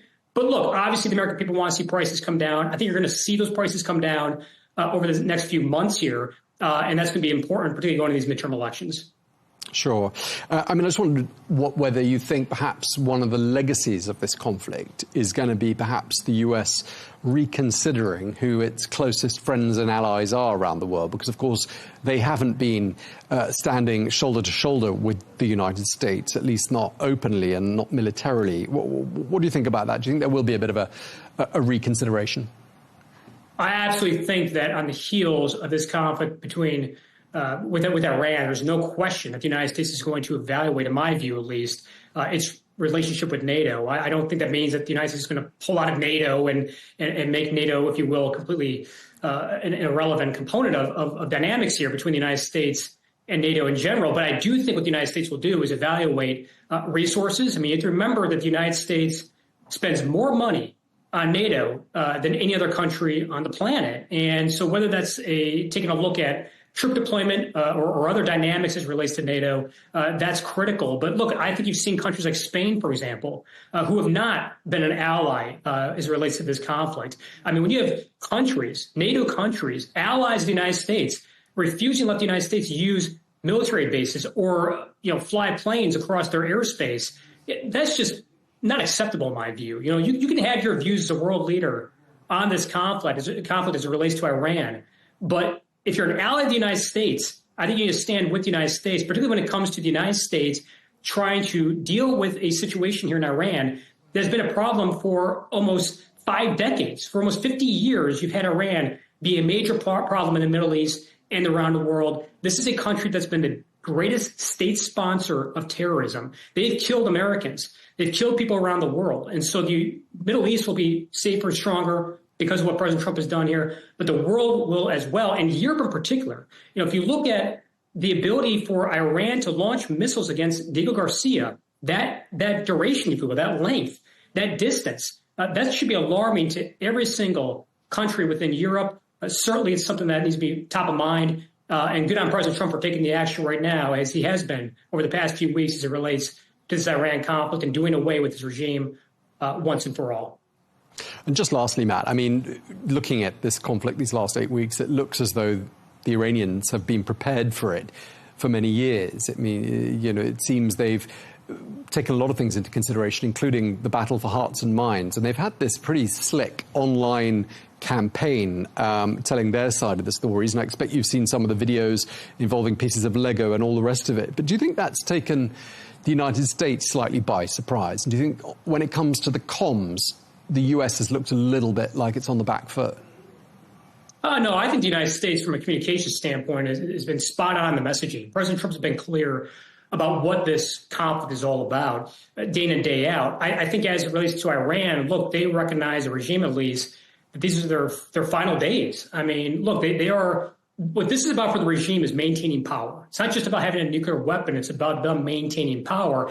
And that's obviously being threatened right now. And you've seen Iran's economy being decimated right now. You're seeing, of course, over the past few weeks, their military be decimated. They do not have the capability right now to produce things like drones. Their Navy is at the bottom of the sea. So this has been an amazing campaign, if you will, conducted by the United States and with Israeli forces. So, look, obviously those dynamics on the ground matter from a military standpoint, an economic standpoint.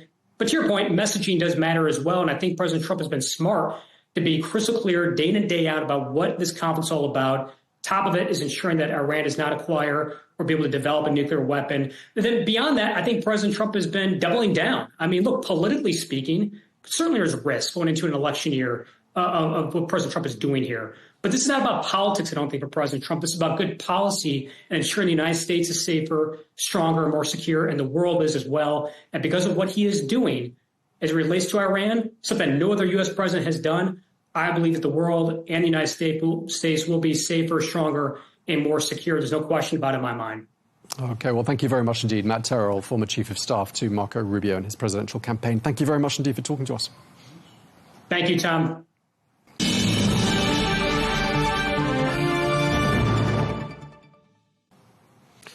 Meanwhile, tensions are flaring in the Strait of Hormuz. During the course of the weekend, US forces fired on and seized an Iranian cargo vessel in the vital waterway. Well, all part of Washington's broader blockade, which is targeting Iranian shipping. Well, video released by US Central Command shows Marines descending from a helicopter by rope and boarding the vessel, which has been identified as the Tuska. Well, officials say that the Iranian-flagged ship was already under existing US sanctions.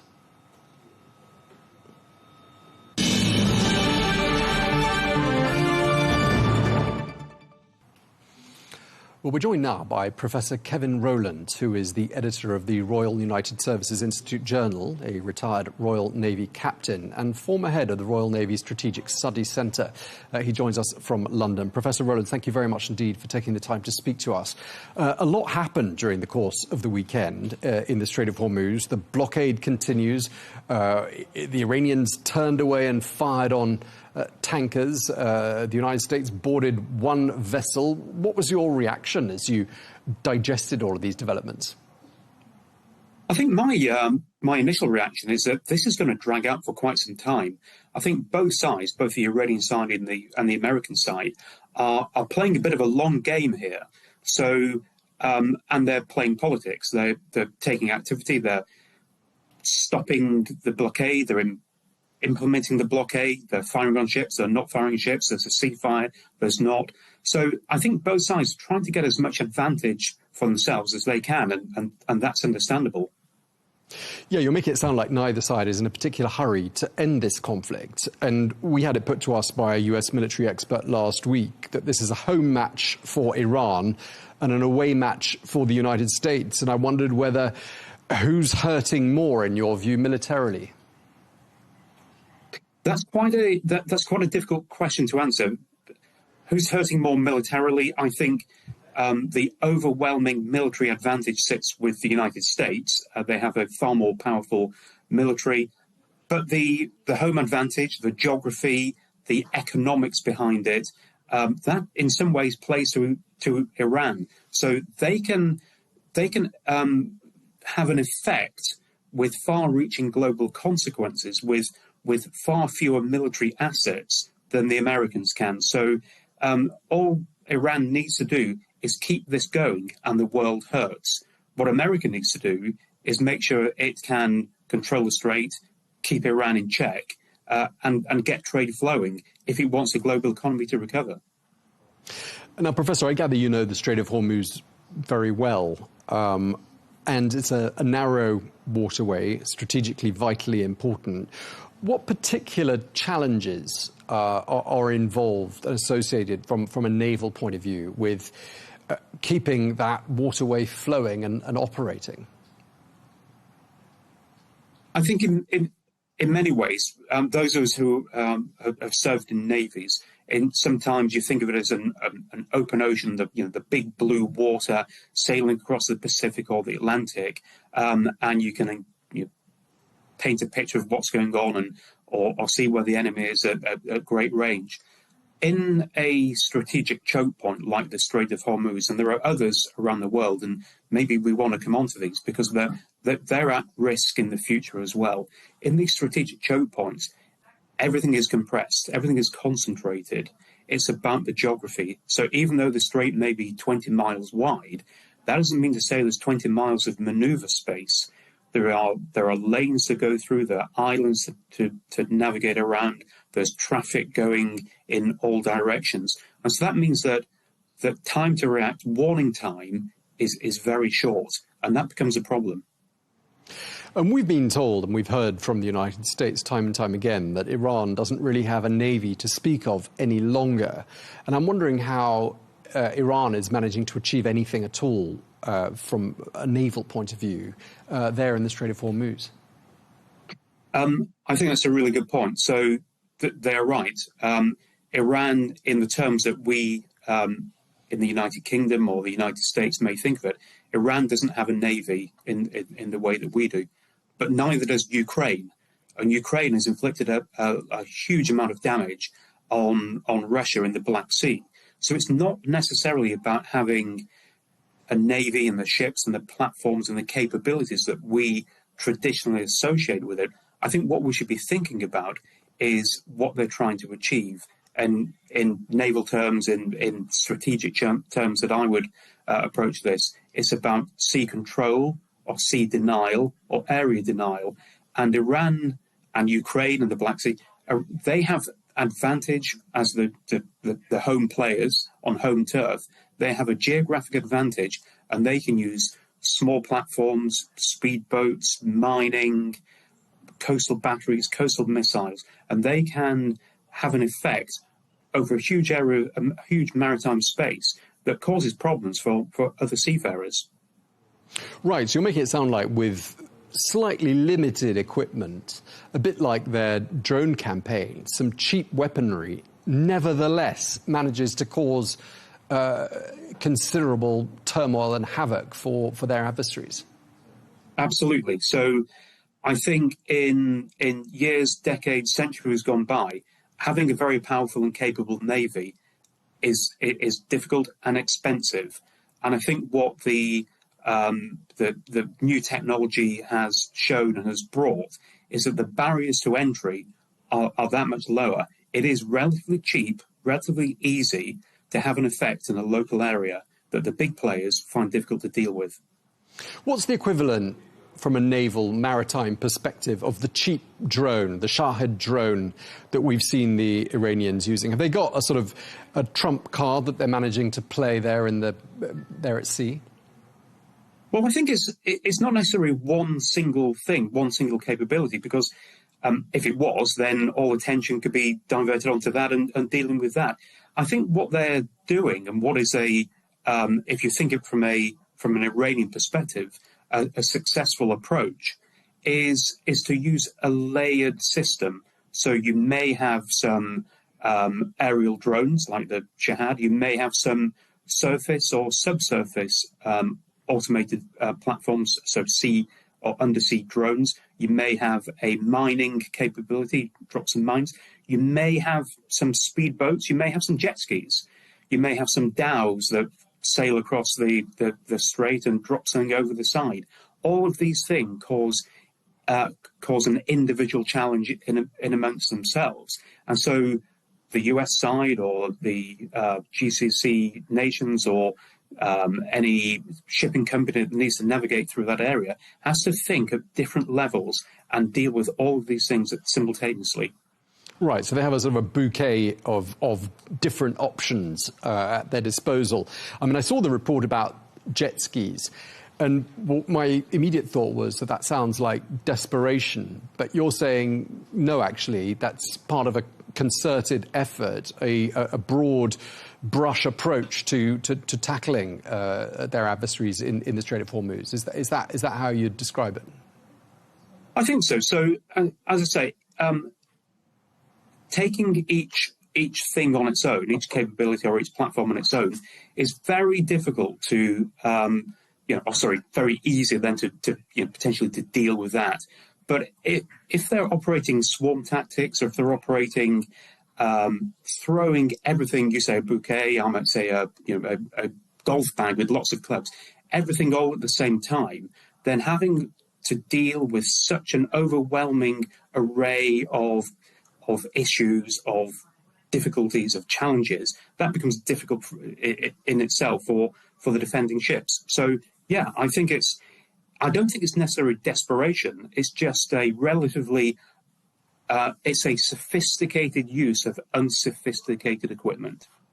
Right, and in terms of the leadership and how all of that is being coordinated, I mean, not so much in the last couple of days, but certainly in the early days and weeks of this conflict, there was decapitation after decapitation of senior figures within the military, within the leadership in Iran.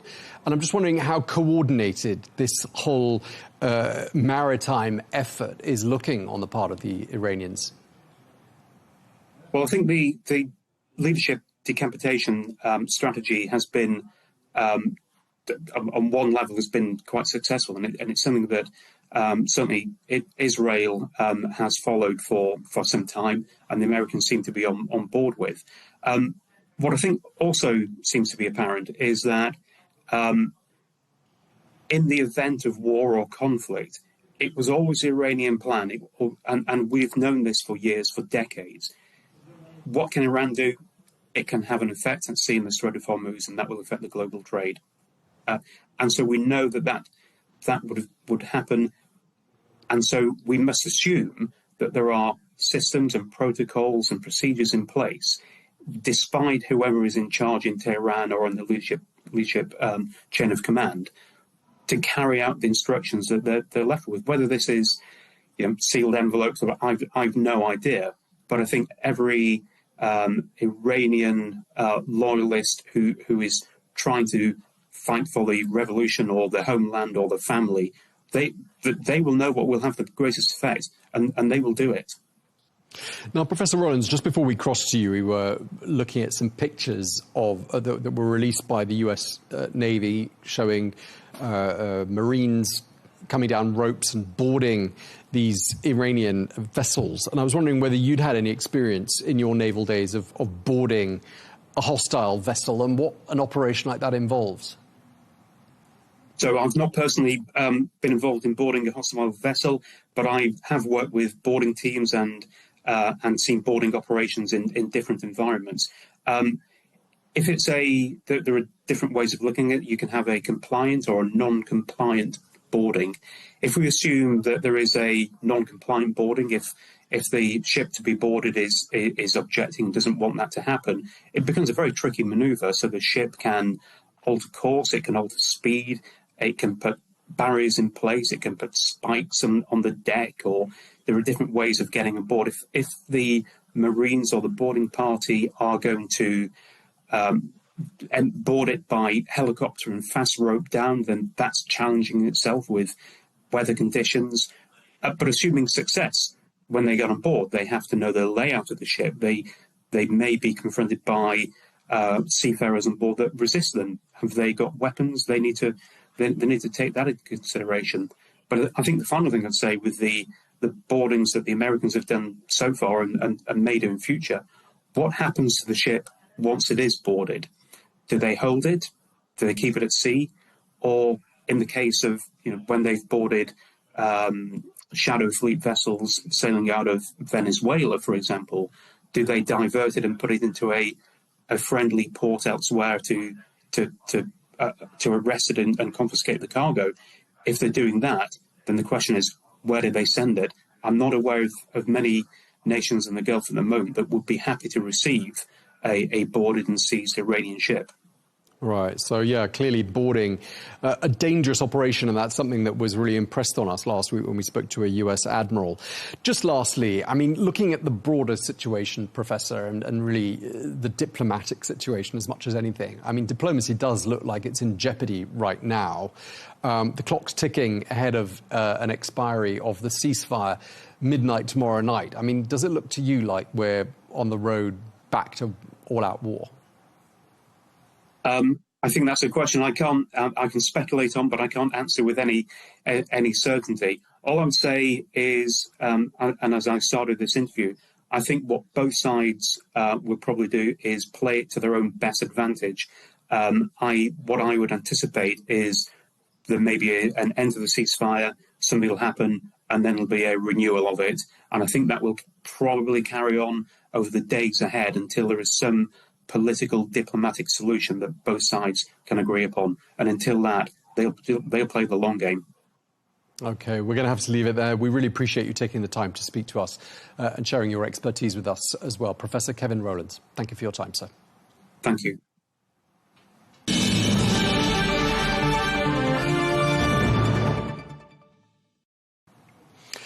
Well, let's get more analysis. We can speak now to Field Marshal the Lord David Richards, who is the former UK Chief of the Defence Staff, who joins us from London. Thank you very much indeed for joining us, Lord Richards.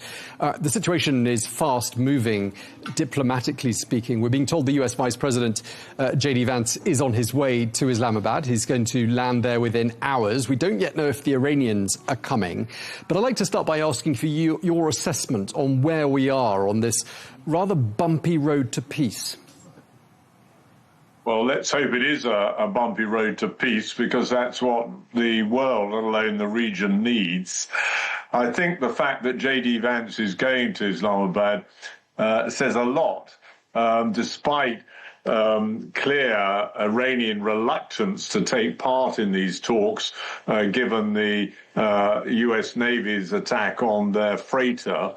I think that they will be under huge pressure behind the scenes to send a delegation, because it's equally in their interest. The problem is sort of tactics getting in the way of strategy here, but the American intent, I think, is clear, and I just hope that the Iranians take this opportunity to negotiate and to let a diplomatic route solve this crisis. I mean, you say the US intent is there, but I mean, at the weekend, the United States seized an Iranian vessel. The blockade of Iranian ports was not lifted, even though the Iranians and even the Pakistani mediators believed that it would be if the Strait of Hormuz was opened. The rhetoric is still pretty threatening. I mean, none of that sounds conducive to peace, does it? Well, I agree. what's going on in the back door is what we don't know. I think the Americans, despite that military action, are making it clear that they do want some sort of resolution, or at least an extension of the ceasefire period. Otherwise, they wouldn't send their vice president all the way to Islamabad on what might otherwise be a wasted and diplomatically damaging effort. So I can only assume that behind the scenes something else is going on.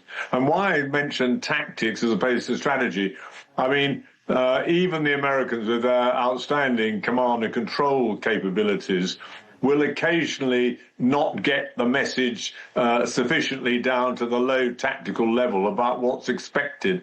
And I think that might have happened in the case of this freighter. I mean, I have no more justification for saying that other than my own sort of military instinct, but it is not beyond the realms of possibility that there's just been a disconnect. I have to say, finally, on this, as you're hinting, the American blockade does not help matters. It would be much easier if both sides now agreed to lift their respective blockades to allow these discussions to bear fruit.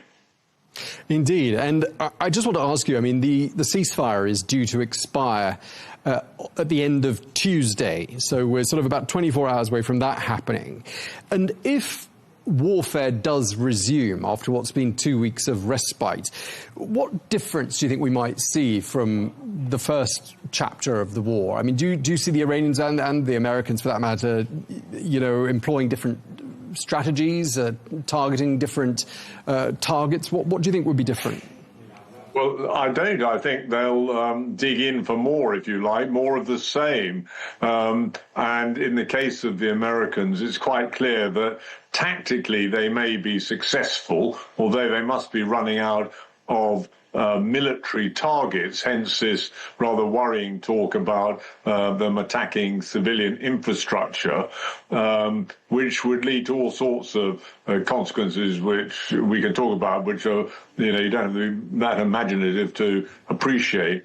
And I think the Iranians will reinforce the strategic upper hand that they currently seem to be enjoying in terms of their ability to close the Straits of Hormuz, with all the attendant destabilizing that this has on the world economy, which can't go on forever, which is why, of course, the Americans are also keen to do a deal. And the only other thing I would add is, of course, behind a lot of this, one has to wonder what Israel's stance is.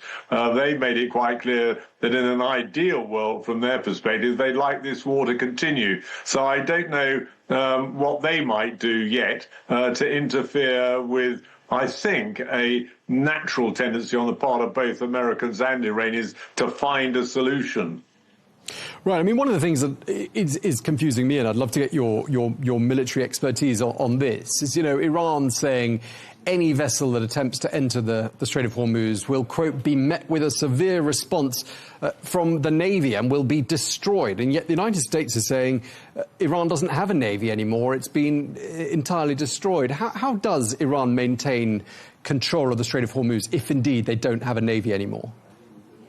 Well, I don't think it's vital for a navy to do it. The Ukrainians have shown that they can make the Black Sea a very difficult place for the Russians to operate without a navy of any kind, give or take.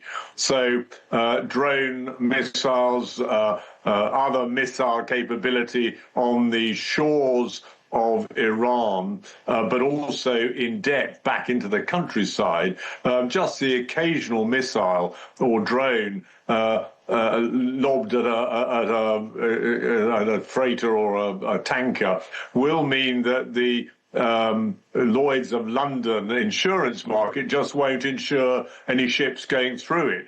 So that will close it back down again. And the US Navy and indeed the armed forces as a whole, as powerful as they are, just will not knock out all those weapon systems. So it doesn't really matter if there isn't a Navy per se. But on top of that, I suspect they still have some residual capability in terms of putting things like mines or very fast patrol craft. But it might be on a suicide type mission, but could nevertheless come out of some cove somewhere on the littoral of Iran and attack a ship in the Straits of Hormuz. But I emphasize it's not really necessary for them to do that, to dominate it. Yeah, I mean, there was probably some hope a few weeks ago that the United States wouldn't be doing all of this on its own, and yet here they are without too many allies coming to their assistance. Would you have liked to have seen your country, the United Kingdom, doing more, or do you think Prime Minister Starmer was right to hold back? Well, of course, my own view is that while we could question the sense in the initial attack and its apparent lack of clarity in terms of the aims it was trying to achieve, that once that was over and we saw that actually the Iranians were pushing back by dominating the Straits of Hormuz, there was and is still a good case for other countries to become involved. And I'm not talking just about countries like the UK. I mean, this is very, very destabilizing for the world as a whole, including great countries like India and China. So there is a case for the rest of the world to be getting together and whether they like it or not, holding their noses if necessary to work with the Americans to resolve this issue. And I would have thought that if Iran understands that the rest of the world is just not going to put up with it, then they might start to be more, well, they might be more prepared to agree a diplomatic solution. But militarily, be quite clear, this is not easy, and therefore a diplomatic solution, perhaps ultimately with the threat of great use of armed force backing it up, is what is now the most important option. Yeah, I mean, there's a lot of reports in the British press at the moment, and you would know more about this than anyone, about how British national security is somehow in peril due to underfunding over several years. And we spoke to your former colleague, Lord Richard Dannett, quite recently, who sounded horrified that the United Kingdom couldn't deploy destroyers instantly. Do you think that's part of it? Do you think that sort of is perhaps it's more of a question of the UK can't help rather than doesn't feel like or doesn't feel like coming on board? Well, I think it's a bit of both, to be frank.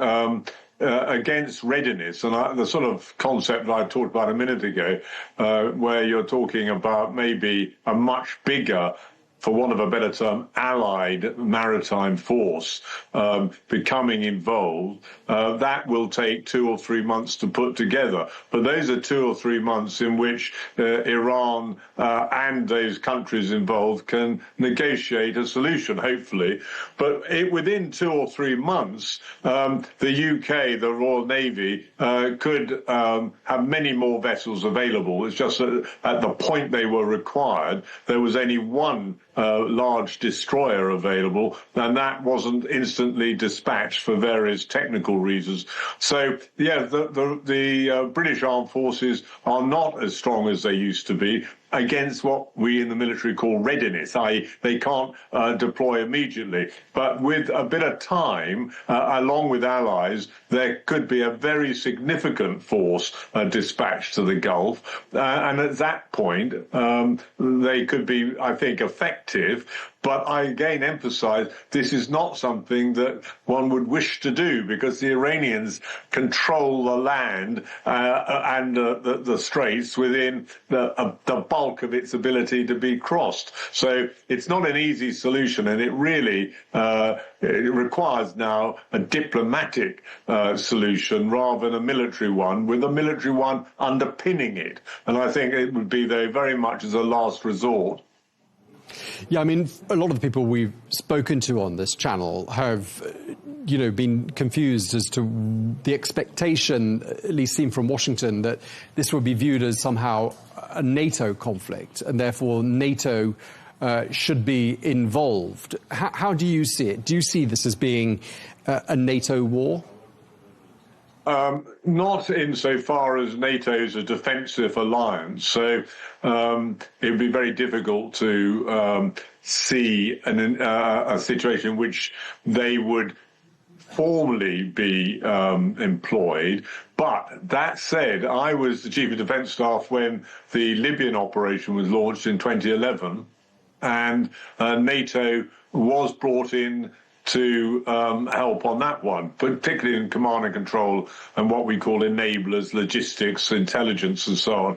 And I think that would be how NATO could conceivably come into this operation. But it pins NATO. So in one case, it is close interoperability with the Americans, and particularly if other nations joined in.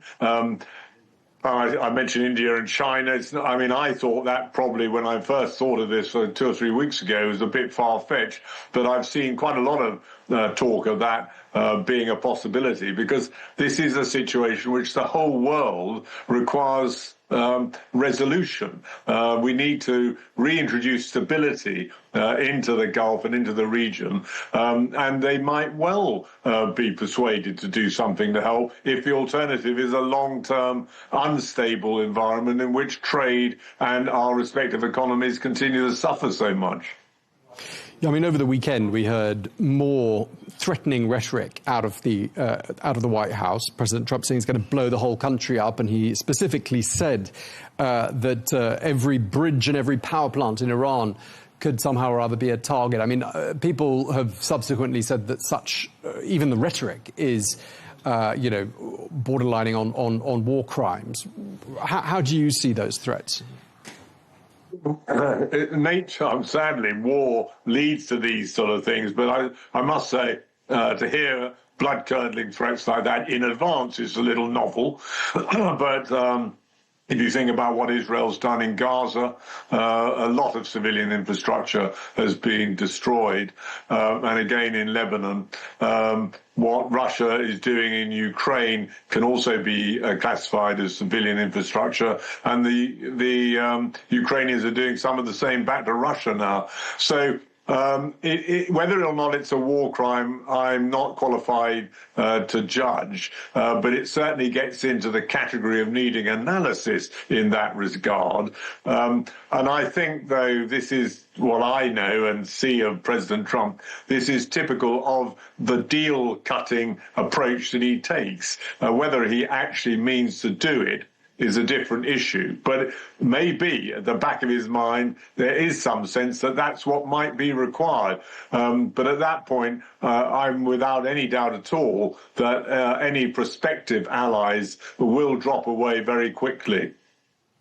Just lastly, some people are saying that the special relationship that has existed between the UK and the United States since I think it was Prime Minister Winston Churchill first coined that phrase, is perhaps not so special now. And clearly that's the case, it would appear, at a political level. But what about at a military level and an intel level, the sort of level that you'd have been involved at? Do you think that special relationship has been dealt some serious damage? I don't think so yet, because our relations with the American armed forces go very deep and long and strong. But undoubtedly, at some point, if this atmosphere continues to deteriorate in the way you just summed up, I feel it will have an impact, particularly, for example, the Five Eyes relationship, that's Australia, New Zealand, Canada, the US and the UK. If President Trump explicitly said that that was to stop, then that would have a major impact on our ability to operate and indeed on mutual trust generally. I don't think we're there yet, and I don't think that President Trump means to for it to reach that stage. But I think that would be, for me, the bellwether issue, the Five Eyes relationship and all that goes with it. OK, we really appreciate you taking the time to speak to us. Field Marshal the Lord David Richards, former UK Chief of the Defence Staff. Thank you very much indeed for your time. Thank you very much.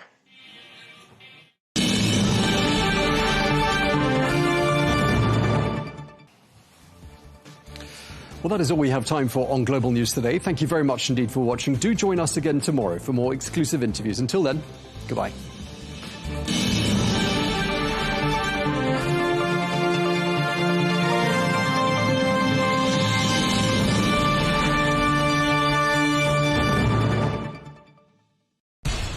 We have to take care of our people, and we're going to take care of our people first. For in-depth analysis and all the latest developments across the globe, make sure you join us every weekday. President Trump is trying to negotiate a ceasefire. With so much happening, so much information, and so much noise, International law will have no part in his administration. It can be hard to keep track. Tariffs will just fuel inflation. We're going to fight these tariffs. But you can count on us to tell you what you need to know. We stand by your side. Join me, Tom Burges Watson, for Global News Today, right here on Al Arabiya News. You keeping that coat on? Yeah, why? Oh, there's a little going fishing.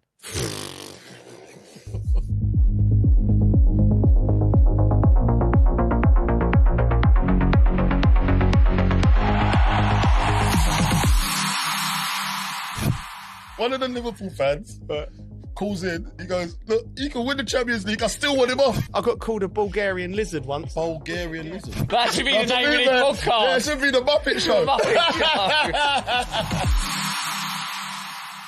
Welcome to the Dressing Room Podcast. We're here a day late, chaps, because of bank holiday, and we've had a really, really relaxing one. Yeah. Thanks to this man. Oh, yeah. Yeah. Do you want to... It wasn't relaxing me getting there, though. I was rushing. Do you want to explain to the listeners where we was yesterday? Oh, mate, Taking do you want me to take it? I think take the ball by the horns. I'll say it. Yeah, we went for a bit of hot yoga. And, yeah, it was quite interesting. So, obviously, when you go to these type of places, like, I didn't know what to expect, but I know you have to go there relaxed. Yeah. And open to the elements, open to what can be. Yeah. So I've gone in. I'm obviously late, as I always am. That was the most there. stressful part. I know one of them was going to be late, and they locked the doors. Yeah. Somehow you've got them. You got the doors. They started open. late for you. All the women of Cobham waiting for Colton Cole. Do you know what I mean? Yeah. And I got there, and it was very inviting. Yeah. And I didn't know what to do. I didn't have my towel. That was the main thing for me, because I don't like sweating without having a towel to dab my face at least. So that was really uncomfortable. But when I got in there, everyone was very nice, isn't it? Yeah. Did you find calm. it tough? It was calm. Yeah. She messaged me the night before. Right. And said, "Oh, shall I make it tough?" And I Why went, would you yeah, do it? Why not? See what I'm saying? Like, first time. I've not even done yoga before, and I'm doing hot yoga, so we're doing extreme sports right now. At one point, I looked over and you looked like you was a pretzel. The way that your body was, like your arm was like, and I was like, hey, do you know what? straining your face. I wasn't far off it, mate. I was straining, man. I don't know. They done this. What was the downward dog? Downward dog, yeah. Yeah. Then there was what's the other baby. word? There was the warrior pose. The warrior pose. Yeah. What warrior was that? two. The warrior two. Yeah. What was the other one when you're like in a plank? Yeah, that's I've forgotten the name. And then you've got now. to lift up your leg. You go down. Oh, I've forgotten the name of it. And then there's the other one when you got to roll your body up from Yeah. your chin upwards. Yeah. And you get dizzy, so you got to breathe out on the way up. He was holding on for dear life. You were breathing heavily, to be fair. I thought there was a buffalo next to you. Breathing. Yeah. Oh, no, but we had a great time. The best bit's Shavasana at the end, innit? Oh, yeah. Lay down and nice music playing. It's hard work, innit? I told you. What about this geezer though? Like to be Wayne Bridge in Cobham, people calling him a legend at 9:30 in the morning. He had his just to give people the view. We went for a coffee afterwards and we bumped into Enzo Maresca, and he's seen us three sweating, and he's like, "Where have you gone?"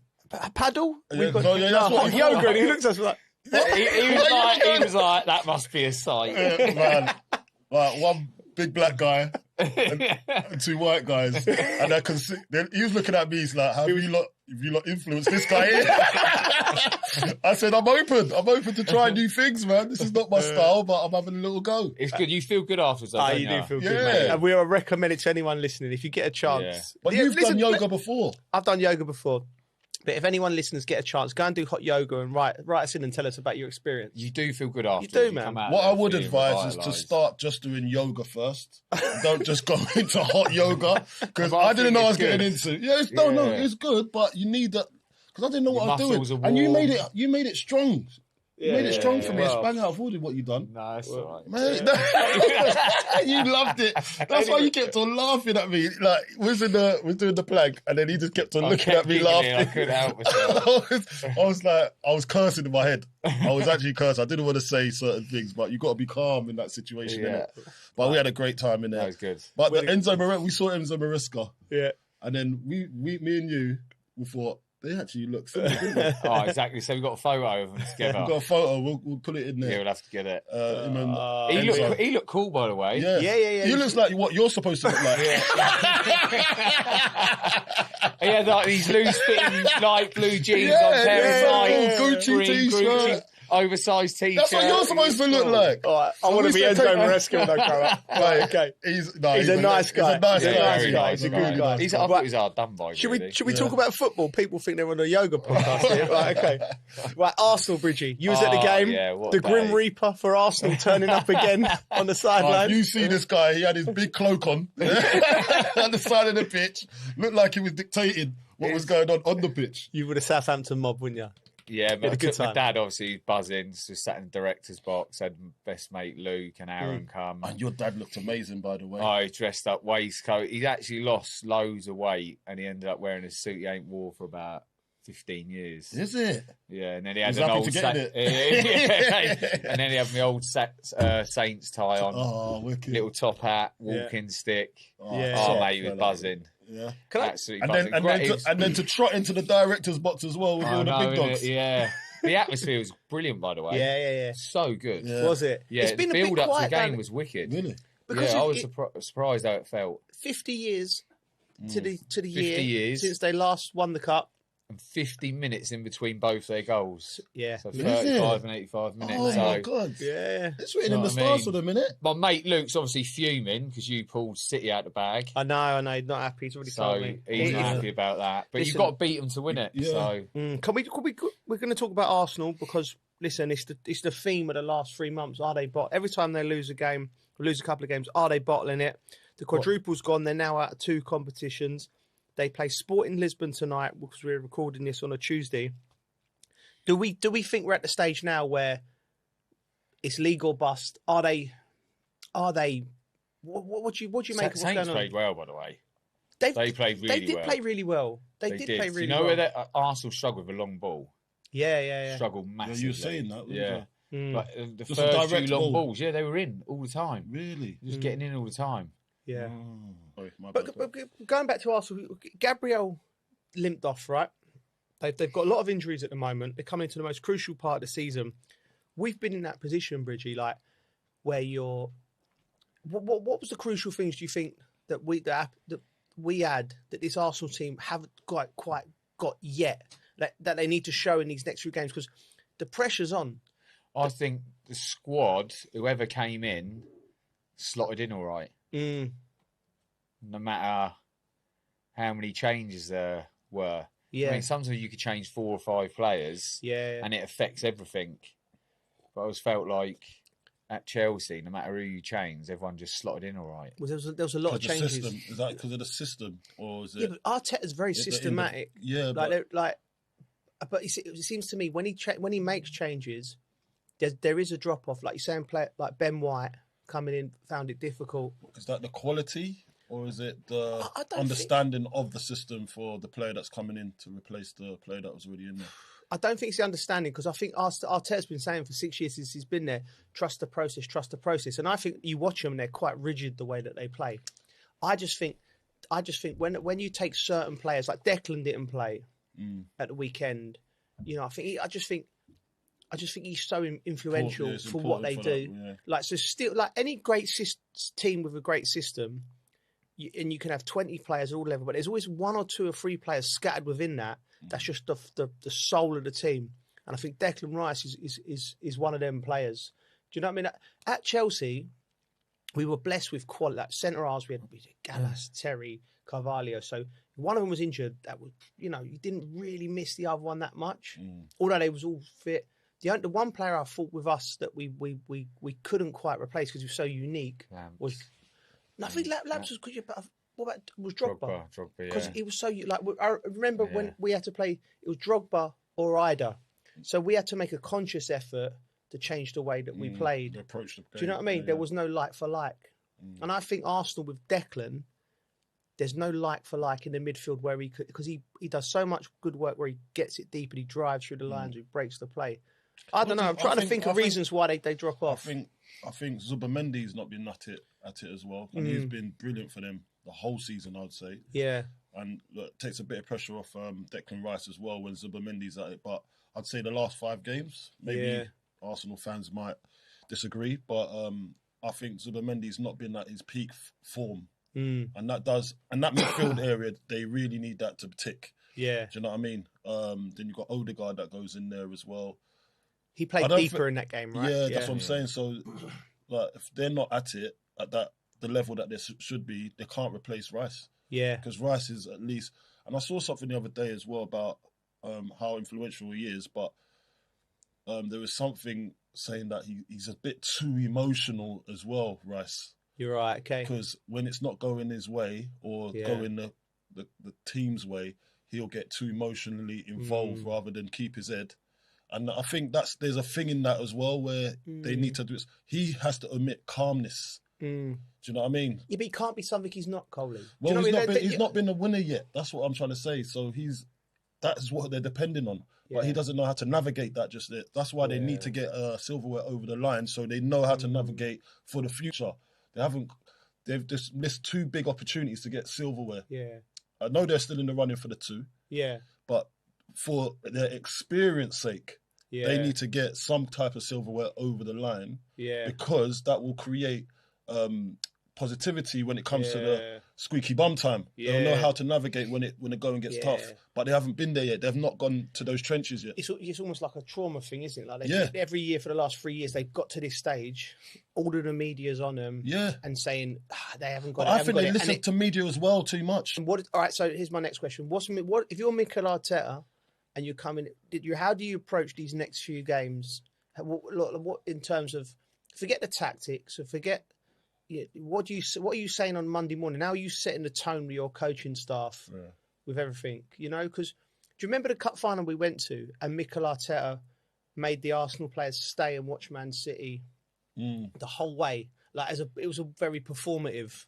Do you know what I mean? Like because he's thinking to himself, you know, this is going to be a thing. Like we'll look back in 3 months, we'll win the league and go, remember when we watched them up? That will motivate them. So he's obviously thinking of things, Mikel Arteta. But what would you do, Bridgie, in that situation as a manager? I think you've just got to try and get them mentally right, playing relaxed, and Arsenal fans, right? Right. They're going to do the quadruple, right? Now they're out of that. Some of them stressing. Yeah. Now they might bottle the league. Right.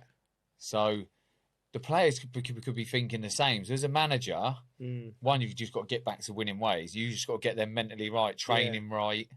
Yeah. And if you play with any kind of fear or worry, it just affects your game. Do you think his face I look at Arteta, I look at managers, I think he looks concerned, worried. Like he's like, you know, like he looks gaunt at the moment. Do you know what I mean? Like you look at, and when you see players like, I think managers like that anyway. Managers. Yeah, if I was a manager, oh my God, I look old enough as it is. The only one manager, and he's the governor, and it's why he just Don Carlo. Carlo. Yeah, with the cigar. Just tuning. And I've got to go. He never looks stressed. I've got to say, to some extent, Vince Kompany. Yeah. He looks unstressed. But going back to what you're saying, Arteta, he's the one that's he's steering the ship. Yeah. Right? So he's the one. The buck stops with him. He's the one that's got to give his players the confidence to like have that belief. Say, Dad, all right, we've lost that game. Now it's time to draw in. And I think there's some training session they was doing yesterday. Did you see it? No. It was online. No. There was they put it out there as well. Like I think it was in the Daily Mail or something like that. Yeah, but there was holding a ball on their heads between 5 players around the ball. Like I'm thinking, what kind of activities are this? Like, it's cringy, man. Are we SEALs? Are we? I don't know. They had the ball, and all their heads are on the ball. About 5 of them around it, and I don't know what kind of game they were playing. But why would you even film that and put it out there? Do that in the sports hall when there's no. You're right. If you won the last 2 games, not after losing 2 games. Do you know what it reminds me of? Respect the ball. How did that turn out? Like they're trying to get the edges every type of way, and they're trying to get that team bond and on the pitch as well. So I know what they're doing, but just leave that. Stop doing it for the media. Do it for yourselves. I can't see him losing the league. I can't see him losing. I can't see him losing. I can't see it, but mate, if it is, I've never been so wrong. I've set him a couple of times. You've said this, didn't you? I said it. Yeah. Bournemouth for a few times. So it's a tough game. Yeah. If they win it, I'll probably say it's done. Yeah, I still think they win the league. I do as well. Just a quick one before we wrap up on Arsenal. Southampton winning, your old club, Bridgie. Does that you said it was a great atmosphere. Does it feel like the magic of the cup was back there? Oh yeah, 100%. Yeah.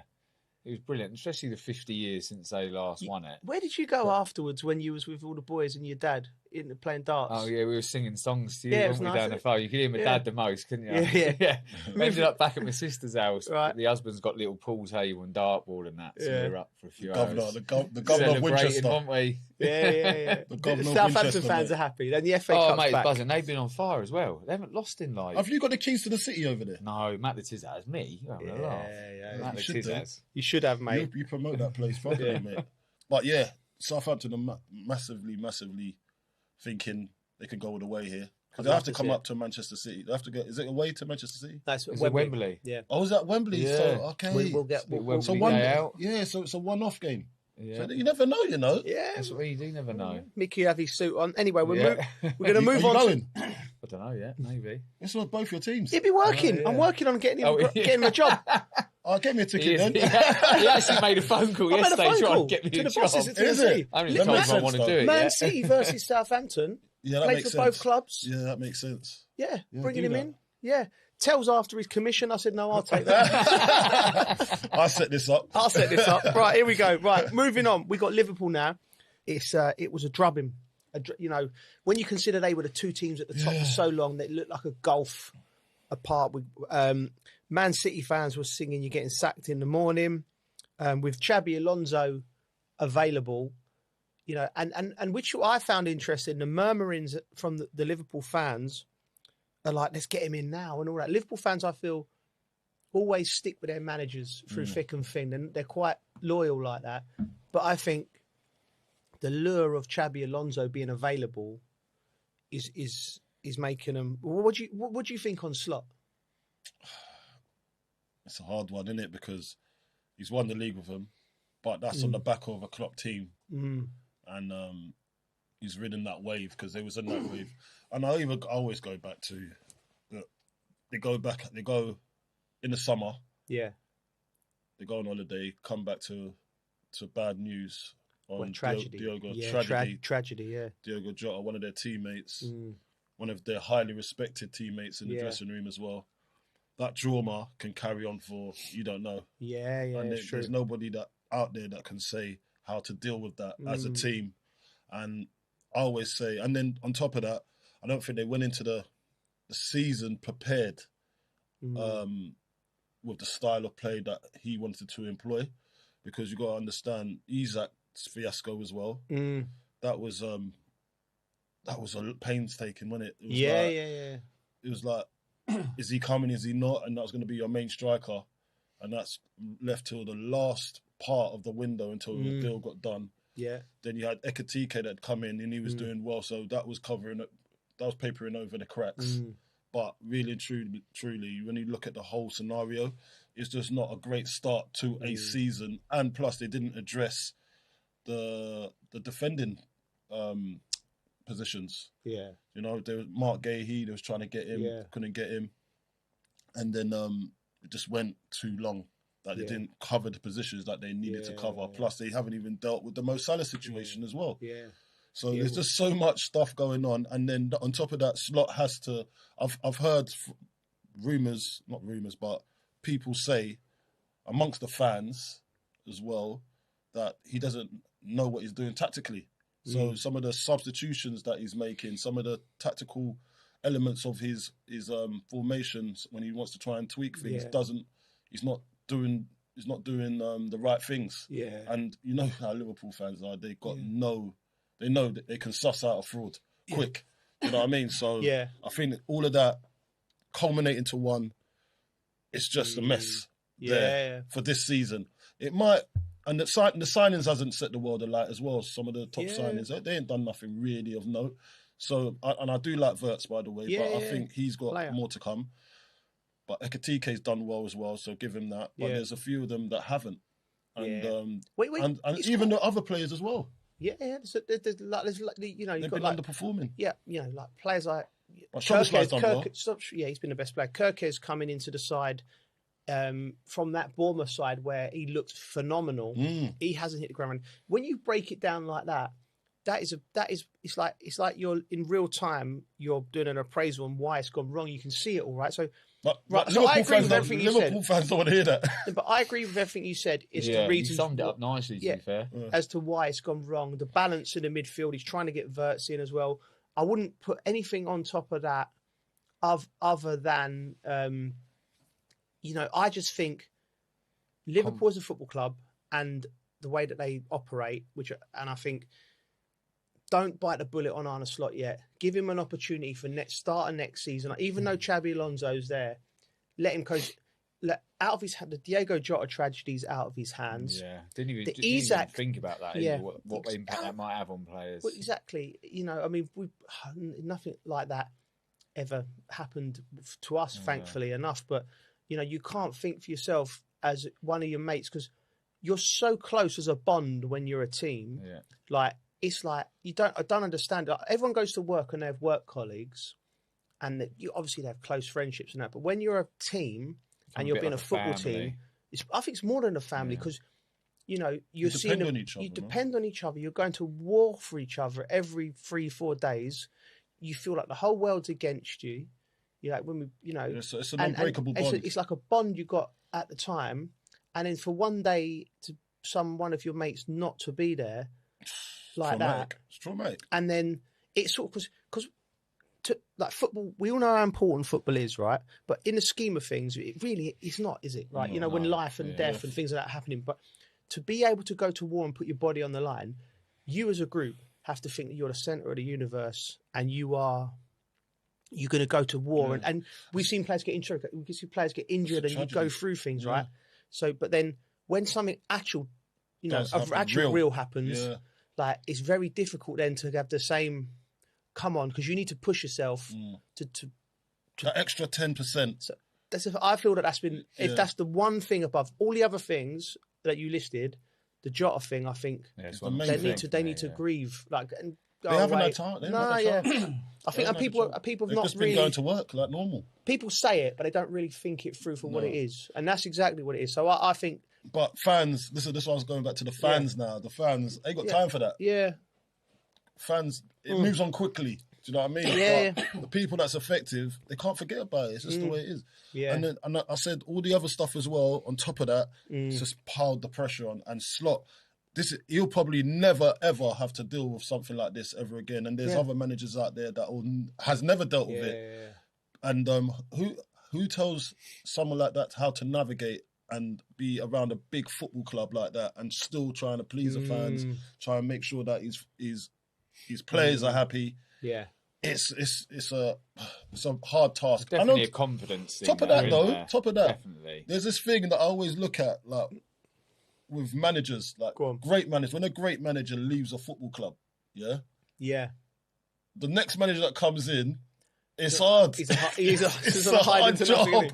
Like you've got to be something else. Like to live up to people's expectations. Yeah. Because you're not Klopp. You're Slot. Yeah. Do you know what I mean? And they're always gonna have that against you. It's true. It's true. Like you look at like David Moyes, who's a great manager. Yeah. Going in after Fergie never worked. Unai Emery, did he go straight in after Wenger? Yeah. And Unai Emery's clearly a great manager. It's so hard. It's so hard because everyone's such used to a certain way. Do you know what I mean? And then that happens, and then you ain't gonna ever live up to him. Imagine you're at a great concert, right? And the support act is just blowing the doors off, and everyone's buzzing, and then the main acts go, "Oh God." Drop it down a gear, warrior. I'm going to come in. You're already at a 10. I've got to find an 11. You've got to find a different level. That was like when we watched Streets and Kasabian. Mate, the Streets were good. Streets were good. Kasabian were really good as well. They were you had to bring your I was worried because when we went to Streets and Kasabian, I was thinking, we love the Streets. Yeah. You love the Streets. A week don't go by without you in the background playing. Right? And I'm thinking, we were so buzzing at the Streets. I think, God, Sergio's got his work cut out here, but then he come out and smashed it out of the park. So big him up. Was it the pit? Was in the mosh pit? Yeah, the mosh pit. I was in there. Only on this podcast can you go from serious talk to mosh pit in 2 sentences. Quick question though, Arne Slot, do you stick with him or do you go and get Xabi Alonso? Stick or twist?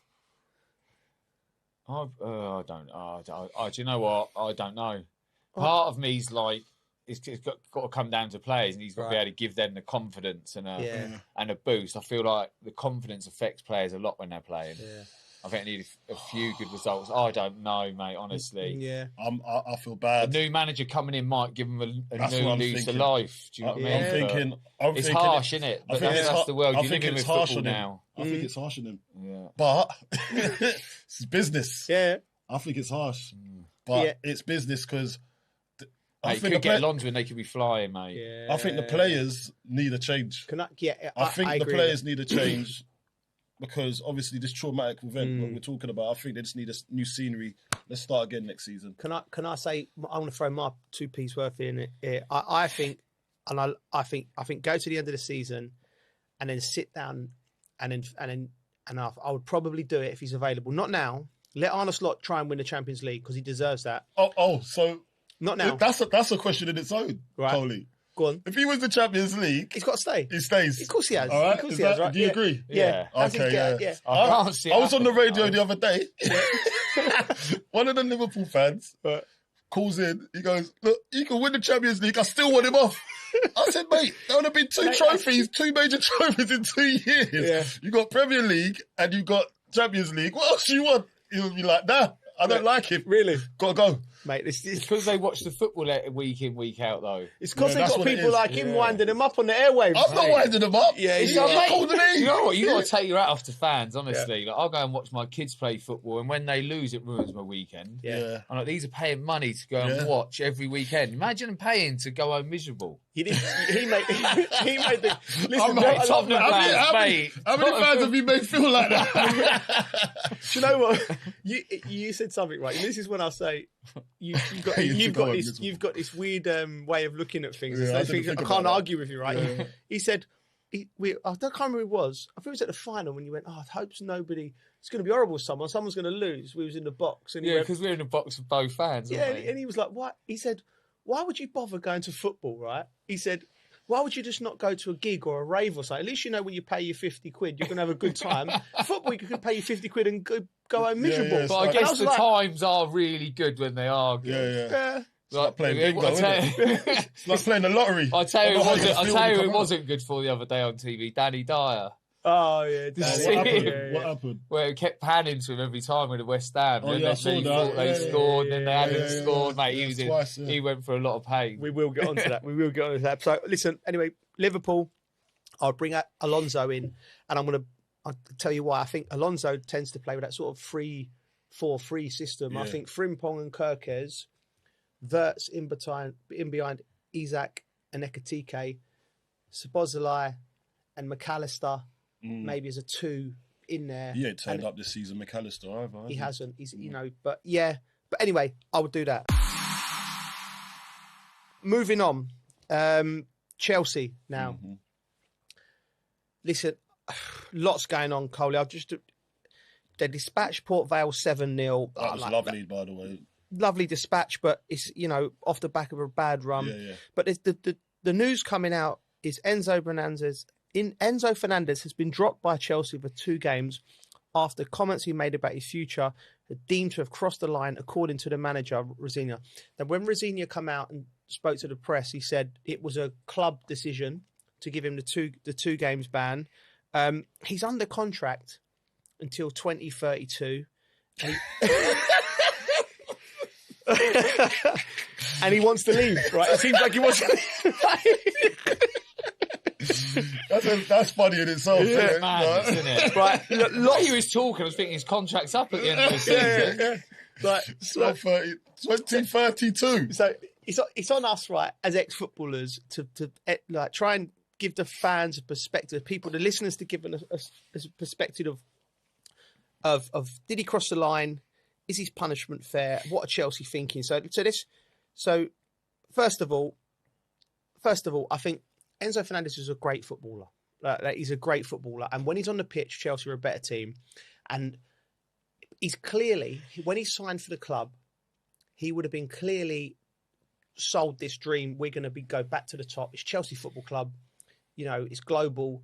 He's thinking to himself, fantastic, 100 million player from Benfica. I'm at the big league.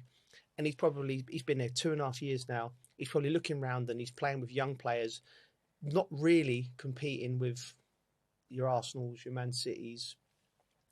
And he's probably thinking, he signed this 8-year contract of what he signed, which Chelsea, and he's probably thinking, this ain't happening for me. And it's a short career as a footballer. So I think between him and his agent, they've decided they want to get out. Now they have to, his agent's probably encouraging him to say these things in the press, because what it does, it destabilises the club.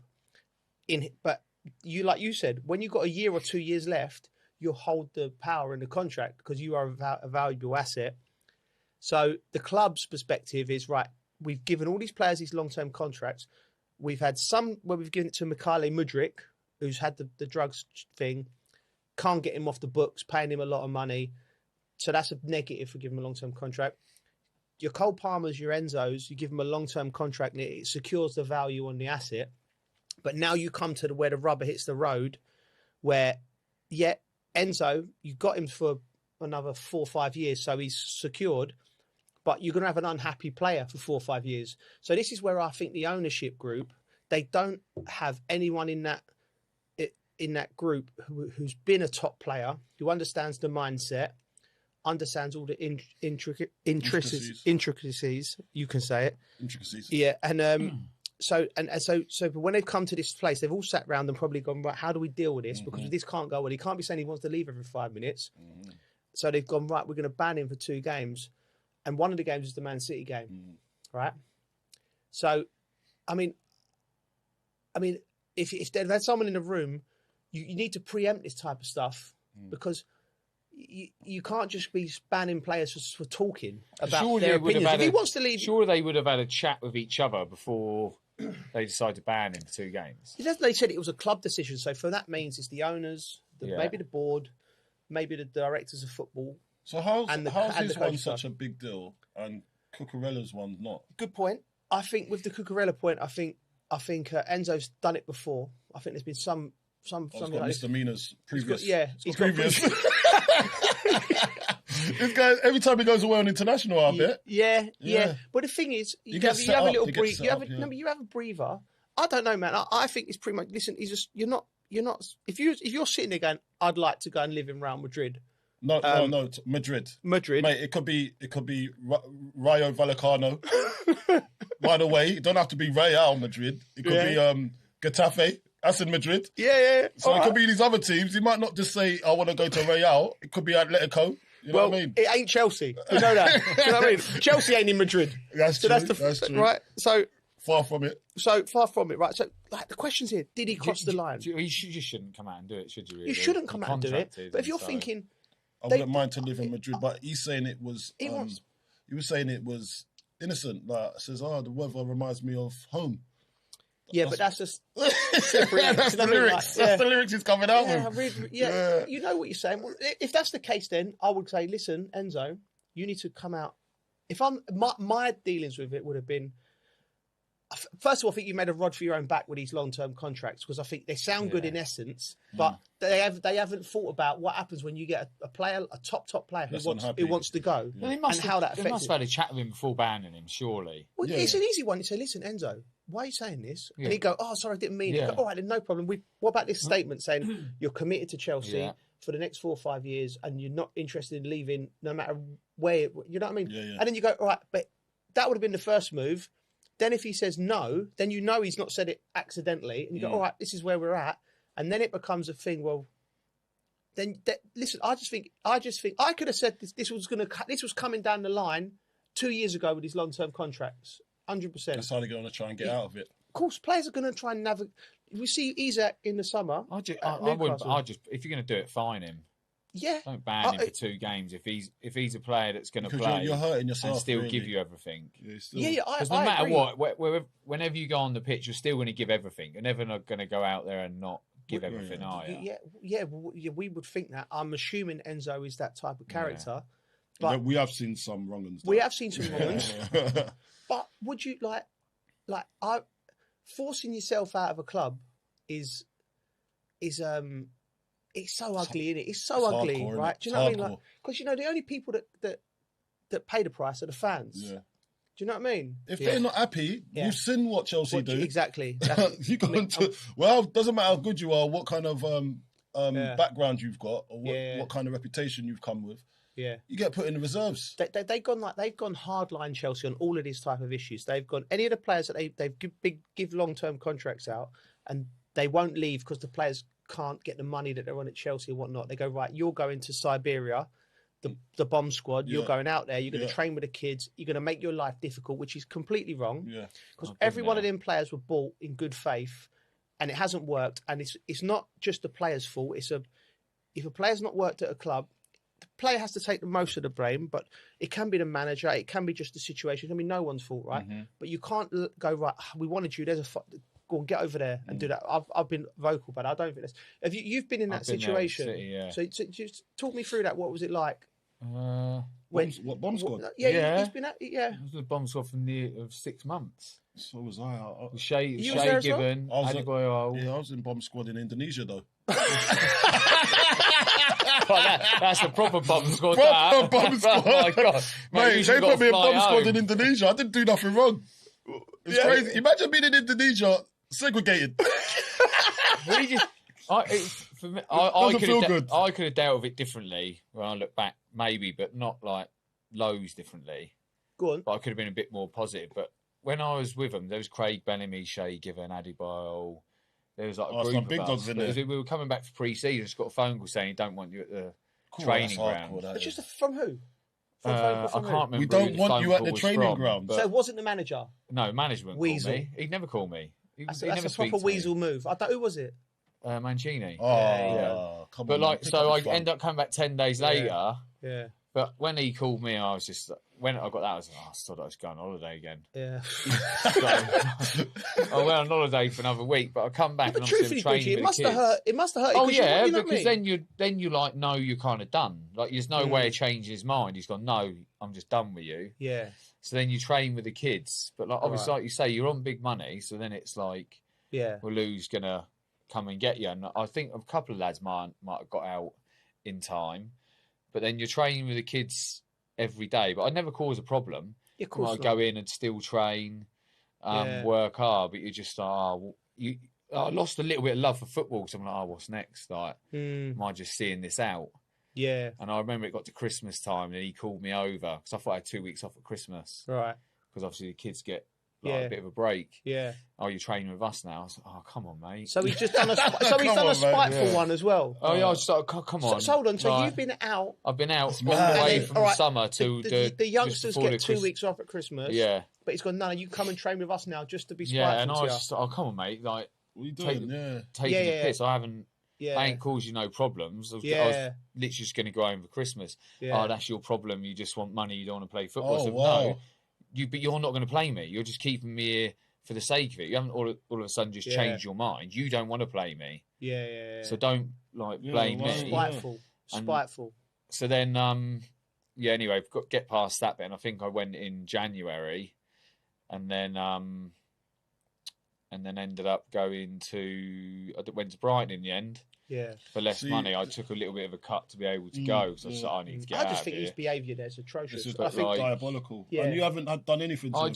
No, and I'm like, I could understand. I can understand if you're a player that's causing disruptions in the first team. You're gone. But you're still going to want to train. You still want to be and fit. You're a modern professional, and you're playing with people that you get on with. Exactly. Like, I get it if there's a bad egg. I get it if there's bad egg, but I was never a bad egg. But that's interesting because what is Enzo's teammates thinking?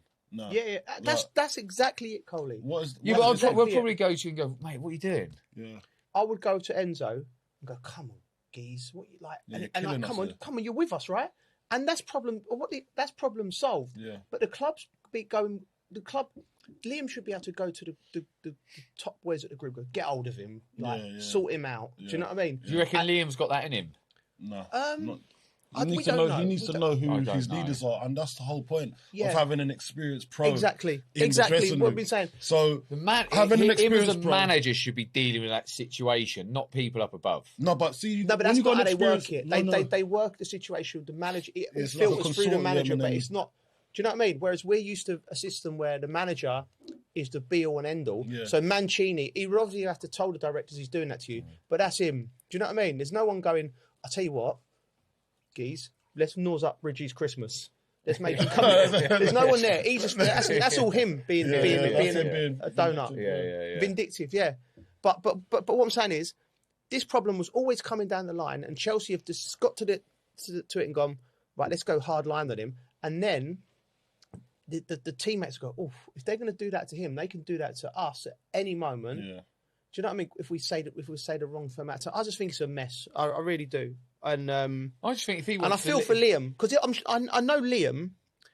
If he was left down to his own devices, he wouldn't have handled. I don't think he would have handled it like this. I really don't. I mean, I might be wrong. I don't know. Well, we don't know. We don't know, but I'm not sure. Yeah. As a manager, you've got to try and keep him on side. Right, just for the record, before we move on, Enzo has said that no talks have taken with Real Madrid or Getafe can't remember or anyone in that region. Yeah.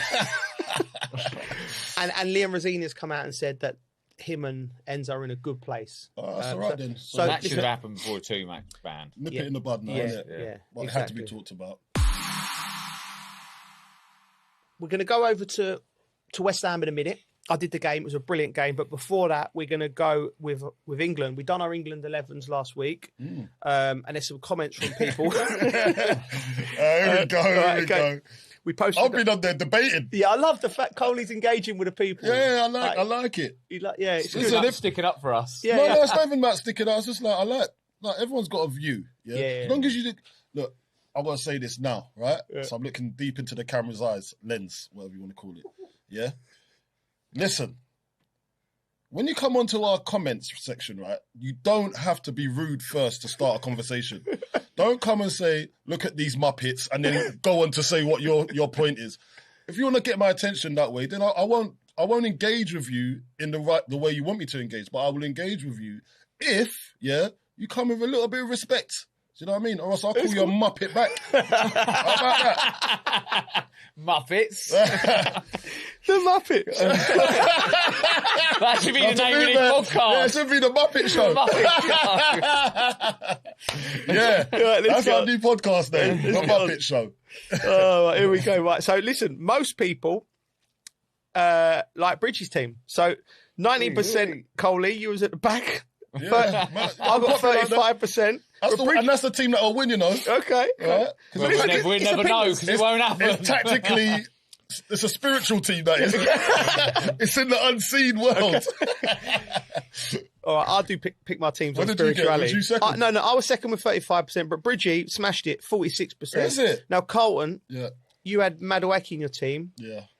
Craig said starting with him was mad. Like, defend your thing with Madueke. Or just admit you got it wrong. No. Look, it could have been a toss up between Madueke and Bowen for me.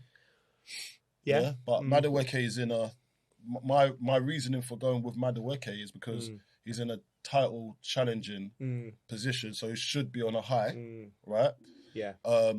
And I'd have loved to put Bowen in there. I was not going to put Saka because I think Saka closes the space for Kane to operate. Right. Where I think, and Bellingham, where I think we need runners on the outside that can take on players on the outside and in the inside. A little bit of unpredictability. Yeah. That's why I've gone for Noni Madueke. And he's a willing runner to go the other way because Harry Kane comes to feet quite a lot. So my choices are actually tactical. It's not that he's my favourite player. I just thought, what player is going to complement the best player on the pitch, which is Harry Kane? Yeah. Okay, it's fair. It's a fair point. Yeah. And on the other side, I've gone with Rashford. He's a willing runner. I see him again. Scored at the weekend for Barcelona, playing really well. He's going to get a lot of football from now to the end of the season because Rafinha's injured. So I looked at that. I thought, listen, man, there's a spiritual guidance to my selection. Yeah. You might just see it on paper and think, maybe not. Yeah. And I put Ghana in there as well. Yeah. It's all spirituality, man. Yeah. You know what I mean? That's why I'm a manager, in my head, and you're not. Fair, it's well said. I think he's even put. Craig's even put Madueke in his team now. This is from iBeatles said, how are people picking Stones? He's played 18 games in 2 years. I must say, that's a fair point. Yeah. That's a fair point. But I just think he's got the experience to navigate. Me too. I think what people don't underestimate is in these tournaments and these situations, having somebody who knows what they're doing at the back. You know, next Mark Gurhey is the number one centre half, but he's not played in a tournament, right? But not regular. Not the level main guy. Like looking around, he's always had Stones with him or Maguire. Even club level. Yeah. Do you know what I mean? Club level, Stones has been there, done it, tried it, tested, won things as well. And they would have trained together.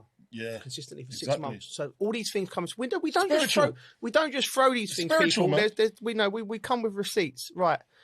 This is from Chris. This isn't necessarily.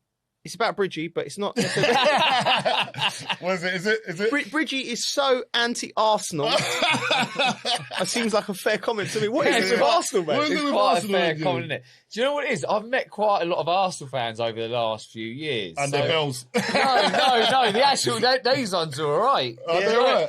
It's just, when you've played against them a few times, you get abused a lot. And then just all of a sudden, you don't like some of the players you play against, and all of a sudden you're just like, do you know what? Name names. Like just when that Chelsea Arsenal rivalry, like he's actually right at Boué, but he used to do my head in. He used to do my head in to play against. It's like Gary Neville. I like Gary Neville. He used to do my head in to play against. Okay. So it's left a bit of sour taste in the mouth. It's you know what I mean. I don't really hate. I reckon you'd like a Boué on a night out. I reckon you would. I don't really hate them. No. I kind of just dislike them a little bit, and I like it when they lose. Okay. So you don't like them then? Mate, they're good. You're happy when they're miserable. Yeah, but it's just certain things in your life, and if they went and won the league, I'd actually be happy for the people that I like. We love. The people we love would be happy. But everyone else, I won't be happy for. Okay, you know what I mean? We've got a guy that follows us, and he's quite vocal. I didn't know Marlon King was an Arsenal fan. Really? Ex-Watford striker. Okay. James Puentes as well. He follows us religiously. He's an Arsenal fan. But they're reasonable Arsenal fans. Right, okay. We've got Simon Swifty. Right, okay. Simon James, my mate, Arsenal fan. Very unreasonable fan. So this is why I do it, for fans like him, and get under his skin. And I don't think it's a hate thing either. Do you know what there's something about them? They always celebrate, and they're always texting. And it's their season, they're going to win this. Digitally active. So early. Yeah, they're digitally. So early than any other team I can think of. They go. Then I'm just I'm just going to see you eat these words. You know what I mean? Listen, they've got to win something. Banter is funny. They've got to win something. They're going to win the league. Time will tell. So what else have we got on there? Time will tell. No, that's pretty much it. We're gonna. You was getting the Cristiano Ronaldo one last week. This is weird to me, right? I don't even remember. I said something about Cristiano Ronaldo, But you said You said if you something say about something bad about Cristiano Ronaldo, Oh, mate, there's a he's tribe got all that these come little after you. minions that bounce on and do all Yeah, that. you said something about him, and someone came for me about it. Yeah, that's true. I Yeah, don't you're know. just dropping bombs Can I and just you don't say- even read it. That's the worst thing. Yeah, he don't read it. Yeah, so stop coming on our page looking for him because he doesn't care. Carlton reads it all the time. Go for Carlton. Yeah, come for me. Like, I don't mind bouncing back and forth with you lot. Yeah, I just found it weird. Like, anyway, Cristiano, you know, I don't mind him. He's all right. Leave me alone. I think a lot of these people as well sometimes, you know, like they see it mate. and they think of a reply straight away rather than slow it down. And think, Yeah. It's all about it. Just chill out a bit. Chill out. And then write something if you really want to. there. Really? They've just gone boom, straight in two-footed. Didn't see it, anyone. Yeah, don't even see it. So there you go. I'm hurting. Coley's my guy. Yeah. I'm going to start sending them all to you. Okay. Thanks, mate. No, my mates do that. Like, I got like I got called a Bulgarian lizard once. My mate thought it was brilliant. Yeah. Lizard. I said something about Liverpool on telly they didn't like. And this geezer, it was quite funny actually. He went, look at him, he looks like a Bulgarian lizard. I don't even know what a Bulgarian lizard looks like. But there you go, we're moving on. We do now. Yeah. Right, moving on. West Ham, I was there. Can I say, Colton, what a game. Like, it was a good view. It was a good view for the mutual. Yeah, before I go on, right, you know, I don't know if it's my old age what it was, but I get really when I go to West Ham and a big night like when the crowd they were singing Bubbles, I get really emotional. I was like, because you know, like I remember that song when you're there and you're a kid and it's all new and it's all fresh, and the fans were so up for it. Yeah. They were so up for it for the game, and as we come down from where we was watching the game, God knows why they do this. They put us like right between the Leeds fans and the West Ham fans, and we got to stand there for 10 minutes and just watching them scream abuse at each other. The passion, the from the top of their lungs, running from the top. I saw one geezer. He must have been about 65, limp. And I saw him running down like it took him ages to get down, just to blow out some nonsense. Yeah. And then there's all these other West Ham fans, and I was watching it. It was brilliant. It's their stress relief, isn't it? Yeah, I thought it was brilliant. And I'm like, listen, you're right. It's a stress relief, and that's what they come to football for. That's the whole point.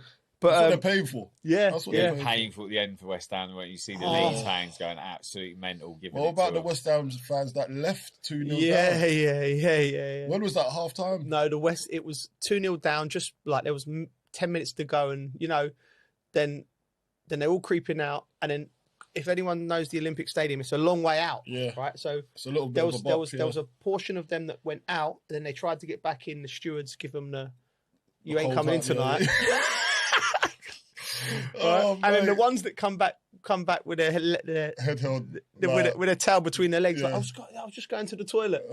Just going to the toilet. That was Fletch and Ali on commentary, like because we're finding these people all coming back into the stadium, and everyone's going, "Don't leave! Where are you going?" It was brilliant. It was absolutely. So brilliant. I would have thought a different way there because I went to the toilet when Saints got their second goal. Did you? Yeah. Okay. So I missed it. So then I just thought, well, we'll just stay here. What, in the toilet?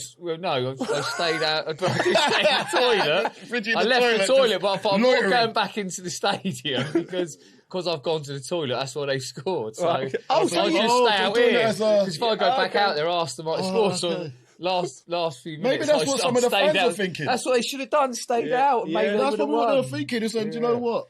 Well, I'm out here now. We've caught up, so I might as well stay out here. Not try and get back in and just. The only thing is trying to get back in and seeing them lose. That's even. That's just.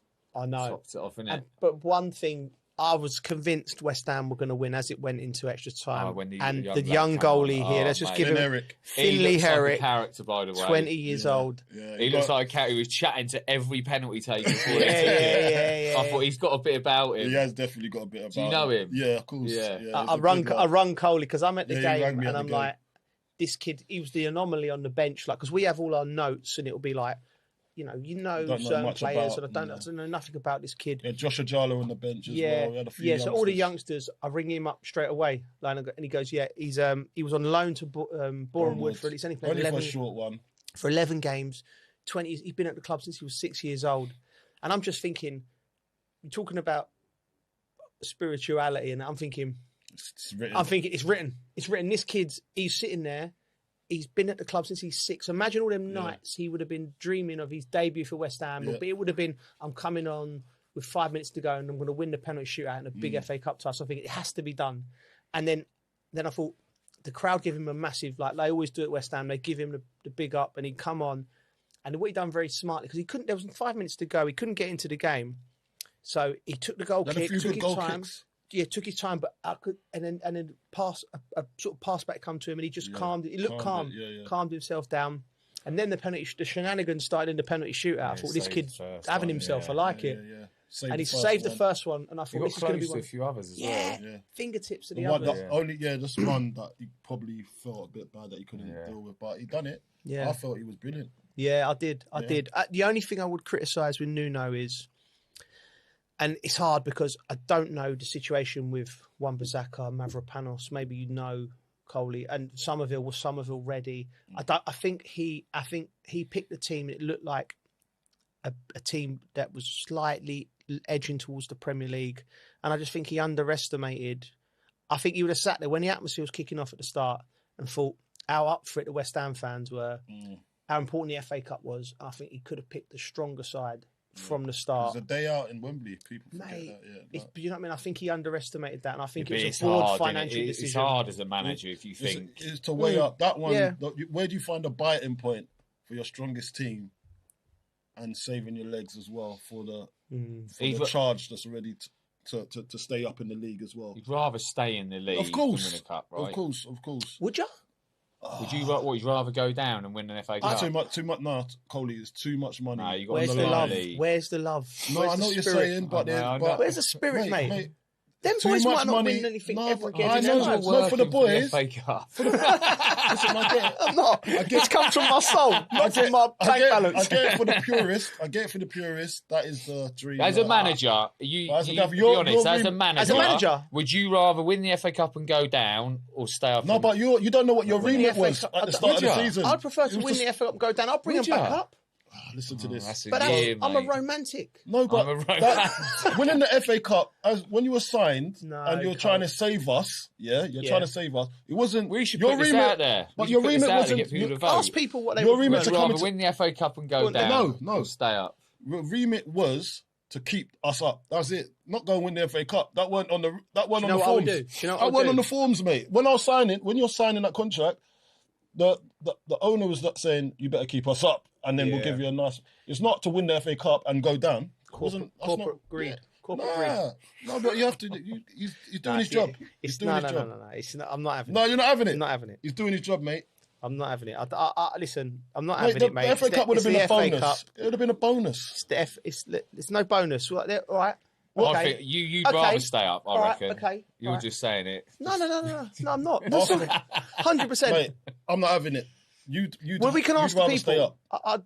Because if West Ham go down, they'll come straight back up. Money comes and goes. I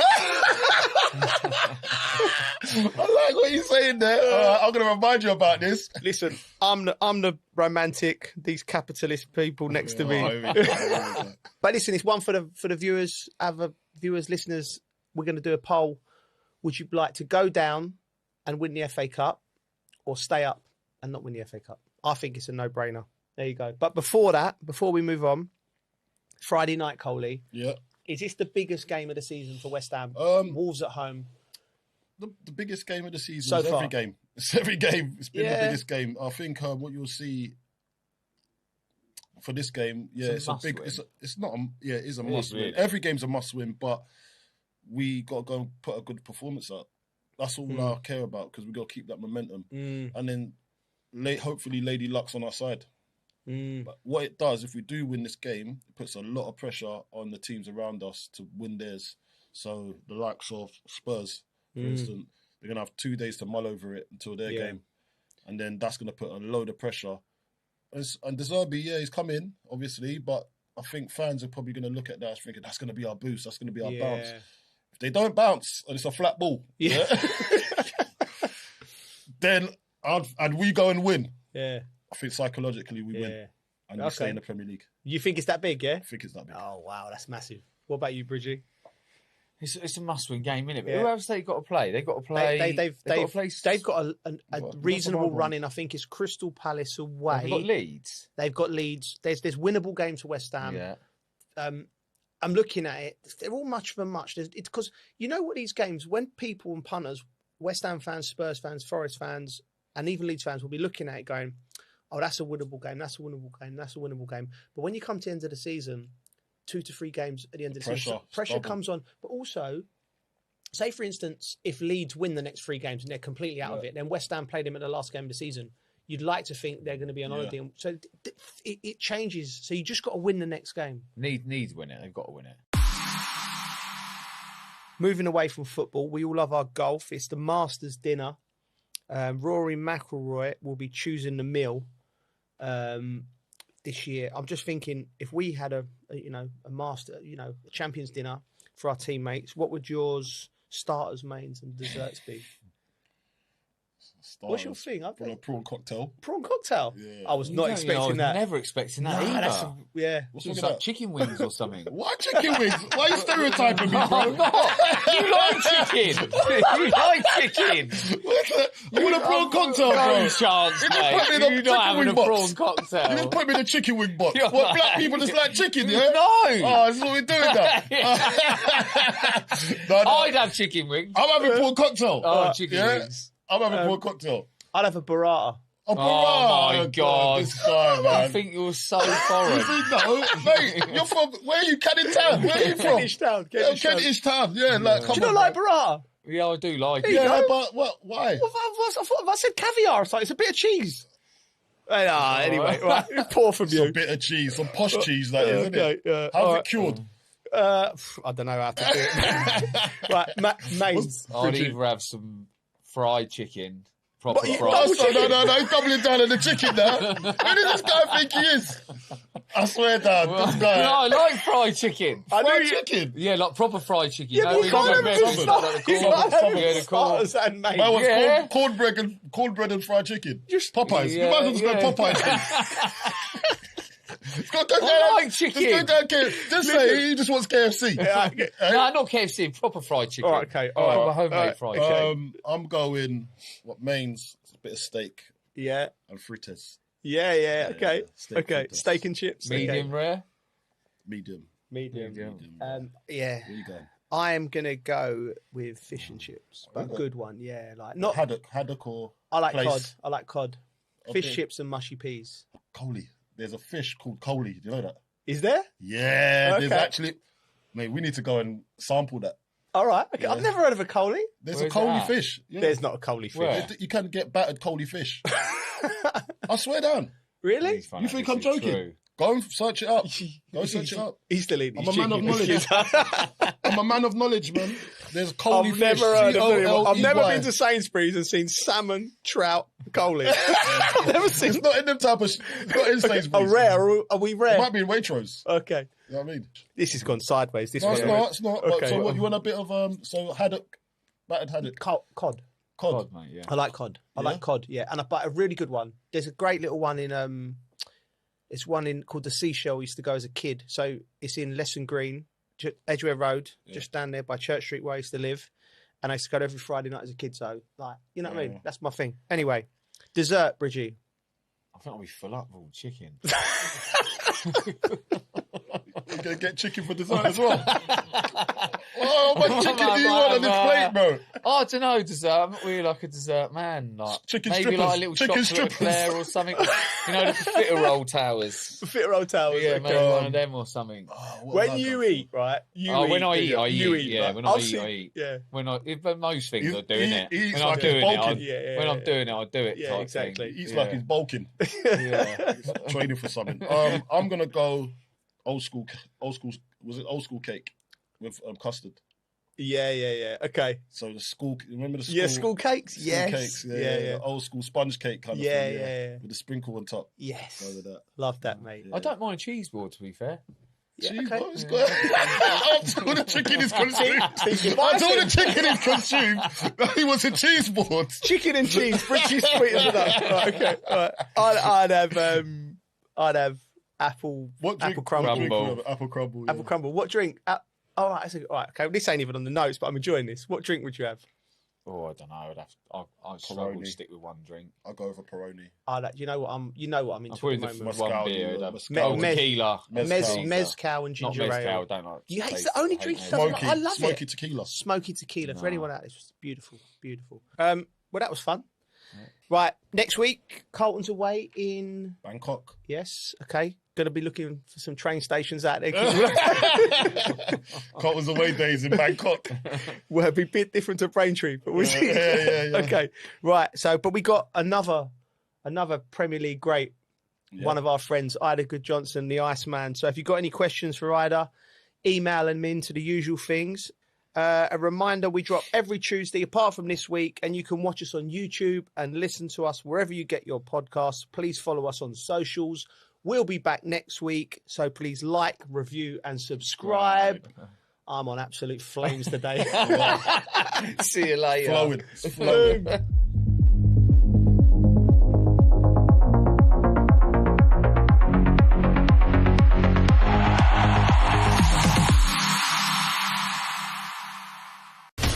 From the White House to Gaza, Kiev to Beijing, elections, economics and the environment compete with conflicts and other complex issues for our attention.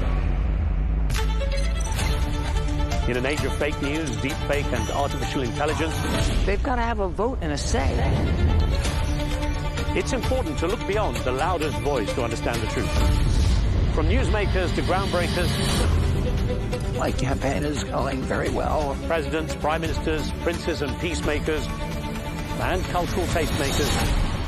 As Arabs, as Middle Eastern, we're too emotional. Join me on The Riz Khan Show for empowering conversation.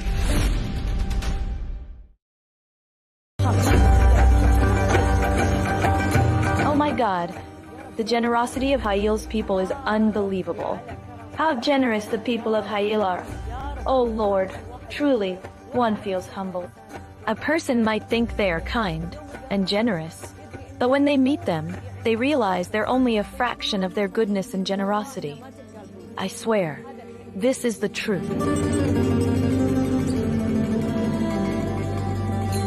Our journey through Saudi Arabia continues, and this time it takes us to the northwest. Today's city has been historically home to the tribes of Udaid Tamad and Iram, followed by the Tay and Abbasids. Geographically, it contains the two largest mountains, Ajay and Salma, as well as the Great Nafud Desert. Regionally, it is the 7th largest region in Saudi Arabia. Its climate is mild in summer and cold in winter. Welcome to the Bride of the North and its gateway, Hayil. They say if you truly want to know a city, you must walk its streets, talk to its people, and eat their local food. Like today, we started our journey at the markets. This market opens at 8:00 a.m. and closes near noon, then reopens in the afternoon. Here we have the famous bars and market, offering women's clothing, gold, fabrics, and everything men and women need. On the left is the traditional market, filled with traditional sweets, aromatic herbs, many local products, and the famous spices of Hayil. Let's explore and pick up some souvenirs.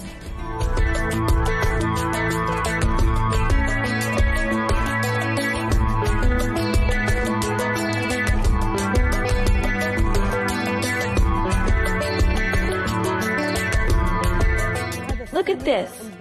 This traditional ghee is still sold in the same old leather container.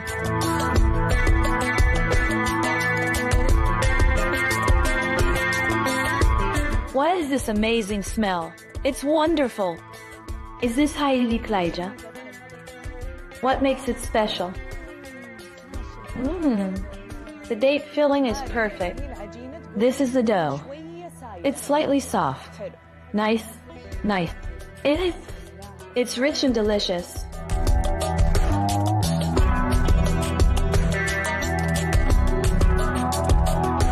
It's very soft, more like bread than a cookie. I expected it to be a bit stiff. It's wonderful. The smell of happiness and the taste of joy. Thank you, Mother Bader.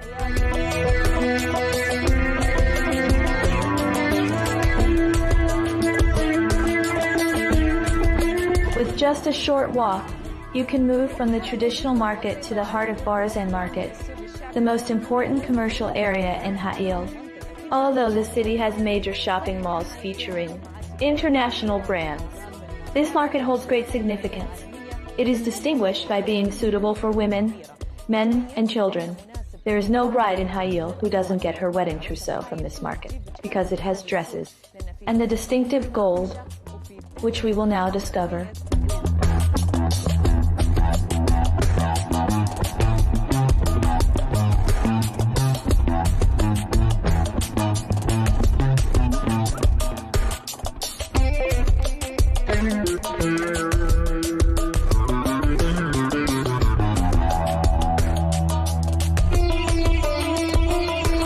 Imagine how one can wear the traditional rash gold adornment. I experienced that myself 17 years ago. But honestly, I don't even know what came over me. I sold it thinking I wanted new styles, especially since this is something you wear only once in a lifetime, at weddings and special occasions. Now, after all these years, I admit I was foolish. A woman should never let go of her wedding jewelry or bridal set, unless absolutely necessary. What do you think? On the contrary, what you said is logical and absolutely right. Though it's both beauty and treasure, gold is known to be both beauty and treasure. That's what we used to call rash gold adornment.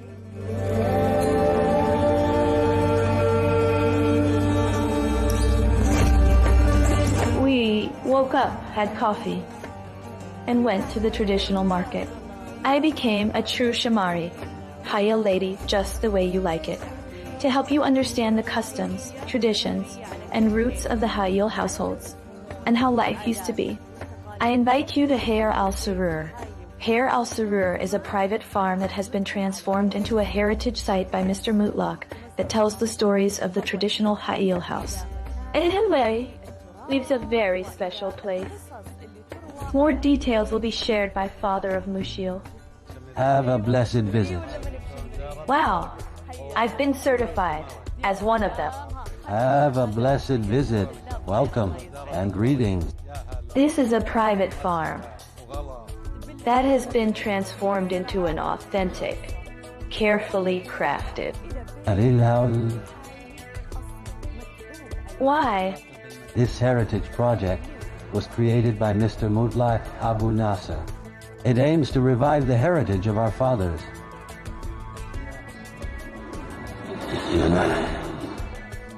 And grandfathers, while preserving their legacy. Therefore, we have recreated everything that once existed in a single village. It includes schools. This is the mother, the lady of the house. This is our mother's kitchen. It includes all traditional arts and daily life scenes. We are now in Al-Buzai'i neighborhood. What is it? Al-Buzai'i neighborhood includes several families living as cooperative neighbors, helping one another, and often going out together into the desert. In other words, this neighborhood contains those families. It resembles what we now call a compound. Yes, exactly. Here are the children, boys riding bicycles, and girls playing Al-Hada. Do you know it? I think they throw a stone, and then you have to jump over it. This is the one waiting for the questions. When this ends, this is a mother. She has just come from the market, bringing necessities and items. Perhaps she has a celebration tomorrow or other plans. She has brought a few things for her home. Beautiful. Of course, this is the neighborhood. This is one family's house. This is another family's house. And another one there. This is the neighborhood we call the neighborhood. This is where the elderly man sits. Or let's say the neighborhood supervisor. Or at the time, the mayor. Don't you have a mayor? In the past, the elder used to take that role. They sit here, to bask in the sun during winter. To get their vitamin D. Yes, they get vitamin D for free. How wonderful. Free of charge. Such an expensive embodiment. Why, dear people? Is the entrance free? It requires maintenance, restoration, and care. I want to tell you something. Please, Don't let material concerns cross your mind. We pay the expenses out of our own pockets to bring happiness to people. Through this, we have built friendships and relationships with people inside the region, from outside the region, and even from beyond the kingdom of Saudi Arabia.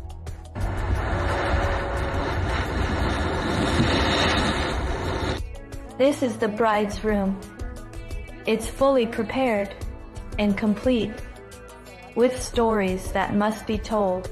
Here the wedding or the marriage contract takes place on the same night as the wedding, not a week before. The groom arrives accompanied by his relatives, and the mosque's imam officiates and writes the marriage contract. They gather here, and sometimes embarrassing situations happen, and expensive requests are made, but the groom barely has the chance to speak or refuse anything.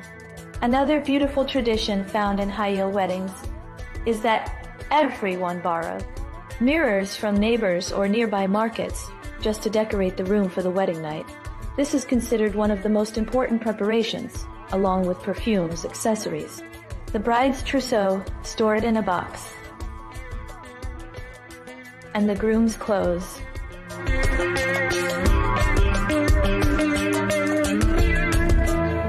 Our historical fort lies in the heart of the city of Hayil. It was built at the beginning of the 13th Hijri century for protection, fortification, and to monitor the trade route of merchants who visited Hayil long ago. It boasts a very distinctive view. You can see the city, the farms, and enjoy the most beautiful panoramas. From a fortification standpoint, it contains 30 watchtowers, and its elevation is around 650 meters.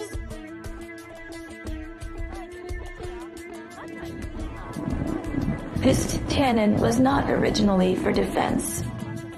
Until quite recently, about 18 years ago, it was still in use.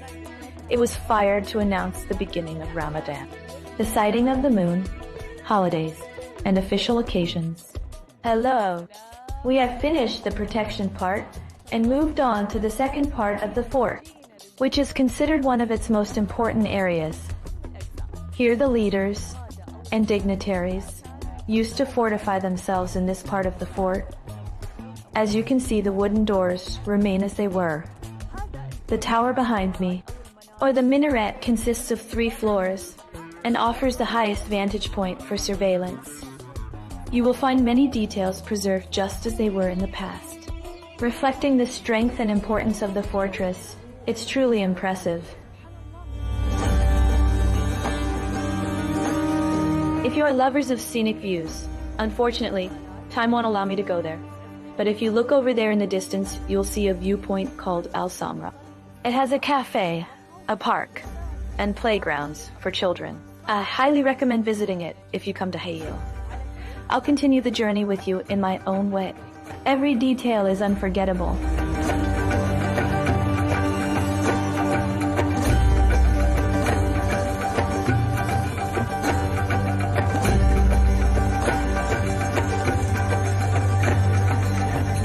Is it possible, my friends, to fall in love with the city from the very first day of visiting it?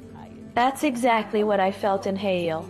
From the moment I entered the town, I was welcomed with generosity, hospitality, kind words, and warm expression like Yabad Hay, a phrase that brings life back to the soul.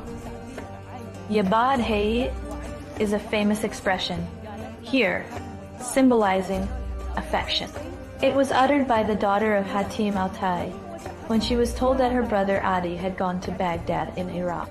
It's similar to how people in the Levant say Taborni, but this is how it's said in Saudi Arabia.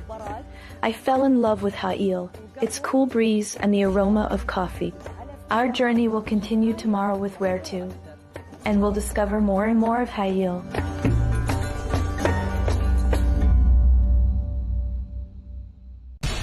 We have to take care of our people, and we're going to take care of our people first.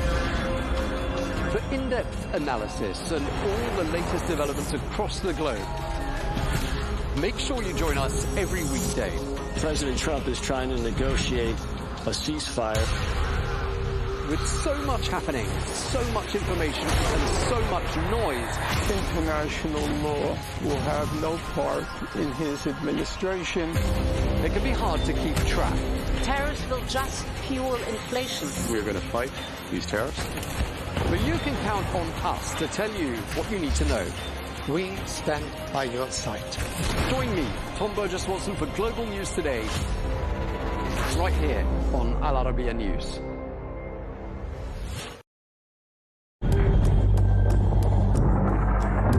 What are the scenarios for an end to this war? Deal, deadlock, or something worse? President Trump has made his stance clear. He's rejected negotiations unless Iran surrenders unconditionally, and he's left open the possibility of U.S. ground troops. His message has been maximum pressure first, any deal comes later. Iran's government has pushed back just as strongly. President Masoud Pezeshkian rejected the idea of unconditional surrender, calling it a dream, and said Iran would not back down. So politically, both sides are talking about very different endgames. So here's what could happen next. First, a negotiated pause. Leaders could agree to stop large-scale fighting without a full surrender on either side. If regional pressure and back-channel diplomacy intensify, a ceasefire deal becomes possible. Not full peace, but a stop to major strikes. Markets have already reacted at times to hopes of diplomacy. Second, a longer drawn-out conflict. Neither side looks ready to step away. Trump has signaled operations could continue for weeks, while Iranian officials say they're prepared for a prolonged confrontation. That points to cycles of strikes and counterstrikes with no decisive ending. A slow grind rather than a quick finish. Third, de-escalation under pressure. Wars sometimes fade when the cost becomes too high, politically, economically, and militarily. If regional stability and global markets take heavier hits, leaders could shift toward limiting the conflict. And last, wider escalation. The riskiest path. More countries or armed groups get pulled in, making the war harder to contain and harder to end. So the short answer is there's no clear finish line right now. The most realistic paths are a negotiated pause, a drawn-out war of attrition, or escalation that complicates any peace effort. And what matters most is simple: what leaders are willing to compromise on and what they consider a win worth stopping for.